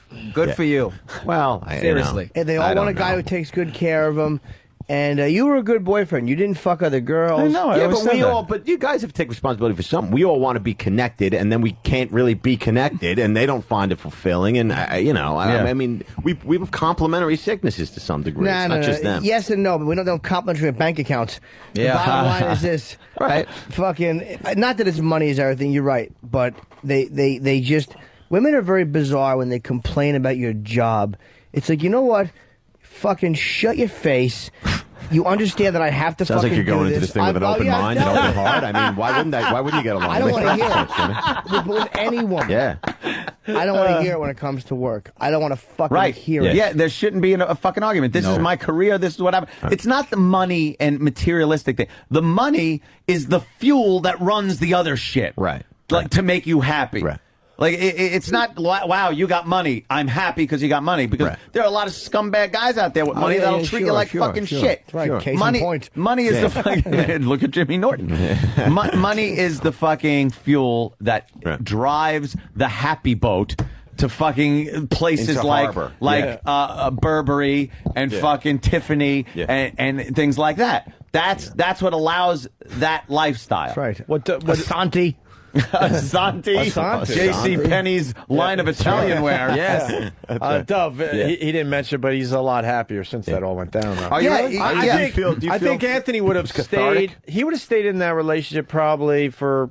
I'm one of those guys. He would have stayed another year or two, no problem. I'm the same way. She made the move, and I think secretly, I can't speak for him, but I think secretly he wanted that type of situation to happen. It manifested itself in not being able to take it. It was one of anymore. those things where this guy's got his hands all over some blackjack waitress's ass at the Borgata. Yeah, all over her Do you ass. think she regrets it, Ant? What? The blackjack waitress? Yes. I don't know. I can't really tell. I don't communicate much with exes ever. I'm sure I've she communicated more with her than I think any other ex. I mean, it's but you know. I don't. You know something? I don't fucking know. And like you were saying before, I'm happy, but there are those days where you're like, I'm fucking in bed. I'm gonna watch any movie I want. I could do this. But that's what's so maddening. And then sometimes you're just sitting there going like, right. Boy, this house is big and empty. Right. 20-year-old. Yeah, but how long does that last? Fucking 3 minutes if it's my house.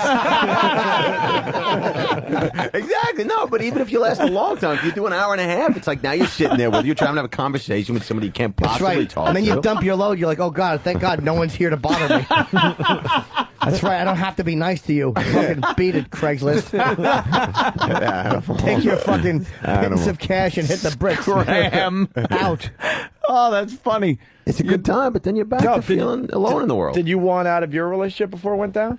No, but I didn't want it in it badly enough for her to feel as though she was in a fulfilling, connected scenario. Bingo. And she felt, and she didn't feel like it wasn't fulfilling. Did you cry when she left?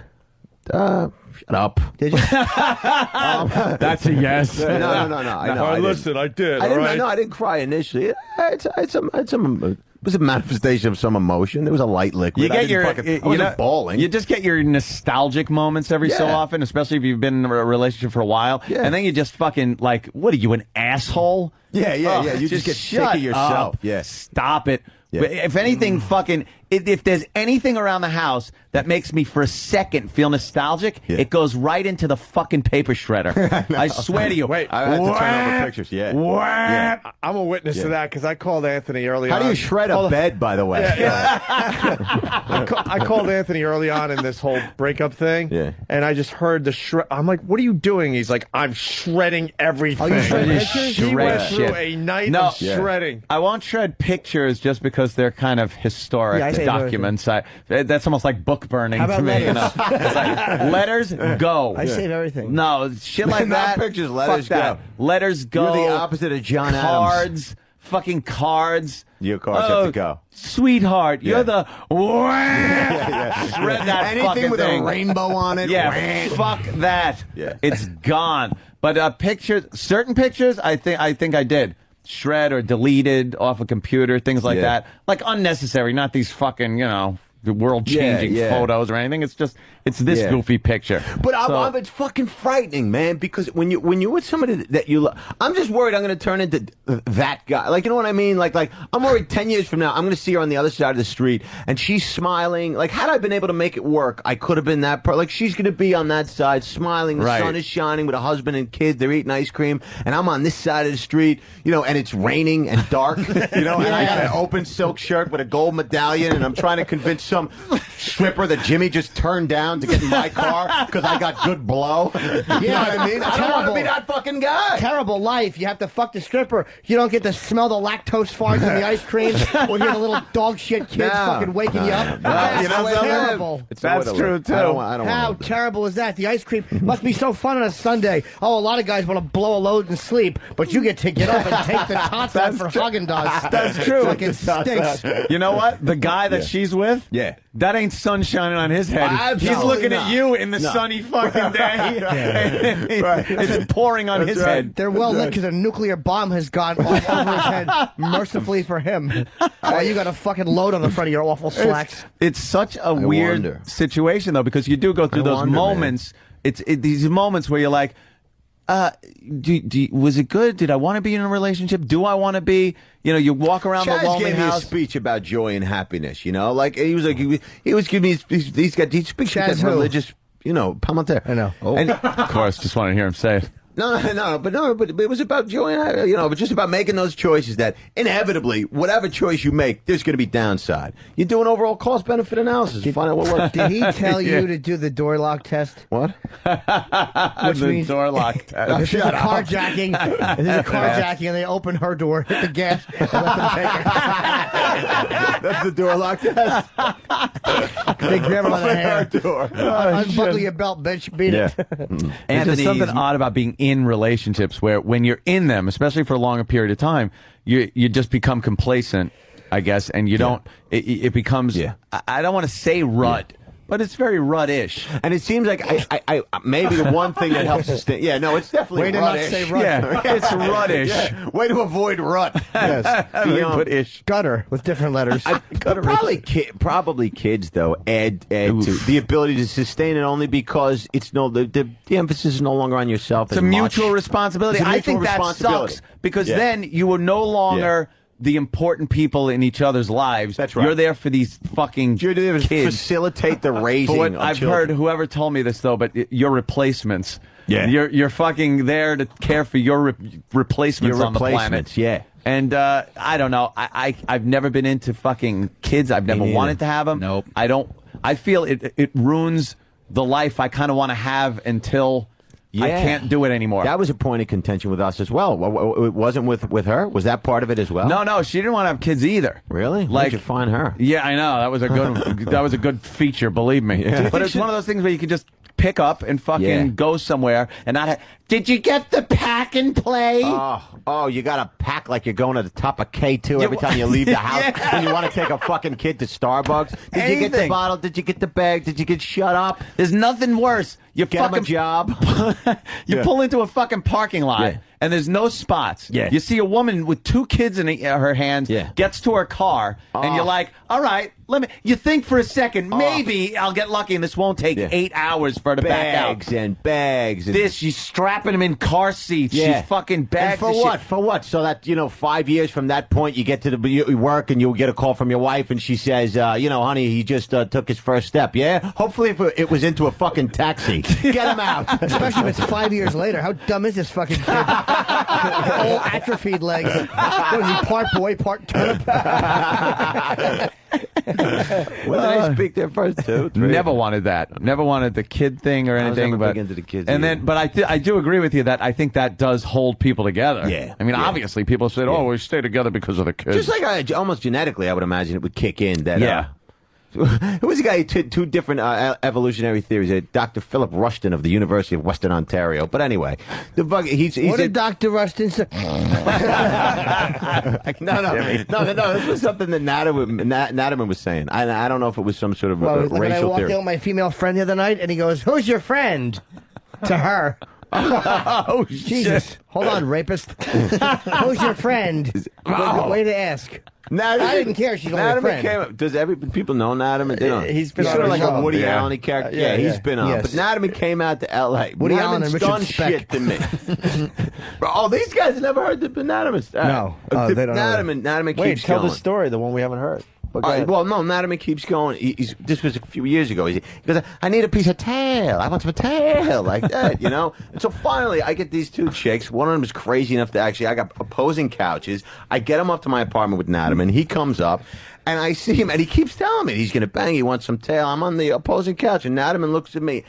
And he's got his girl starts to put her hand on his thigh, on his upper thigh. And I look down at Nataman's hand, and he's dug it into the side of the armrest on the couch. like a cat trying not to fall out of a tree. And his eyes are wheeled back in his head like an Arabian quarter horse and free rein about to be roped by an Indian. And I get up and I got my piece out. I pull it out, you know, because I'm about to go bang. And I get up and I go, Dan, are you okay? And Dan just looks at me, goes, this is not my scene, man. Gets up, walks into the fucking bathroom. He's a funny guy. That's fucked up. It's fucked up. No, but he's so like. I don't know if he necessarily sees himself as the world sees him. He was horrified. He showed up. I was doing that show in L.A. Shows up at the trail. He's awkward. Shows up, knocks on the door. I haven't seen him in 2 years. Didn't even say hi. Just goes, where's craft service? And he's wearing volleyball shades and a shirt with the rings around Saturn on it and a slim jean and a side-buckled pilgrim shoe. And he says to me, he goes, I come out to filthy L.A. pilot season. I get one audition. One audition. He goes, I walk in a room. Bunch of nerds! Bunch of nerds! He was shocked that it wasn't Brad Pitt, Benicio del Toro. He was horrified that they were sending him out on parts that weren't the romantic lead, you know? Bunch of nerds. Bunch of nerds in this room. That is really funny. That is funny. Natterman. We Who's don't your know. friend? He's a classic. We love Natterman. We just don't know what to do with him on the radio yet. I say he have him hasn't come come into in his own everybody. yet. He hasn't come into his own on the show He's yet. very funny. He just doesn't He's talk about really it. funny. When me and Dave, sometimes we wheel back and forth. Dan's a close friend of mine. Yeah. And sometimes these guys are good together. Yeah, no, But Dan is, I know, but we don't know what his button is. We're trying to find that area where, like you today, I'm sure it's a we trigger went finger. relationship and you went bam for the last half hour. We haven't found that button with him yet. Mention rape or dismemberment. button. One word, shovel. Sawing techniques to get through the tendon. You gotta. Let's get through the tendon. No, Natterman, relationships are interesting for him. You know, I mean, and he talks about this, so I don't think I'm speaking out of school, but he's never been in a relationship ever. Not for a day, his whole life. He used to creep my girl out at the Comedy Cellar. He just has a way of looking at women. You're like, dude, man, what the hell? Same way fucking that guy looks at Uma Thurman. Fucking ghoul. In a bush.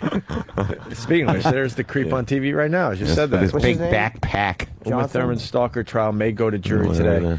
All right, should we do line of the day or what? Yeah, Sure. go ahead. Is it that time? Gas, guys. Oh, boy. We got to hang out with like salespeople today, Aunt and I. Yuck. Exactly. I hate that shit. Bob took.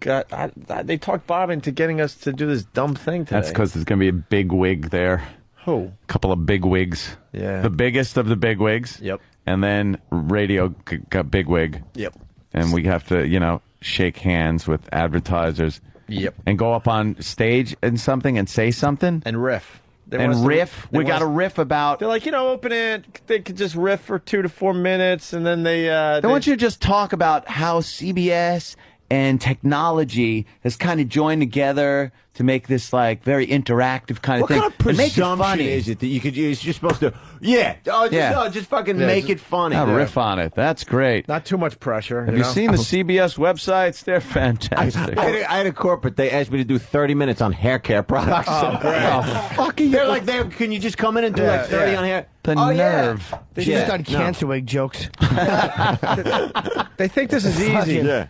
We have pressure every day to try to make this shit sound like something entertaining, and they're like, they'll just go up there and riff. They're okay. That's what we pay them for. Just send them up. And we're in the mindset, why don't we, instead of wasting 3 hours with these salespeople, that would be 3 hours maybe we could relax, get some sleep. Do and nothing. for the next Watch show. TV. Get out of a relationship. Exactly. Fucking dynamite a connection with a woman. We're heading toward line of the day. This AshleyMadison.com might be your thing, Duff. People that want to cheat. Prostitutes? That's there's one. an actual website for people that want to cheat. Right. They don't hide what they're all about whatsoever. Yeah, right. Married people could get on there and hook up. Do we know anyone from AshleyMadison.com? We had a bore on, man. Oh my God. What was I it was there. for? I was here when he called in. I'm sure his website's great, but he was a bore. I don't What were care we about talking that. about? We were talking about Ashley Dupree, I guess. I don't remember. Spitzer's chick. Oh yeah. And we need like an expert opinion. And oh my God. I want a connection. That's what I'm saying. It was like a swing Really? scene. A swing scene would just be the way to go. I mean, if you're gonna, well, I guess then you would have to I don't have want to these. just take my dick out in the middle of a room. Well, no, you don't have to do it like that. There's That's what I'm off- teaching. You've done some of that No. swinging?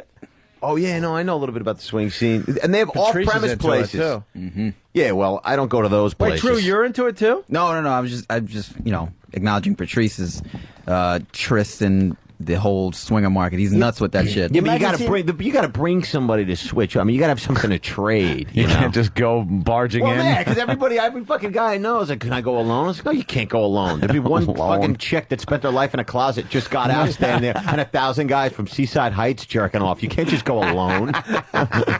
No, you gotta, it's like showing up at a card game with no money, you know, like, just deal me in. Yeah. No, you gotta put some money in. I'm gonna Nah, play. I just want a shot at the winnings. Ann's house is a I want to swinger fuck house your right wife. now. I don't want to trade nothing off. You could, but can't you just like get some chick that you don't really know to go with you? Well, you can if you can convince her. Well, certainly you can pay her, or you can try and find somebody. You can. It's probably not hard. You do some work on the internet. You could find a like-minded scenario. You like going to those clubs? Not my thing, but it beats the average lounge. After a while, you start going out. It's like, oh, really? You have appetizers? Great. Are those tapas? I can't wait to get there. I'd rather just see somebody banging on a table, even if I'm not involved. Yeah. Just seems like a more enjoyable place to spend time. Make sure Poe doesn't get my truck. It's got to be left here. I'm staying in. You Fuck should it. stay. We have a big night. I thought it was 7:30. No, we got to be there 5. 5? We could push 5:30, 5:45. Fuck, that sucks. Let's say we'll push it to like close to 6.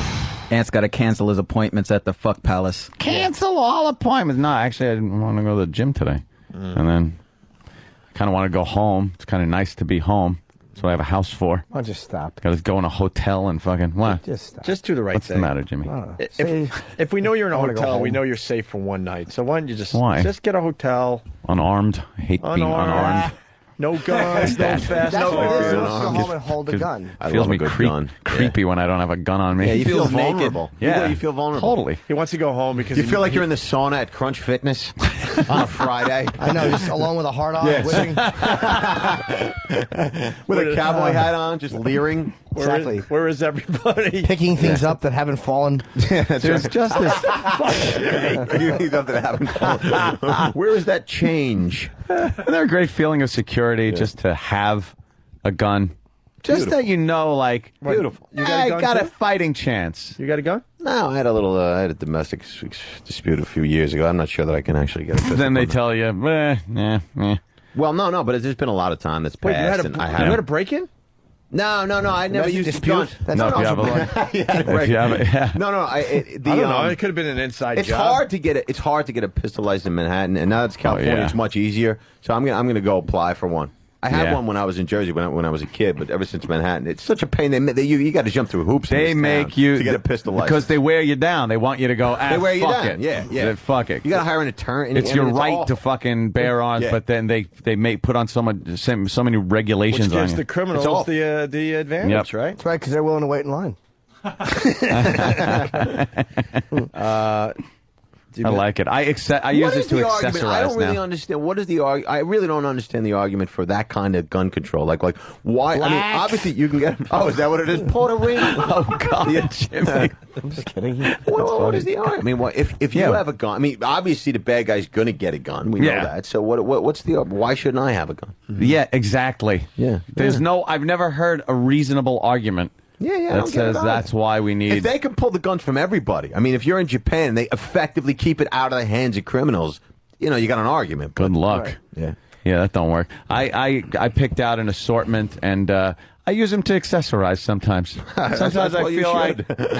the 380's better for I tonight. think you look beautiful with a pistol Look on at your that. hip. I kind of where I go like this one. I get my clothes are baggy enough You for don't the have 45. do you have a carrier's permit? For the 45, yeah. Fucking A. So it's like, ooh, that's I'm planes that's even. nice. Beautiful. I'm planes. No, you don't. No, what are you planes, kidding? fine. Oh. No, but it's like, all right, the baggy clothes are good. So now I've gotten into this 511 tactical gear. Oh, that's tremendous. And this isn't one, Tremendous. but the shirt has a piece of Velcro right here and goes. That's and beautiful. it's a holster in your shirt. And you close it up, and you're there. You got a Walther PPK is right there, ready for action. And is a trendsetter. I very much envy that. Isn't that great shit? It's wonderful. Someone attacks you on the way to get candy out of a dish in the hallway. Shoot them, you fucking They loon.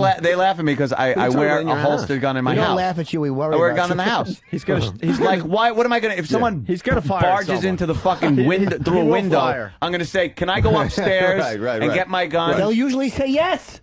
Oh, okay. See, I'm assuming they would say no every time and just start shooting at me. If anybody cares right now. Yeah, the gun on the hip in the house is a little excessive. Even you're saying that. I think they have a reasonable point, but certainly I love a carrier's permit. What's It's up, a little Jimmy? wallet, and it looks I have good. to shit so badly right now, my head hurts. God. Oh, wow. I'm a... Did you just take a chance? Oh, God. I think it's Jimmy took a warm. chance with a fart. Oh, Are you just touching- farted and it's warm? Oh, this is going to be a bad one. All right, Line of the Day is brought to you by AshleyMadison.com. If you're looking to cheat or looking for a little something on the side, don't want to get caught, do yourself a favor, check out AshleyMadison.com. Times are tough. Times are tough, my God. You dirtbag. Jimmy, Jesus. Here is a runner-up line of the day. Go, Danny. Jimmy's heard I'm enough. just listening to this. Jimmy's this, had it. This last weekend alive behavior.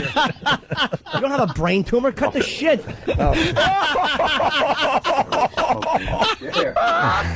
That was on regular radio today. Good job, Jimmy. Daddy slipped. Yeah, no, you were pissed off. What happened?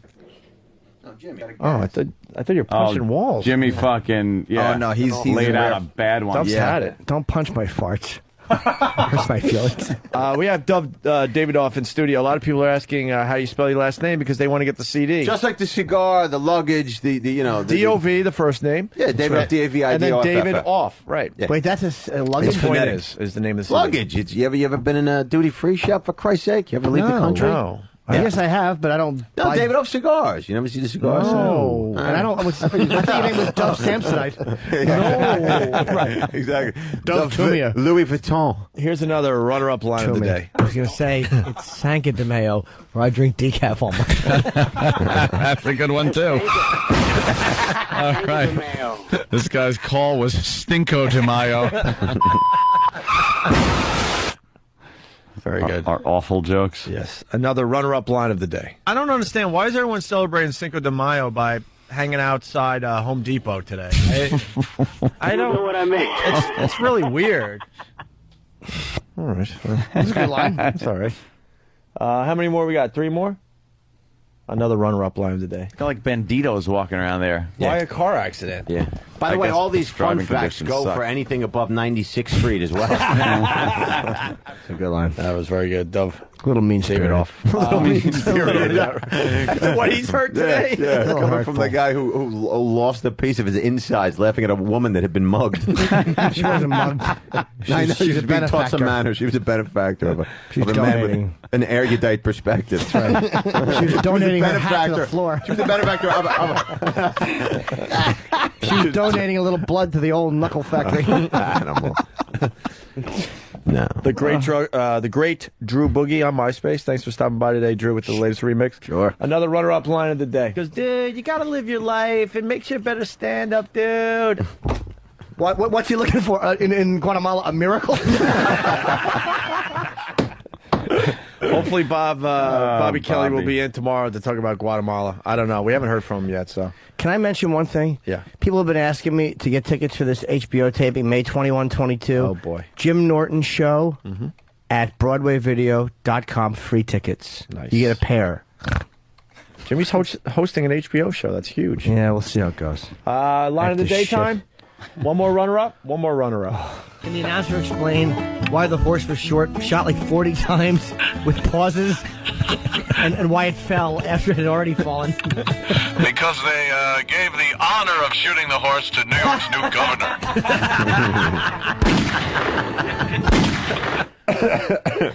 Very good. That was a fucking good one. That was a doozy. Anybody have anything else? No? No, just a call-in Dove, full have of fun logs. in Indiana. Anything Thank else? you very much. Anything Okay. else you want to promote? No, it wouldn't be soon. The date wouldn't make any sense. No, I'm going to Afghanistan. What about a website or something? Yeah, DOVlive.com. DOVlive.com? DOVlive.com is my website. And I appreciate you guys having me in. Thank you. That was a very funny comment. You're The great. CD is called. Thank you. Let me give The point is. The point is, And you can probably get it anywhere because Comedy Central put it out. Yeah, you can get it anywhere. You're not on the East Coast often, huh?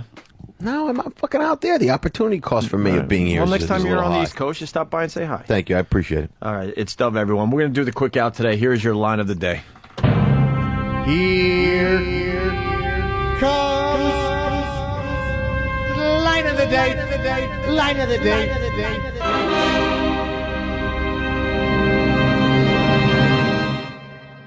She just blew up our spot. all We were my having fun with 40 that. years. More fun now. You friggin' fuddy-duddy. Make a pie, broad.